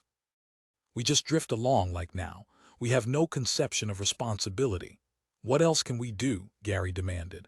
Nothing, Sid considered. I wonder if it'll ever end. I wonder if a time will come when we're on our own, making our own plans. Nobody said anything. Nobody could imagine what it would be like. Pencil the passage between Earth and Venus took 280 hours and 45 minutes. Toward the last stages, when the misty greenish orb had risen and filled up the sky, Frank sat alone in the communications room, hands clenched together, waiting. The ship was no longer silent. All around him, the floor and walls boomed with the din of braking jets. Automatic relays were responding to the planet. A spiraling course was being set that gradually lowered the ship toward the surface. In front of Frank, rows of lights lit up in shifting patterns. Robot equipment was engaging itself in answer to the situation. The oddspeaker clicked, sizzled with static, and then spoke. This is the service dome on Venus. A human voice, loud and very close, not more than a few thousand miles away. Who are you? Why are you landing? We don't have any reports. The voice sounded hopeful but skeptical. Please describe yourselves. Supply ship, replacements, troop of dancers. Another voice asked, You bringing us more equipment? We're short as hell on food processing machinery. Books, the first man said emphatically. Christ, we're dying. What's all this stuff about Jones? Who the hell is Jones? Is all this on the level? You have news, the other man demanded eagerly. Is it true they're sending ships out past Sirius, whole flocks of them? Frank sat helpless. There was nothing he could do to answer. The transmitter, like everything else, was robot-controlled. It was terrible to hear the pleading voices very close by and not be able to respond. And then the response came. At first he couldn't imagine where it originated. It boomed out deafeningly. The sound washed over his ears in shattering waves. This ship, the voice thundered, is robot-directed. Its passengers have no control over it. The ship and its companion are under the protection of Fedgov. It was Dr. Rafferty's voice. The voice, taped and incorporated into the automatic equipment of the ship, was issuing from the bank of lights directly above his head. An old tape, prepared when there was still a Fedgov, when the term still meant something. This ship, Rafferty explained, will guide itself to the restricted installation in the in area of the planet. The companion ship, also robot-controlled, will follow after an interval of 1 hour. It is requested that you give the passengers as much cooperation as possible, especially in the event that unforeseen difficulties occur." He added, "This is a taped explanation by a legal representative of Fedgov. It will be repeated until the landing takes place." The weaker voices returned, full of astonishment. "It's them," one hollered thinly. "Get the ambulances over to N. They're coming down on automatic." Scrambling sounds, and the Venus transmitter clicked off. Now there was only static until 5 minutes later, Rafferty's statement thunderously repeated itself. It continued, spaced by 5-minute breaks, until the emergency jets screamed it aside, and the ship plunged into the thick lower bands of atmosphere that enclosed the planet. Stumbling in his haste, Frank made his way out of the communications room down the corridor to the lounge. The lounge was empty. The others had left it. Terrified, he raced around in a half-circle, yelling into the uproar. The ship was animate with sound, a screeching organic racket, as if every molecule had grown a mouth and was shrieking out its pain. Gary appeared and grabbed hold of his arm. He was shouting, but nothing came out, only gestures and mouth motions. Frank followed along. Gary led him to an interior chamber, a reinforced cell at the heart of the ship. Irma and Sid stood mutely together, eyes wide, skins pale with shock. The chamber was the miniature medical ward of the ship. They had retreated here instinctively, pulling as far into safety as possible. Now the brake jets had cut off. Either the ship was out of fuel or it was deliberately coasting. Frank wondered about the other ship. He thought about Louis and Vivian and Dieter and the baby. He wished they could be together, all 8 of them. He wished. The impact wiped out his thoughts. And for a long time, how long he never knew, there was simple nothingness. No world and no self, only empty non-existence. Not even the awareness of pain. The first sensation that returned was that of weight. He was lying in the corner and his head was ringing. Clanging like a great church bell and slowly wheeling around, his head drifted sickeningly. The chamber was a shambles, crumpled in as if some behemoth had trod on it. At one point the ceiling and the floor met. Pools of liquid, probably insulating fluid, poured from broken wall pipes. Somewhere in the half-darkness, a mechanical repair car was ludicrously fussing with a rent in the hull as large as a 2-story house. Well, that was it. The ship had been ripped open like an overinflated bladder. A dense, fragrant, steaming fog was already billowing in from outside. The ambulances would arrive to find them dead. "Frank," Gary whispered. Frank struggled up. Sid lay crumpled. Probably she was dead. He felt her pulse. No, she was alive. He and Gary stumbled through the ruins of the chamber toward what had been the passage. The passage was sealed off by a collapsed wall. The only exit was the rip in the hull. They could go only one way, out. Around them the ship was flattened junk.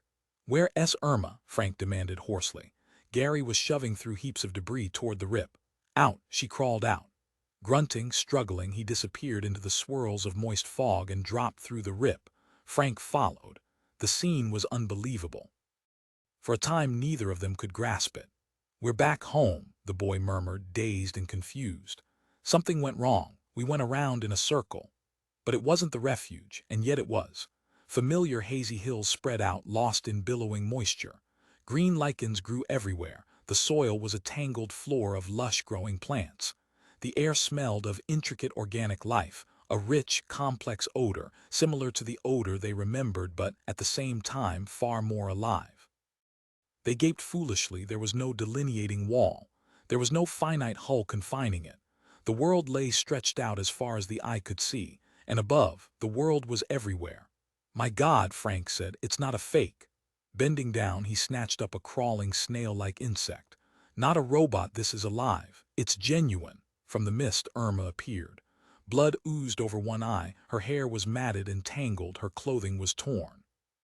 "We're home," she gasped, gripping a bulging armload of plant life she had gathered. "Look at it, remember it, and we can breathe, we can live."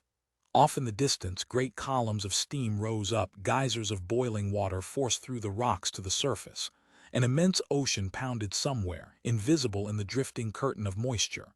"Listen," Frank said. "You hear that? You hear the water?" They listened. They heard. They reached down and felt. They threw themselves on the ground, clutching frantically, faces pressed to the damp, warm soil. "We're home," Irma wept. All of them were crying and moaning, wailing in bewildered joy. And above them the other ship was already thundering down. 16 under its cloud layer, the surface temperature of Venus varied from 99 degrees Fahrenheit to 101 degrees Fahrenheit. The lower atmosphere was a mixture of ammonia and oxygen, heavily laden with water vapor. Among the oceans and rolling hills twirled a variety of life forms, building and evolving, planning and creating. Pencil Louis and Irma were repairing a turbine-driven tractor when Dieter excitedly put in his appearance. "It's ready," he shouted, standing in the entrance of the shed. "We're going to start." From under the tractor, Louis stuck out his head. "What's ready?" he demanded sourly. "The corn. We're going to harvest it. We've got all the equipment down there. Vivian's hooking it up." Dieter danced up and down with frenzy. "You all have to pitch in. This stuff can wait. I rounded up Frank and Sid. They're on their way. They'll meet us along the route, and Gary's tagging along." Grumbling, Louis dragged himself out from under the tractor. "It isn't corn. Stop calling it corn. It's corn in the spiritual sense. It's the essence of corn." "Even if it's dark green?" Irma asked, amused. "Even if it's purple striped and silver polka-dotted? Even if it stands 90 feet high and has lace-embroidered pods? Even if it spurts ambrosia and coffee grounds? It's still corn." Louis stood wiping his forehead. "We can't come until the tractor's working." It was 50 miles to Dieter's place across rolling country. "I think we need a new ignition coil. That means back to the ship." "The heck with it," Dieter said impatiently. "I've got my Dobbin cart. We can all fit in that." The Dobbin cart and the Dobbin itself waited quietly. Louis approached cautiously, his eyes narrow with suspicion. "What do you call it?" He had seen the animals a long way off, but never this close. The Dobbin was mostly legs, with immense flat feet like leather suction cups. A matted pelt, ragged and uneven, hung over it. The Dobbin's head was tiny, its eyes were half shut and indolent. "How'd you trap it?" he asked. "They're tame enough if you have the patience." Dieter climbed up into the cart and grabbed hold of the reins. "I've taught the hell out of this thing. They're sort of quasi-telepathic. All I have to do is think what I want and off it goes." He wrinkled his nose contemptuously. "Forget that tractor. You can't keep it running anyhow. This is the vehicle of the future. The Dobbin cart is the coming thing." Irma got gingerly into the cart beside Dieter, and after a moment Louis followed. The car was crude but solid. Dieter had laboriously constructed it during the last 4 months. The material was a now familiar, heavy bread-like plant fiber that rapidly hardened on exposure. After it had been aged and dried, it could be cut, sawed, polished, and stained. Occasionally, migratory animals gnawed the material away, but that was the only known hazard. The Dobbin's vast flat feet began rhythmically to pound. The cart moved forward. Behind them, Louis' cabin dwindled. He and Irma had single-handedly built it. A year had passed in which much had been accomplished. The cabin, made of the same bread-like substance, was surrounded by acres of cultivated land. The so-called corn grew in dense clumps.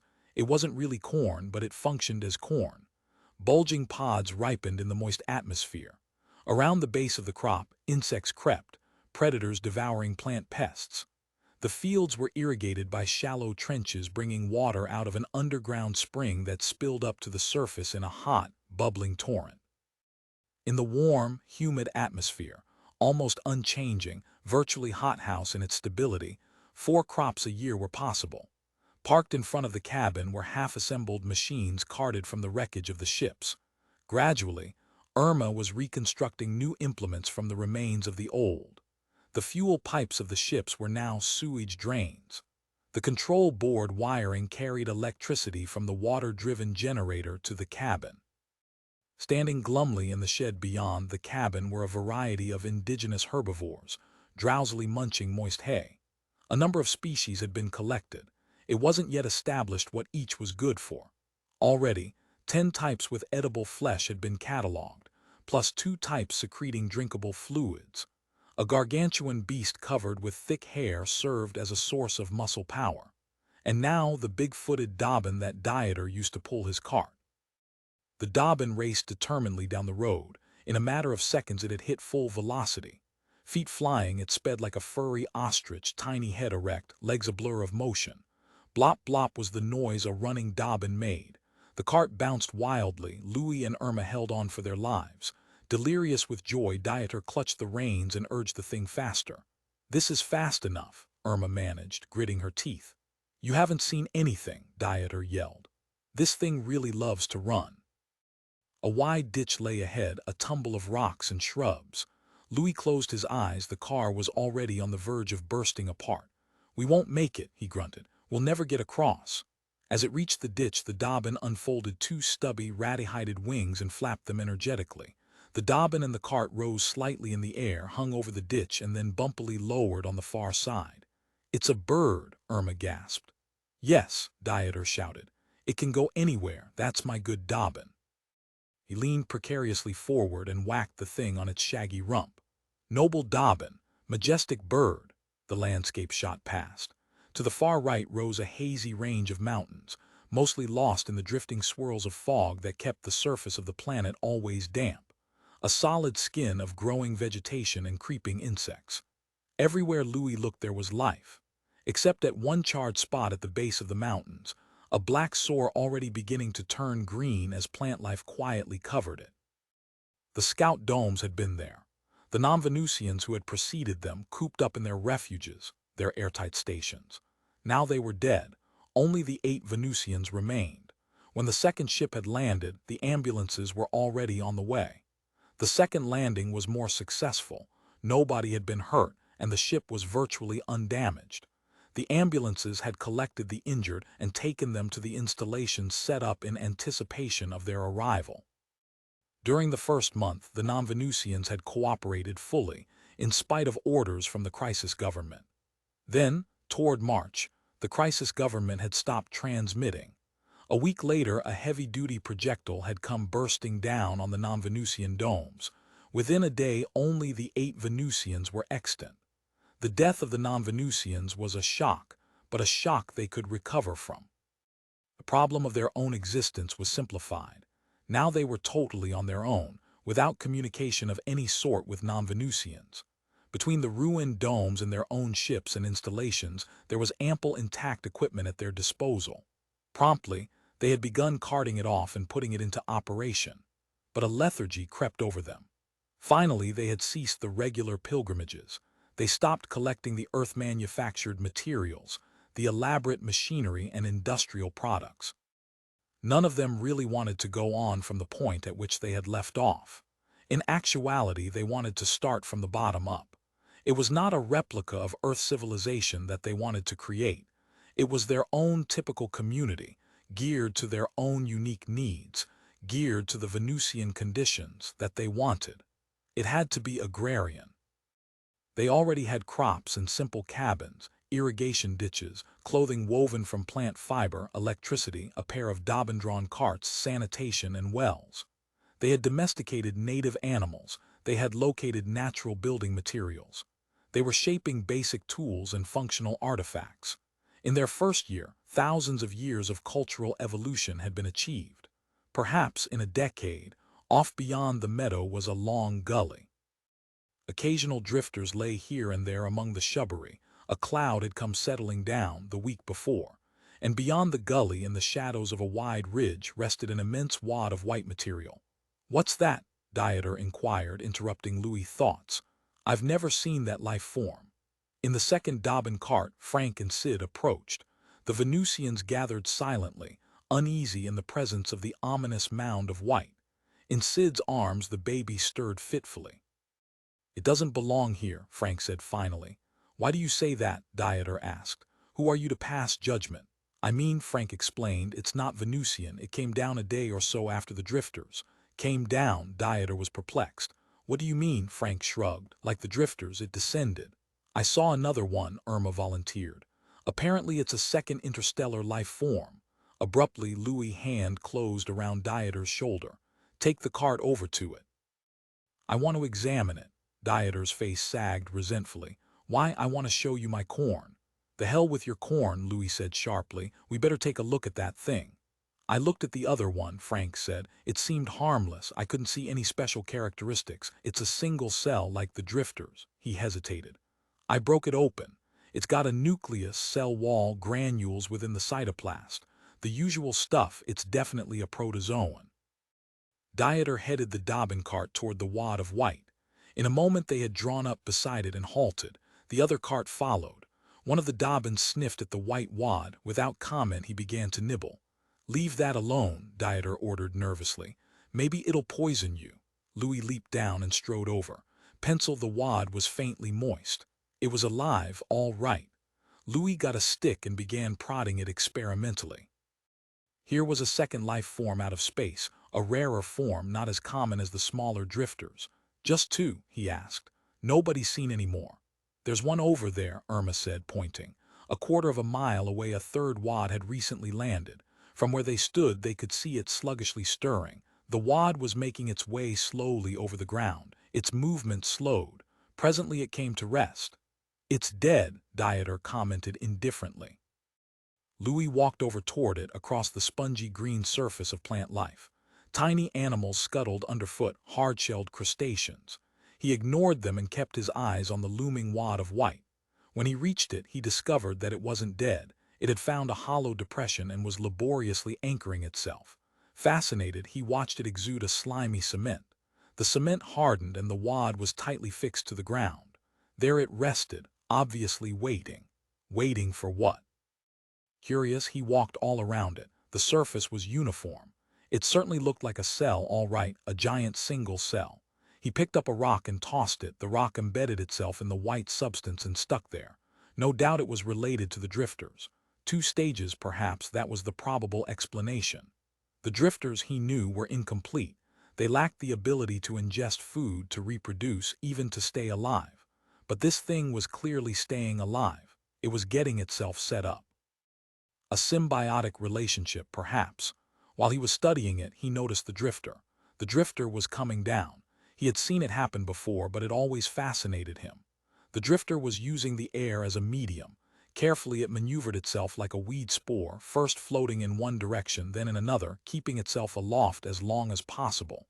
The drifters didn't like to land. It meant an end to mobility. There it came, drifting down to its death, to expire fruitlessly. The senseless mystery of the interstellar creature, wandering millions, billions of miles over centuries. For what? To wind up here, to perish without purpose. The familiar cosmic meaninglessness. Life without goal. In the last 2 years, billions of drifters had been exterminated. It was tragic, stupid.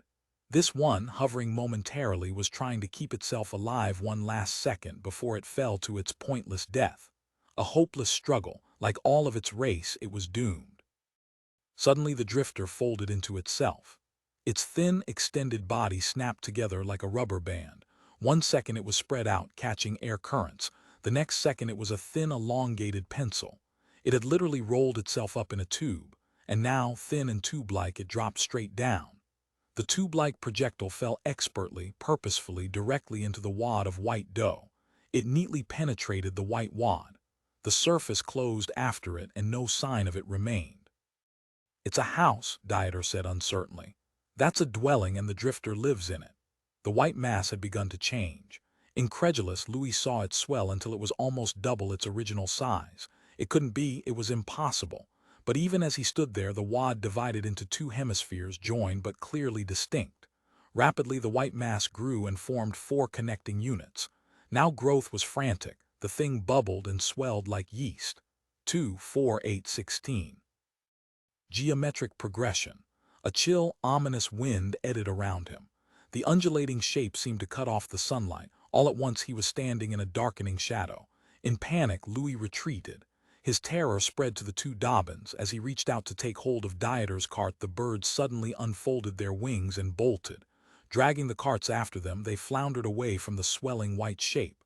He was left standing alone, impotent and stunned. "What is it?" Frank was shouting. Hysteria rose up into his voice. Now they were all yelling. "What is it? What's happening?" Dieter leaped to the ground and stood with his feet braced apart, the reins gripped. "Come on," he shouted to Louis. "Get in." With a snarl of aversion, the Dobbin shuddered away from Louis. Ignoring it, he clambered into the cart and sat hunched over, lips moving, face white. Dieter leaped back in and the cart began to move away. "It's an egg," Sid said faintly. "Was," Louis corrected. "Not now. Now it's a zygote." The cosmic egg had been fertilized by the microgametophyte, and Louis, watching, knew what the drifters were. Pollen, he whispered, stricken. That's what they've been all the time, and we never guessed. The drifters were pollen, radiating in clouds across space between star systems in search of their megagametophytes. Neither they nor the white wad was the final organism. Both were elements of the now visibly growing embryo. And he realized something else. But he had guessed, but Jones must have known this, and for some time. Pencil, the team of biologists spread out their reports. Jones barely glanced at the collection of papers. He nodded and moved away, deep in brooding thought. We were afraid that might be it, Trilby, the head of the team, said. That explains their incompleteness. That's why they don't have digestive or reproductive systems. He added, they are a reproductive system, half of it at least. What's the word? Jones asked suddenly. I forget. Zune, multicelled, differentiated into various organs and special tissues. And we haven't seen the final stages. God, no, Trilby said emphatically. Nothing like it. The organism uses the planet as a womb. The most we've observed is the embryo and what might correspond to the fetal stage. At that point it bursts off the planet. The atmosphere, the gravitational field, are a medium for early development. After that it's through with us. I suppose the final organism is non-planetary. It lives between systems, Jones inquired, frowning. His face was wrinkled and preoccupied. He only half heard the man. It breeds on planets, sheltered places, Trilby said. We have reason to believe that all the so-called drifters are pollen grains from a single adult plant, if those terms have any meaning. Maybe it's neither plant nor animal, a combination of both, a plant's immobility and using a plant's method of pollination. Plants, Jones said. They don't fight. They're helpless, generally speaking, but we shouldn't assume that these, Jones nodded absently. Of course, it's absurd. We can't really know anything about them. Wearily, he rubbed his forehead. I'll keep your report here, thanks. He left them standing there, surrounding their report like a cluster of anxious hens. Offices danced past him, and then he was out in the barren, drafty corridor that connected the administrative wing with the police wing.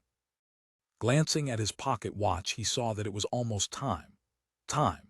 Infuriated, he stuffed the watch away, hating to see its placid, contemptuous face.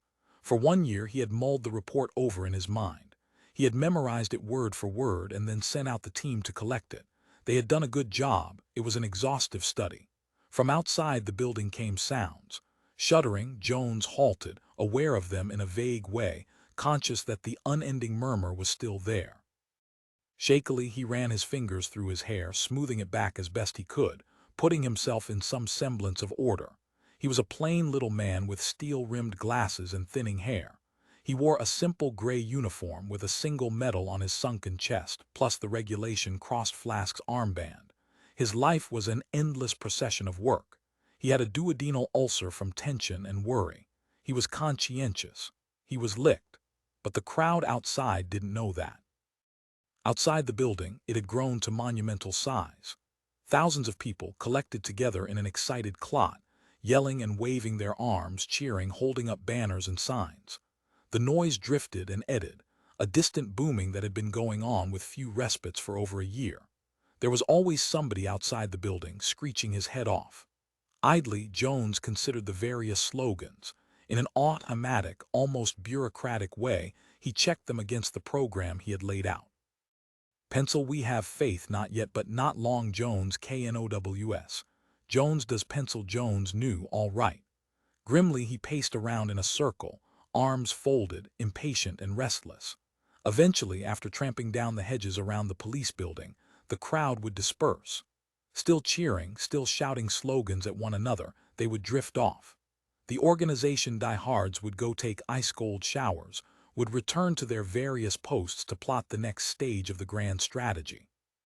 None of them realized it yet. The crusade was over. In a few days the ships would be coming back.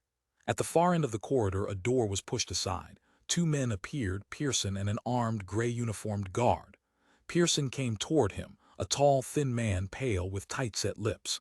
He showed no surprise at the sight of Jones. Coming almost up to him, he halted, scrutinized the smaller man, glanced around at the armed guard behind him and shrugged. "It's been a long time," Pearson said. He moistened his lips. I haven't seen you since that day we first picked you up. A lot has changed, Jones said. Have you been well treated? I've been in a cell for just about a year, Pearson answered mildly without rancor, if you call that being well treated. Bring in 2 chairs, Jones ordered the guard, so we can sit down. When the guard hesitated, Jones flushed and shouted, do as I say, everything's under control. The chairs were lugged back. Without preamble, Jones seated himself. Pearson did the same. What do you want? Pearson demanded bluntly. You've heard about the crusade, Pearson nodded. I've heard. What are your feelings? I think it's a waste of time, Jones considered. Yes, he agreed. It is a waste of time. Astonished, Pearson started to speak, then changed his mind. The crusade is over, Jones stated. It failed. I'm informed that what we call drifters are the pollen of immensely complicated plant-like beings, so remote and advanced that we'll never have anything more than a dim picture of them. Pearson sat staring at him. You mean that? I certainly do. Then he gestured. What are we? Nothing. That's a good way of putting it. Maybe they think we're a chemical, or a virus, something on that order, on that scale. But, haltingly, Pearson demanded, what are they going to do? If we've been attacking their pollen, destroying their spores, the final adult forms have a direct, rational solution.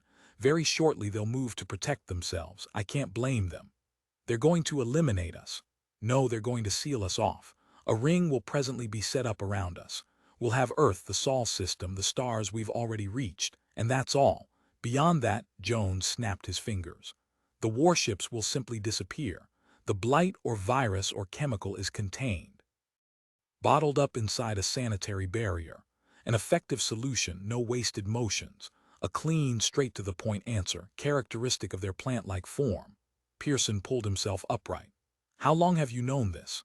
Not long enough. The war had already begun.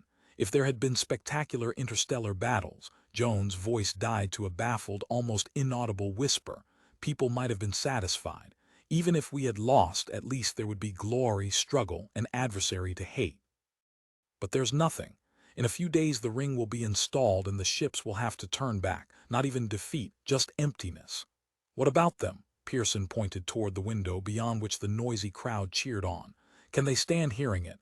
I did my best, Jones said levelly. I bluffed and I lost. I had no idea what we were attacking. I was in the dark. We should have been able to guess, Pearson said. I don't see why. You find it easy to imagine. No, Pearson admitted. No, it's difficult. You used to be director of the Secpol, Jones said. When I came into power, I had the security set up, disbanded and atomized. The structure is gone, the camps are closed. Enthusiasm has kept us unified, but there won't be any more enthusiasm. Sick fear settled over Pearson. What the hell is this?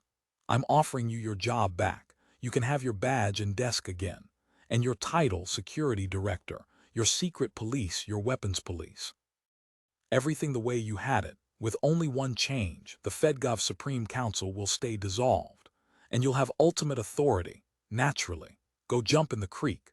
Jones signaled the guard. Send in Dr. Mannion. Dr. Mannion was a bald, heavy-set individual in a spanking white uniform, nails manicured, hair faintly perfumed, lips thick and moist. He clutched a heavy metal box which he laid gingerly on the table. Dr. Mannion, Jones said, this is Mr. Pearson. Reflexively, the 2 men shook hands. Pearson stood rigid as Mannion rolled up his sleeves, glanced at Jones, and then began opening the steel box. I have it here, he confided. It's in perfect shape, survived the trip beautifully.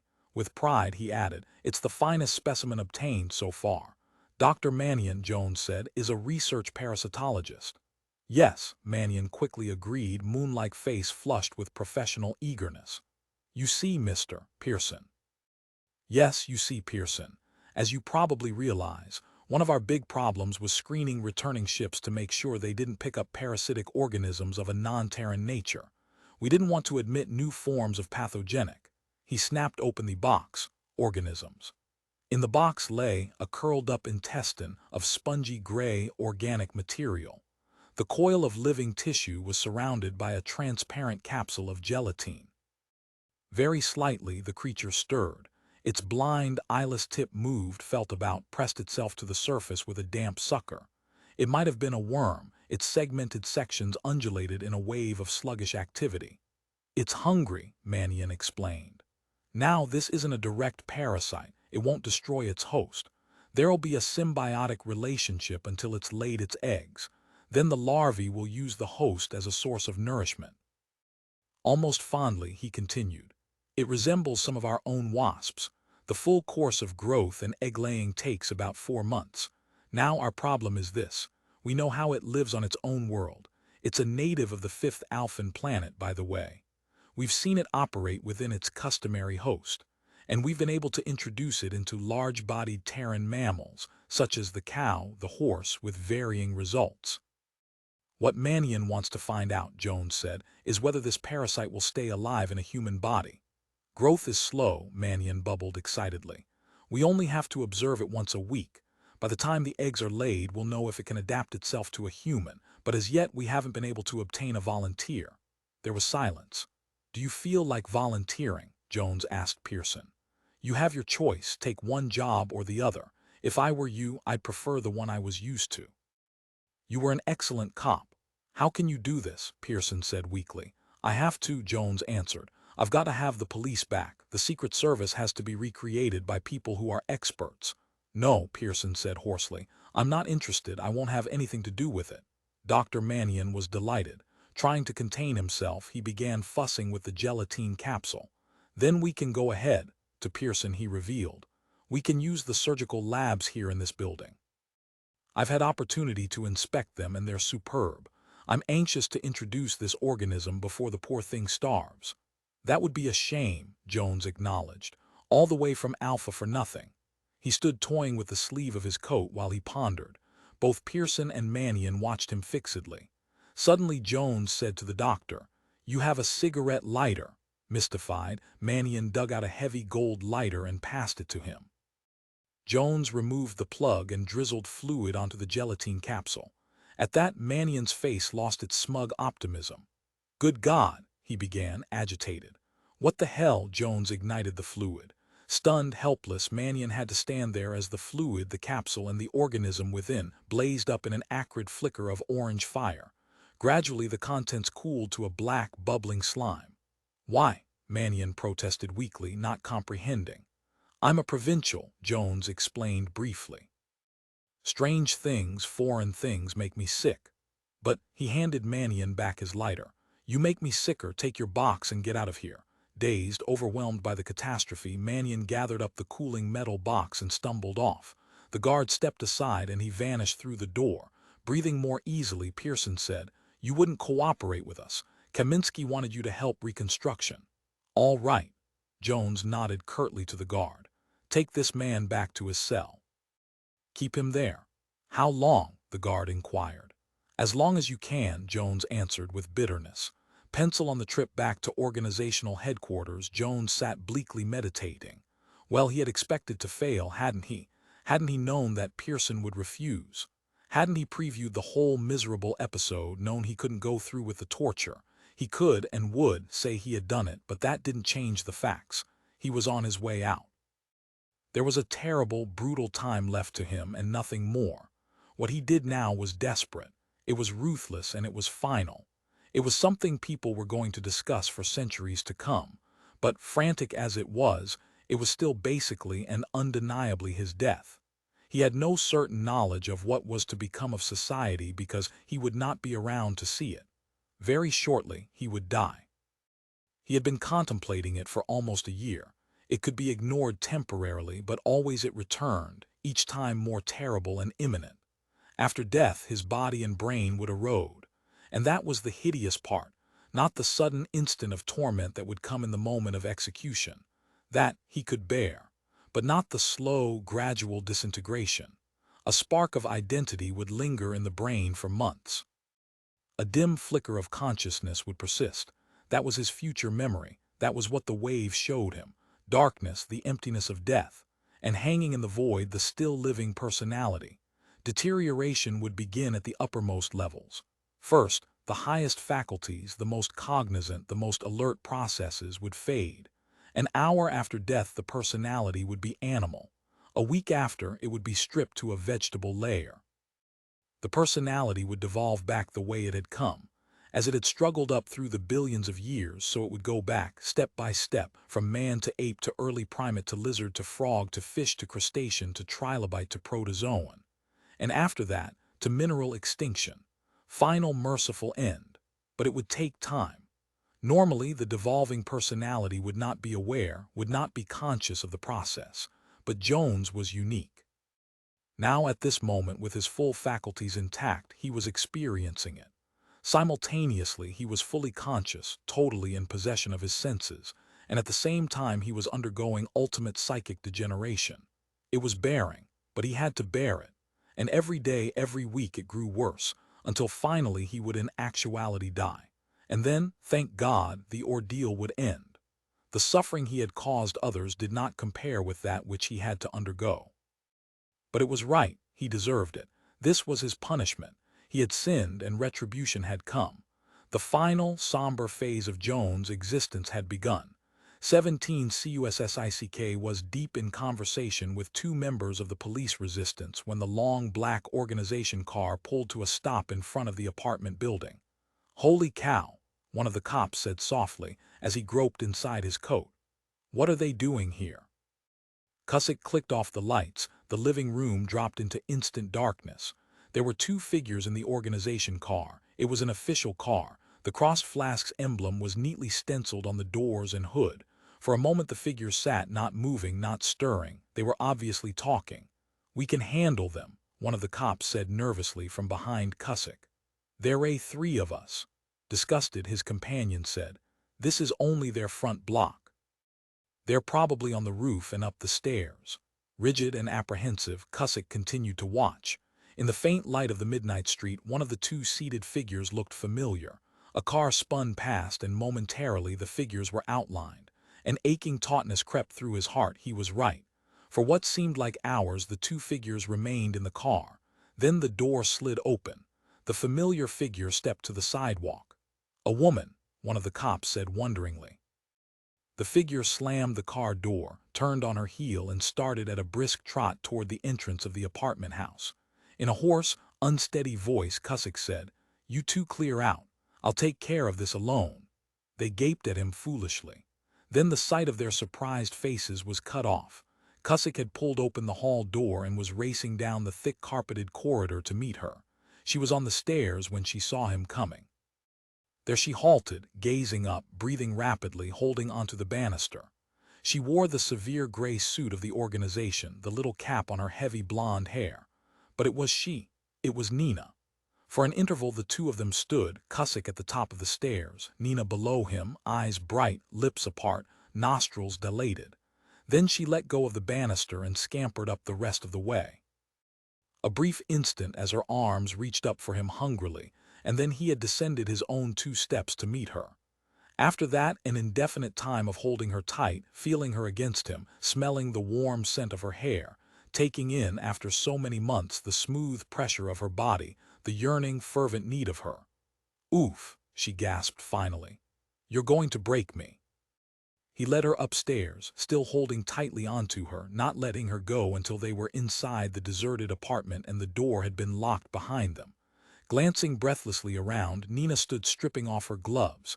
He could see how nervous she was. Her hands shook as she mechanically pushed the gloves into her purse. "Well," she asked huskily, "how have you been?" "Fine." He walked a little way off to have a good view of her. Under his gaze she faltered visibly. She shrank back against the wall, half lifted her fingers to her throat, smiled, gazed appealingly up at him like an animal that had failed to show up for its dinner. "Can I come back?" she asked in a whisper. "Back?" He was afraid to imagine what she meant. Tears filled her eyes. "Guess not. Of course you can come back." He moved up and took hold of her. "You know you can come back anytime you want." "You better let go of me," she whispered. "I'm going to start weeping. Let me get out my handkerchief." He let go reluctantly. With awkward fingers she got out her bit of handkerchief and blew her nose.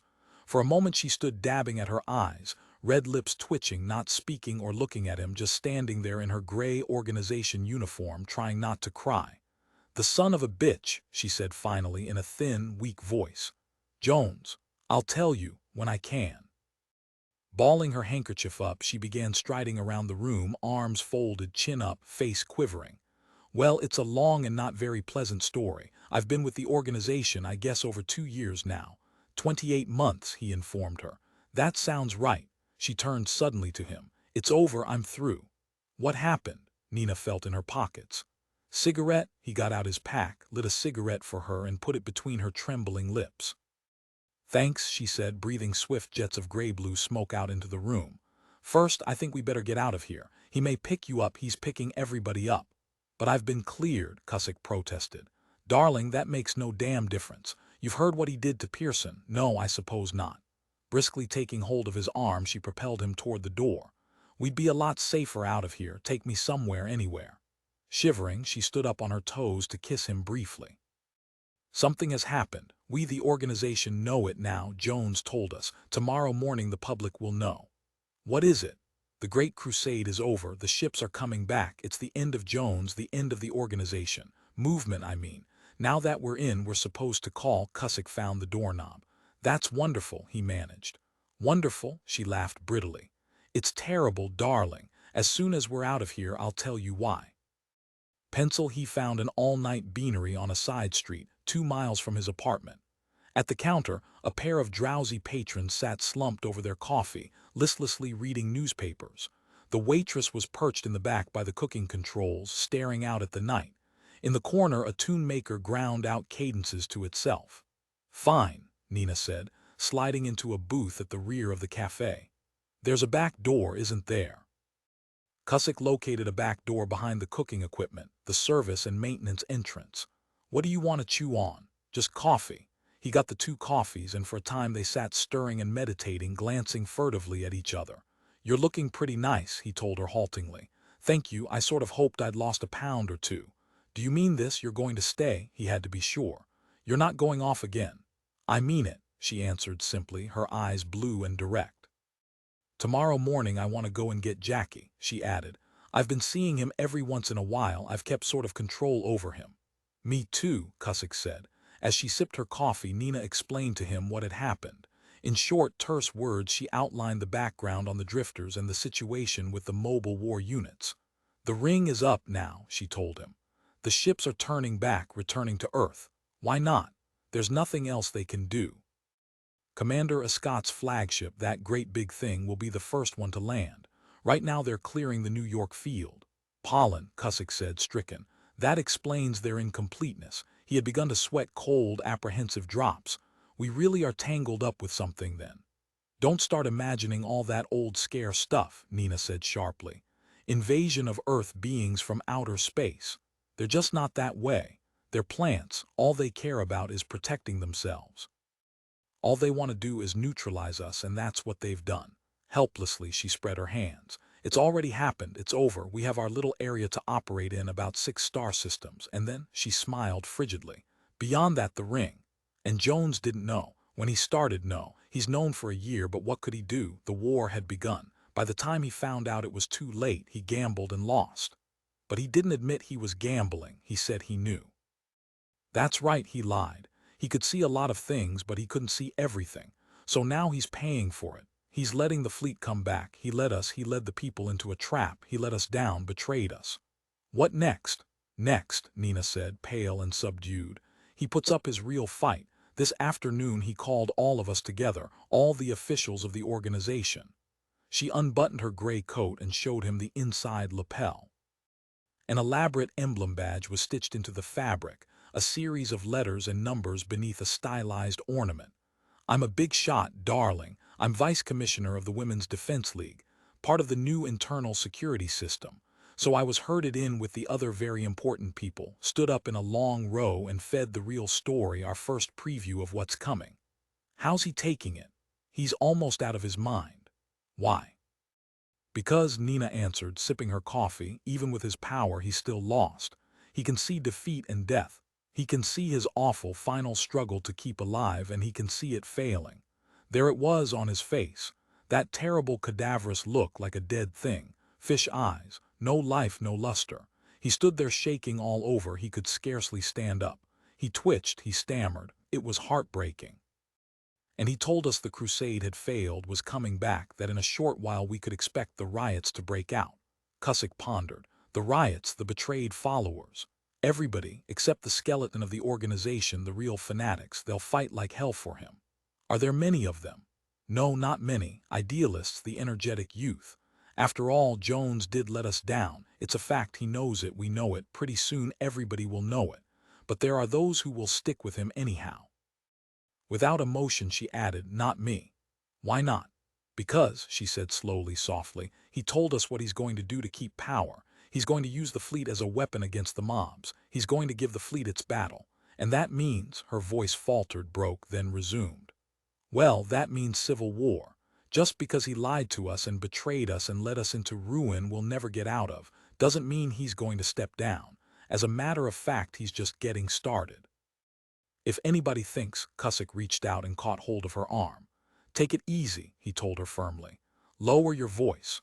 Thanks, she nodded tightly. It's so damn awful. He knows he can't do it. He knows they'll get to him eventually. 6 months, that's how much time he has, but he's going to hang on. He's going to pull the whole world down around his ears. If he's dead, he wants everybody else dead too. Silence. And, Nina finished wanly, there's nothing we can do. Remember the assassin. Remember Pearson's attempt. It slipped right into Jones' hands. It got him into power. What happened to Pearson? Pearson is dying very slowly and carefully. Not long ago, Jones introduced some kind of parasite into him. It's feeding on him. Eventually, it'll lay its eggs in him. Jones is so proud of it, he never gets tired telling us about it. Licking his dry lips, Cusick said hoarsely, that's the kind of man you've been following. We had a dream, Nina said simply. And he had a dream. It went sour, it went all to pieces. But he just won't let go, he won't stop. And there's nothing that can make him stop. All we can do is sit back and watch while he goes to work. The roundups are beginning. Everybody connected with Fedgov will be destroyed. Then, very rationally and systematically, every group even remotely capable of opposition will be smashed. Cusick's fingers tore up his paper napkin and shredded the bits onto the floor. Does Jones know you've crossed back? I don't think so, not yet. I thought he knew everything. He knows only what he's going to know. He may never find out. After all, I'm only one of many. He's got millions of people to keep tabs on. A lot of us sneaked off. The man who drove me was my boss, my superior. He was leaving too with his wife and family. They're pulling out in droves, trying to find places to hide, setting up retreats, hoping to last it out. I want you to go back, Cusick said. Nina gave a little soundless bleat. Back, quavering, she asked. You're going to try to talk to him, reason with him. No, Cusick answered. Not exactly. Oh, Nina nodded, understanding. I see. Probably I'm doing what Pearson did. The quixotic gesture has already been made once, but I can't sit here. He leaned toward her. Can you sit here sipping your coffee while he gets this thing going? Nina couldn't meet his gaze. All I want to do is get out of it. I want to be back with you. Her eyes on her coffee cup, fingers clutching convulsively, she hurried on. I have a place. It's in West Africa where there's still a lot of unclaimed land. I fixed it up months ago, everything's arranged. The place was built by organization labor gangs, it's all finished. I have Jackie down there now. That's not legal, it takes both of us. There's no such thing as not legal anymore. Don't you know that? It's what we want, it's what the organization orders. I've got it arranged, we can get down there by tomorrow morning if we leave now. An organization intercon ship will fly us to Leopoldville. From there we'll go by surface car up into the mountains. Sounds fine, Cusick commented. Sounds like we could get by. We might even be alive 6 months from now. I'm sure of it, Nina said emphatically. Look at those Venusians, he doesn't care about them. A lot of people are going to survive. He'll have his hands full coping with the big city riots.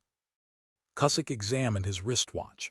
I want you to go back to your organization and I want you to take me along. Can you get me through the check system?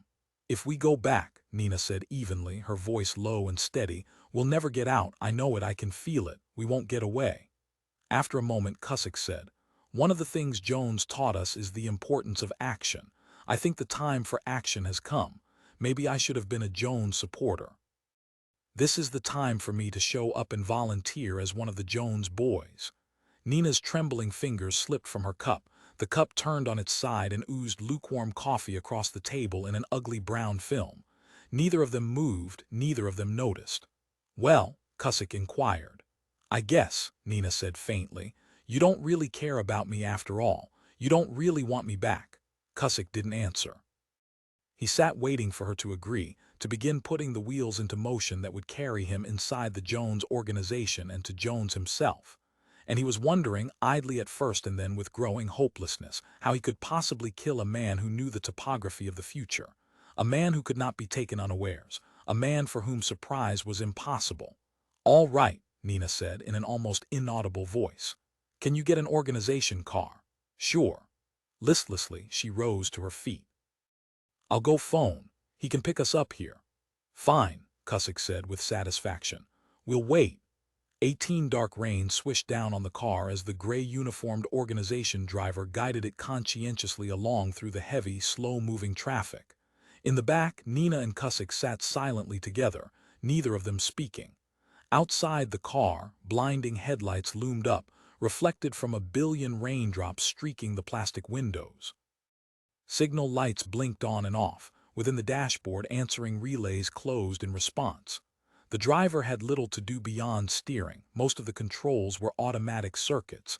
He was young and blond, a humorless functionary performing his job skillfully, dispassionately. "Hear the rain," Nina murmured. The car halted for a series of rerouting lights. Cusick began shifting restlessly. He lit a cigarette, stubbed it out, then jerkily lit another. Presently Nina reached out and took hold of his hand. "Darling," she said wretchedly, what the hell can I do? I wish I could do something. Just get me in." "But how are you going to do it? It isn't possible." Warningly, Cusick indicated the driver. "Let's not talk about it." "He's all right," Nina said. "He's part of my staff." The car started up, and in a moment they were on the broad freeway that led directly to the Fedgov buildings, where Jones had entrenched himself. It wouldn't be long, Cusick realized. Probably another half hour. Glumly, he gazed out at the lines of speeding cars. There was a lot of traffic. Along the pedestrian ramps shuffled hunched-over citizens, commuters who had been deposited by the urban expresses, dumped off to shift for themselves in the pouring rain. From his pocket he got out a small, glittering bauble, carefully wrapped in translucent brown fiber. He sat with his knees apart, holding the bauble cupped in his hands. "What is it?" Nina asked. Pathetically, she reached out to touch it. "A present for me." "We used these all the time," Cusick said, blocking her fingers. "Until Pearson ruled against them. You've probably heard about them. The communists developed them during the war as instruments for conversion. We picked the idea up too. This is called a Lethe mirror." "Oh," Nina said. "Yes," she nodded. "I've heard of them, but I didn't think there were any left." "Everybody kept one or two." In Cusick's hands the bauble shimmered menacingly. All he had to do was remove the brown fiber covering. It was as simple as that. The mirror was a focus that caught and trapped the attention of the higher brain centers. The car slowed a trifle. "Are we there?" Cusick demanded instantly. "No, sir," the young driver answered. "There's some kids trying to hitch a ride. Want me to pick them up," he added. "It's raining pretty hard." "Sure," Cusick said. "Pick them up." The 4 kids who tumbled gratefully into the car were loaded down with drenched wicker baskets and the sodden remains of pennants. "Thanks," the leader gasped, a girl in her middle teens. "You saved our lives." "We were out selling crusade buttons," another girl explained, mopping rainwater from her face. Wet brown hair plastered over her ears, she hurried on joyfully. "And we had sold almost all of them, too, before the rain started." The third teenager, a plump, red-faced boy, gazed in awe at Nina and squeaked. "Are you in the organization?" "That's right," Nina said thinly. The girls mopped at their drenched clothes, struggled to dry their hair, exuded the smell of wet fabric and excitement. "Say," one of them noticed, "this is an official car." The first girl, small and sharp-faced, with large, interested eyes, said shyly to Cusick, "Do you have a crusade button?" "No," Cusick answered shortly. The irony of it hit home. This was a typical group of young fanatics, peddling buttons to raise crusade funds.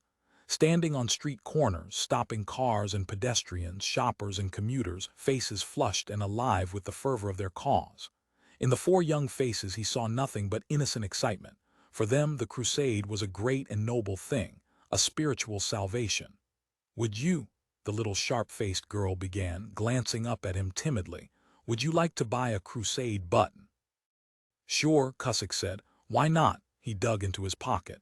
"How much?" Nina made a strangled sound and ducked her head. He ignored her as he fished out a few crumpled bills. $10 is the usual," the girl said, reaching quickly into her wicker basket for a button. Anything you want, it's for a good cause. He gave her the money. Gravely, hesitantly, she pinned the button on his coat.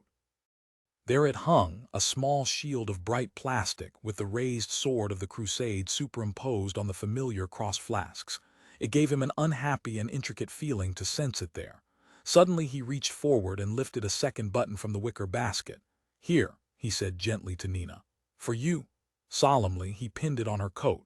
Nina smiled faintly and reached out to touch his hand. "Now we all have one," the sharp-faced girl said shyly. Cusick paid her for the second button, and she scrupulously put the money with the other contributions. The 6 people in the back seat rode on through the rain, silent and subdued, each deep in his own thoughts. Cusick wondered what the 4 kids would be doing and thinking in a few more days. God knew. God and Jones, the 2 of them, knew. He certainly didn't. The driver let off the kids at a central intersection. The doors slammed after them. They waved thankfully, and again the car picked up speed. Ahead lay the ominous gray square that was the reinforced, bomb-proof Fedgov buildings. They were almost there. "Those kids," Nina said sadly. "That's the way I felt not so long ago." "I know," Cusick answered. "They don't mean any harm, they just don't understand." He leaned down and kissed her. Her moist, warm lips clung futilely to his own until, regretfully, he pulled away. "Wish me luck," he told her shortly. "I do." She clutched fervently at him. "Please try not to let anything happen to you." Cusick touched his coat. Inside, in addition to the mirror, was a standard police pistol. The mirror was for Jones, the pistol was to get himself back out again past the guards. "How far inside can you get me?" he asked her. "How high does your authority go?" "All the way," she answered, face stark white, breath coming in rapid gasps. "It won't be hard, they all know me." "Here we are, sir," the driver said. The car had left the freeway. Now it was descending a long ramp toward the garages of the building. An echoing rumble rose around them. The wheels of the car were gliding over steel runners. In the gloom, lights flashed on and off. The car responded instantly. It slowed almost to a halt as the driver turned it over to the garage control. Moving at a snail's pace, it gradually came to a halt. The motor clicked off and the brake spiraled itself into lock position. They had arrived. Warily, Cusick opened the door and stepped out. He recognized this chamber. The vast concrete cave in the old days had housed his car. A gray uniformed attendant was walking over. That was the only difference. The man wore an organization uniform instead of the police brown. He touched his cap respectfully. "Evening," he murmured. "Can I have your permit?" "I'll talk to him," Nina said, slipping quickly from the car and hurrying over beside Cusick. She fumbled in her purse and got out the metal plate. "Here it is, the car's mine." "When did you want to pick it up?" the attendant asked, examining the plate and then returning it to Nina. The first hurdle, at least, was over. "You want it stored overnight? Keep it up on the ground level," Nina instructed with a questioning glance at Cusick. "We may need it any time." "Yes, ma'am," the attendant agreed, again touching his cap. "It'll be waiting for you." As they entered the elevator, Cusick's legs were weak. Nina was terribly pale. He took hold of her and dug his fingers into her arm until she winced. "I'm all right," she said brightly. "Is it always this busy?" They were crushed in with a tightly packed group of earnest-faced officials. "Not always. There's been so much lately." Her voice trailed off vaguely. "A lot of activity." The elevator closed at that moment. They stopped talking, gritted their teeth, and hung on to consciousness. Officials were muttering out floor numbers. Nina pulled herself together and said, "17, please." They emerged with a knot of fast-moving dignitaries who hurried off in various directions. Ahead loomed the reception lounge and the broad information desk. Nina advanced toward the desk, her heels clicking on the hard, polished floor. "I'd like an appointment with Mr. Jones," she said huskily to the uniformed officials behind the desk. From her purse she got out all her identification papers and laid them on the surface of the desk. "It's for this man." Leisurely, the official picked up her papers and studied them. He was middle-aged, with a bulging neck that hung in wattles over his tight collar. His fingers were plump, white, efficient.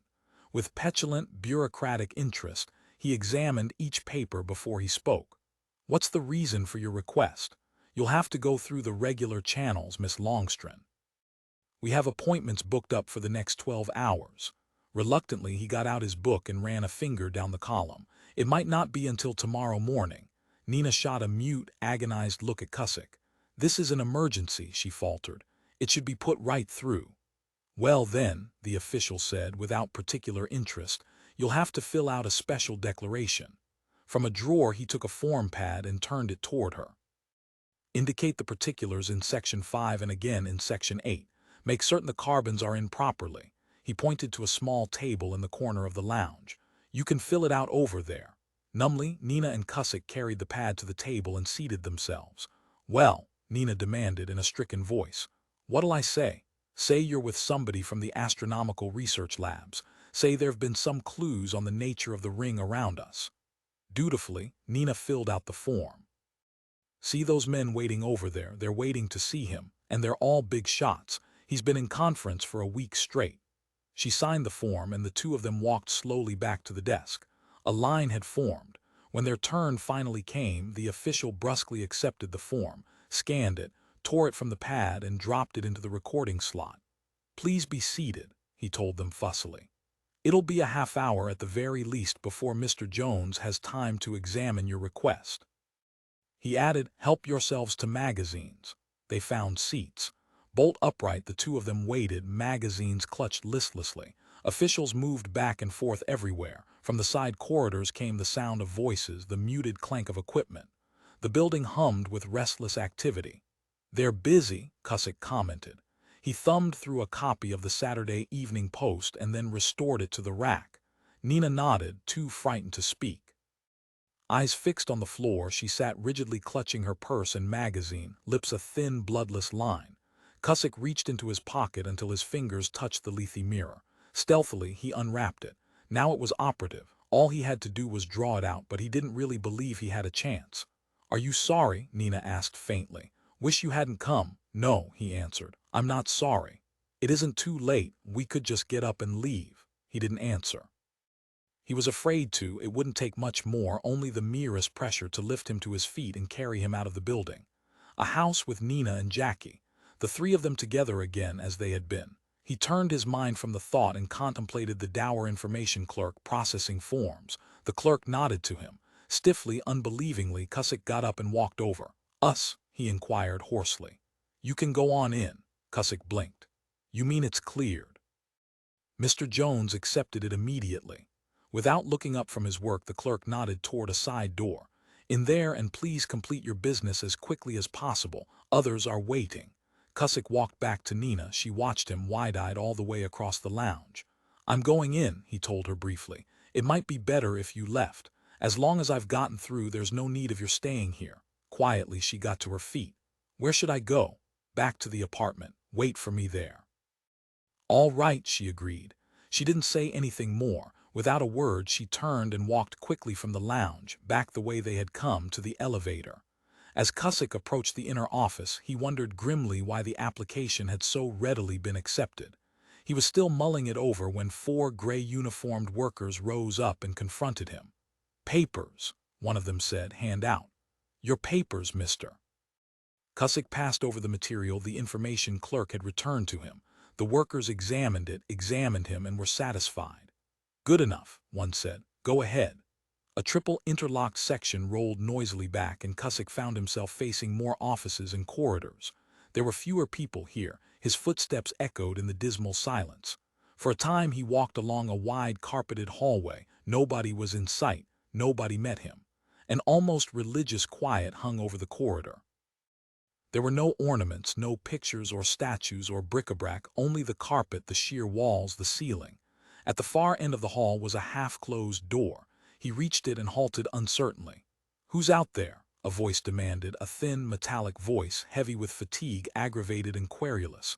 For a moment he didn't recognize it, then identification came.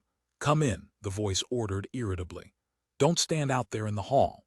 He entered, his hand around the Lethe mirror. Behind a vast littered desk sat Jones, his face wrinkled with weariness and despair. The piled-up work virtually hid him from sight, a tired, defeated puppet struggling with a mountain far too large to be lifted. "Hello, Cusick," Jones muttered, glancing up briefly. He reached out his claw-like hands and shoved aside some of the heaps of tapes and papers that covered his desk. Squinting nearsightedly, he waved at a chair. "Sit down." Stunned, Cusick advanced toward the desk. Jones had expected him. Of course, he had hidden the obvious from himself. Long before he had seen the application, long before Cusick had dictated it, Jones had known who the expert from astronomical research was. Behind Jones stood two giant, dull-faced, uniformed toughs gripping machine guns, eyes blank and impassive, as silent and unmoving as statues.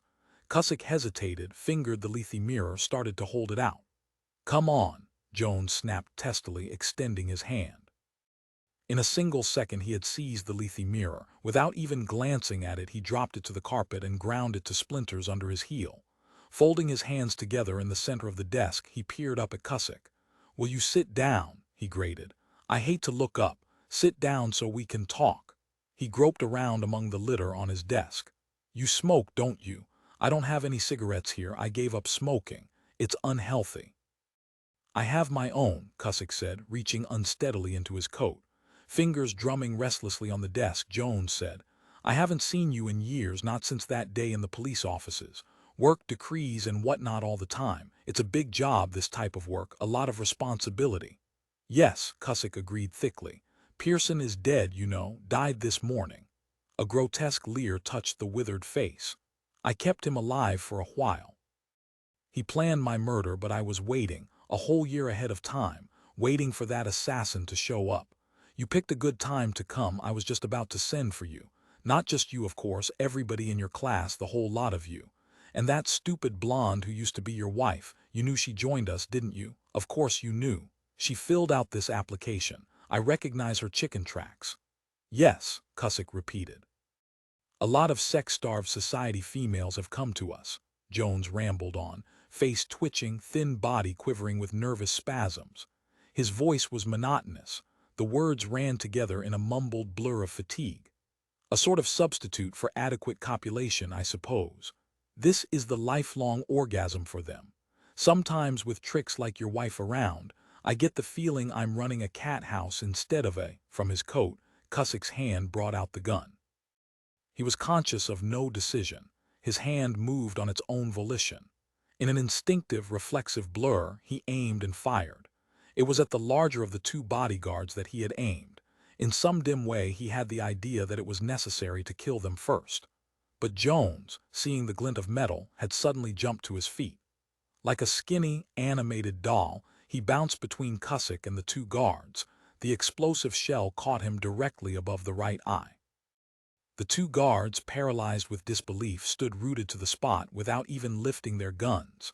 Cusick, too, was unable to stir. He stood holding the pistol, not firing at the guards, not being fired at in return. The body of Jones lay strewn across the littered desk. Jones was dead. He had killed him. It was over. It was impossible. 19 when he pushed open the apartment door, Nina gave a shriek and ran sobbing to him. Cusick caught hold of her and held her tight, his mind still swirling aimlessly. "I'm okay," he muttered. "He's dead. It's over." She backed away, face streaked with tears, eyes red and swimming. "You killed him." There was only disbelief there, without comprehension. He felt the same way. Her expression mirrored his own. "But how?" "I shot him." He was still holding the pistol. They had let him walk out of the building. Nobody had tried to stop him. Nobody comprehended what had happened. He had met only dazed shock, comatose figures, stricken and lifeless. "But you couldn't have killed him," Nina repeated. "Didn't he expect it?" "I wasn't shooting at him. He was sitting down. I shot at one of the guards." Cusick rubbed his forehead uncertainly. "It was instinctive. He was talking about you. I yanked out the gun and fired. Maybe that was it. I didn't plan to. Maybe I changed time. Maybe I somehow altered the future by acting reflexively. Maybe subrational responses can't be predicted." Clutching at straws, he almost believed it. Almost he had constructed a convincing rationalization. Almost he was prepared to accept it until he saw the small brown package on the arm of the couch. "What's that?" he demanded. "This." Nina picked it up. "I haven't any idea. It came before I got here, from the organization." She held it out. "It's addressed to you." It was lying in the hall, propped against the door. Cusick took it.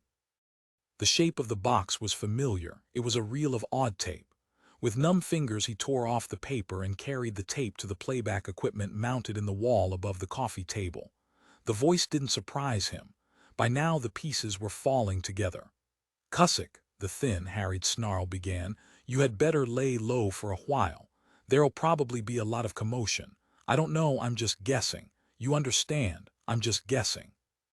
As far as you're concerned, I've lost my ability and you realize why. Yes, he realized why. Jones had seen everything up until the moment of his death. But that was all, nothing beyond that. You did a good clean job, Jones' voice continued, the harsh metallic mutter that he had heard not half an hour ago.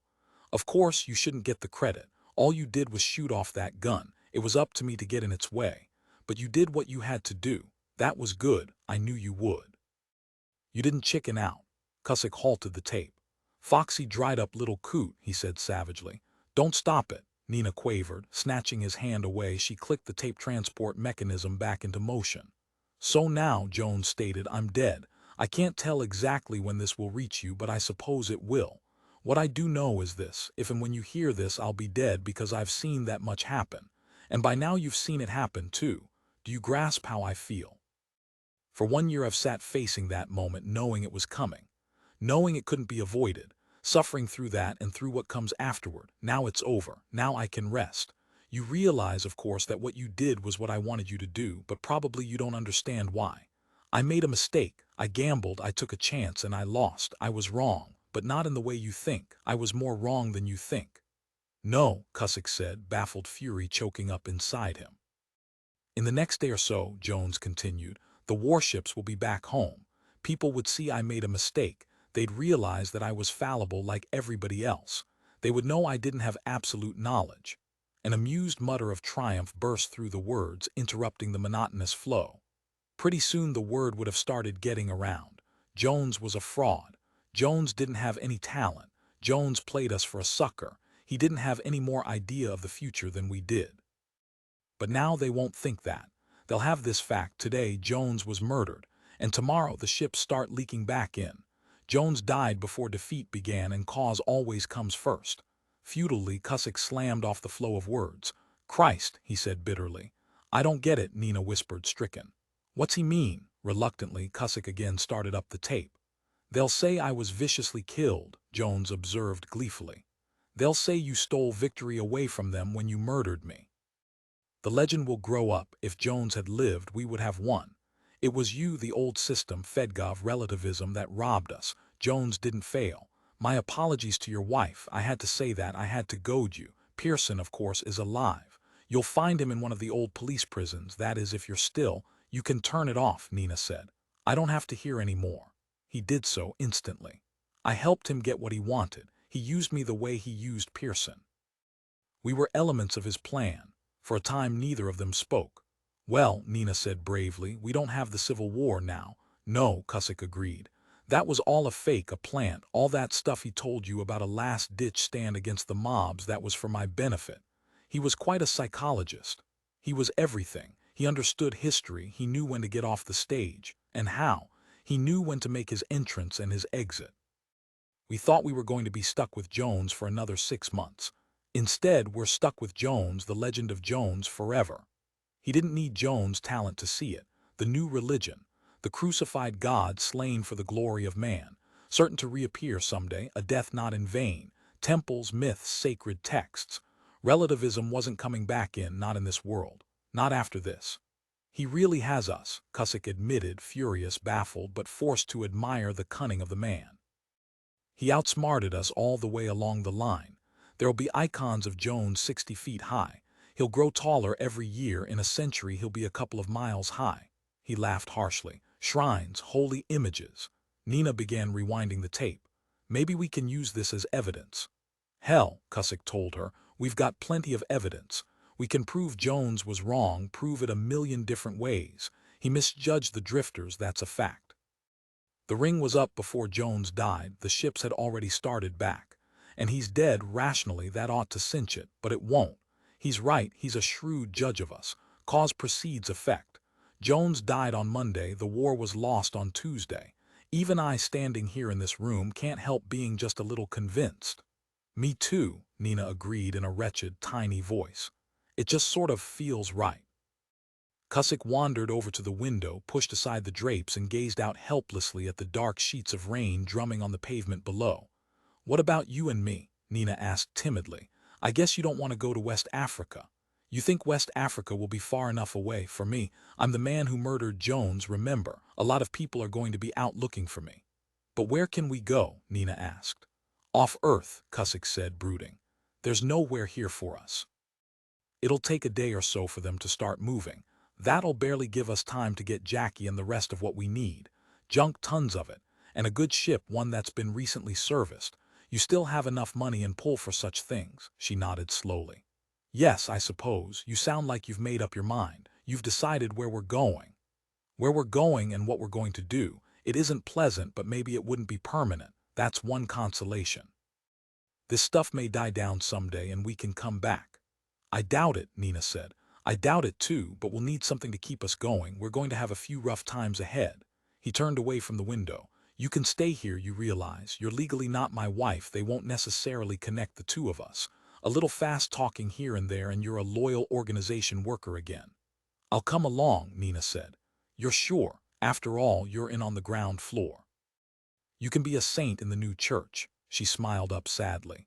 You know I want to come along, so let's stop stalling around. Good, Cusick agreed, a little happier. In fact, a lot happier. Bending, he kissed her on the nose.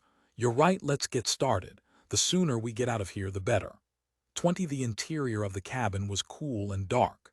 The air, moist with the swirling mist from outside, drifted up in Louis' face and momentarily cut off his view.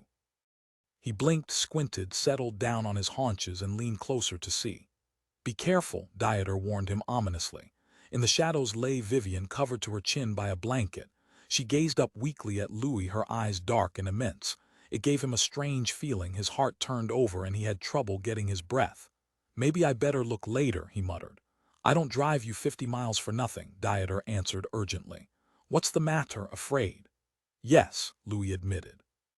Do I have to look? Fear took over and he backed hurriedly away from the bed. What if it wasn't right? There was always the chance, a high chance, a better than even chance. The problem had never been solved. Maybe the genes were inviolate, as Mendel had said. But how then had evolution occurred? A vast torrent of abstract theory swept through his brain. No, he said emphatically, I can't look. Dieter strode over beside his wife. You'll be next, he said to Louis. You and Irma. And then Frank and Sid, so look. He looked. And it was all right. Trembling, he bent down. The baby was sound asleep, a reddish, healthy face, eyes shut tight, mouth slack, forehead pulled into a rubbery scowl, tiny arms stuck up, ending in bent fingers. In many ways it looked like an Earth baby, but it was. He could see that already. The nostrils were altered, he noticed that first of all. A spongy element closed each one, filter membrane to screen out the thick water vapor. And the hands. Reaching cautiously down, he took hold of the baby's tiny right hand and examined it. The fingers were webbed, no toes at all, and the chest was immense, huge lungs to gather in enough of the air to keep the fragile organism alive. And that was the proof. That was the important thing, the real thing. The baby was alive, breathing the Venusian air, withstanding the temperature, the humidity. All that remained was the problem of nutrition. Fondly, Vivian drew the baby against her body. The baby stirred, struggled fitfully, opened its eyes. What do you think of him? Vivian asked. He fine, Louis said. What's his name? Jimmy. Vivian smiled up blissfully. Presently she lifted the struggling baby up against her enlarged breasts. After a short while the struggle ceased and the frantic motion died into a greedy half-doze. Louis watched for a moment and then he tiptoed off to where Dieter stood proudly waiting. Well, Dieter demanded belligerently. Louis shrugged. It's a baby. It kicks. The youth's face flushed scarlet. Don't you understand? It's altered, it's adapted, it'll live. Sure, Louis agreed. Then he grinned and slapped the boy on the back. You're a father, you squirt. How the hell old are you? 18. How old is Vive? 17. You old patriarch. By the time you're my age, you'll have grandchildren. Virility, thy name is youth. Frank and Sid came rapidly into the cabin, followed by Laura, now 3 years old and skipping about ably. Irma appeared behind them, face anxious. Is it? She began and then became quiet and subdued as she made out the two figures in the bed. Gosh, Frank said, awed. It's real. Of course it's real, Dieter shouted. Gary appeared in the doorway. Can I come in? Come on in, Louis said. We're going to have a party. He led Laura over to the bed. You too, everybody can look. Bending over the woman and her baby, Sid said thoughtfully, the nutrition problem is solved right now. But what about later? Don't worry about it, Dieter said haughtily. With a little embarrassment he explained. Rafferty didn't overlook anything. Vive's glands, that is, the mammary secretions aren't the same. Louis and I made tests. It's milk, but it's not regular milk. Thank God, Sid said, relieved. I wouldn't want to have to keep him alive for the rest of his life, Vivian said softly. I don't think I could. Frank and Louis walked off to confer in private. This is the best thing that's happened, Frank said. Have you considered the alternative? Suppose the baby had been normal, an Earth baby geared to an Earth environment. Suppose all our progeny reverted. Yes, that's the term, reversion. Suppose we hadn't been able to pass this on. Suppose we were sports, not true mutants. Well, we're not. Thank God for that. The 8 of us would have lived out our little lifespans and then died. That would have been the end of the race, some race. They stepped out of the cool darkness, down the 3 steps, onto the walk that Dieter had laboriously erected to the main road. In the last year the colony had expanded geometrically. Smooth-surfaced roads linked each of the individual settlements with the others. In front of Dieter's cabin stood a crude metal vehicle he and Gary had built. Metal hammered from sheets rolled in their own furnace. It was a grotesque-looking object, but it served its purpose. The vehicle was powered by a storage battery. Its tires were amateurishly molded, not precisely round but serviceable. The material was a poured plastic, a sap derived from a fern-like tree. The vehicle on level ground did 10 miles an hour. Don't look at it too hard, Louis commented. It'll collapse. And that wasn't all. The bubbling fonts of hot water that spilled to the surface were natural sources of electric power. 4 generating plants had already been assembled. The new Venusian society had a constant source of heat, light, and general power. Most of the equipment had been removed from the ruined ships and scout domes, but gradually, bit by bit, handmade elements were being substituted. Looks good, Louis admitted. It does, Frank agreed. He's done a lot here, but all those silly-looking animals he's got tied up. What the hell are they for? God knows, Louis said. He leaned into the cabin and said to Dieter, What are those things standing around out here? Loftily, Dieter answered, That's my herd of wuzzles. What are they for? You going to eat them? With dignity, Dieter explained. The wuzzle was the dominant species. Intellectually, it's the most advanced indigenous life form. Tests I've conducted show the wuzzle is more intelligent than the Terran horse, pig, dog, cat, and crow put together. Heavens, Irma murmured. They're going to be our helpers, Dieter revealed sleekly. I'm teaching that particular herd to perform routine chores, so our minds will be free for constructive planning. Shaking his head, Louis backed out of the cabin. But it was a good sight. All of it. The fields, the animal sheds, the smokehouse, the silo, the main cabin, now a double-walled building with 2 bedrooms, a living room, kitchen, and indoor bathroom. And already Gary had located a substitute for wood pulp. An abortive paper had been turned out, followed by primitive type. It was only a question of time before their society became a civilization now of 9 individuals. An hour later, Frank and Sid were riding slowly back to their own settlement in their electric-driven wagon. It's good news, Frank reiterated, as the countryside crept past on each side of them. You said that 5 times already, Sid pointed out gently. It's true, though. Frank meditated, a worried frown on his face. Maybe we should stop by one of the ships. Why? We ought to build an incubator. Suppose the baby had almost adapted, but not quite. It might have died. But in an incubator, we could keep it alive until it got stronger. Adjust conditions until it could tolerate this environment, just to be on the safe side. He added plaintively, I don't want anything to happen to ours. We should drop by the domes at least, Sid said. They'd like to hear. Frank turned the wagon from the road. In a moment it was bumping over the knobby greenish slush that made up the Venusian countryside. Ahead of them lay a long line of hazy mountains. At the base was the strewn debris that had once been the Terran protective domes. The war projectiles had burst them, of course, but out of the remnants a single structure had been assembled. It was a quasi-dome, a hollow half-sphere anchored at the base of the hills. It's weird, Frank commented, seeing that there, like being outside your skin. Outside your old skin, Sid corrected. The refuge wasn't as large as theirs had been. It was only a city block long and a few hundred feet wide. It had been constructed to keep alive 3 individuals, not 8. But the principle was the same. Inside the transparent bubble lay a different world, with different temperature, atmosphere, humidity, and life forms.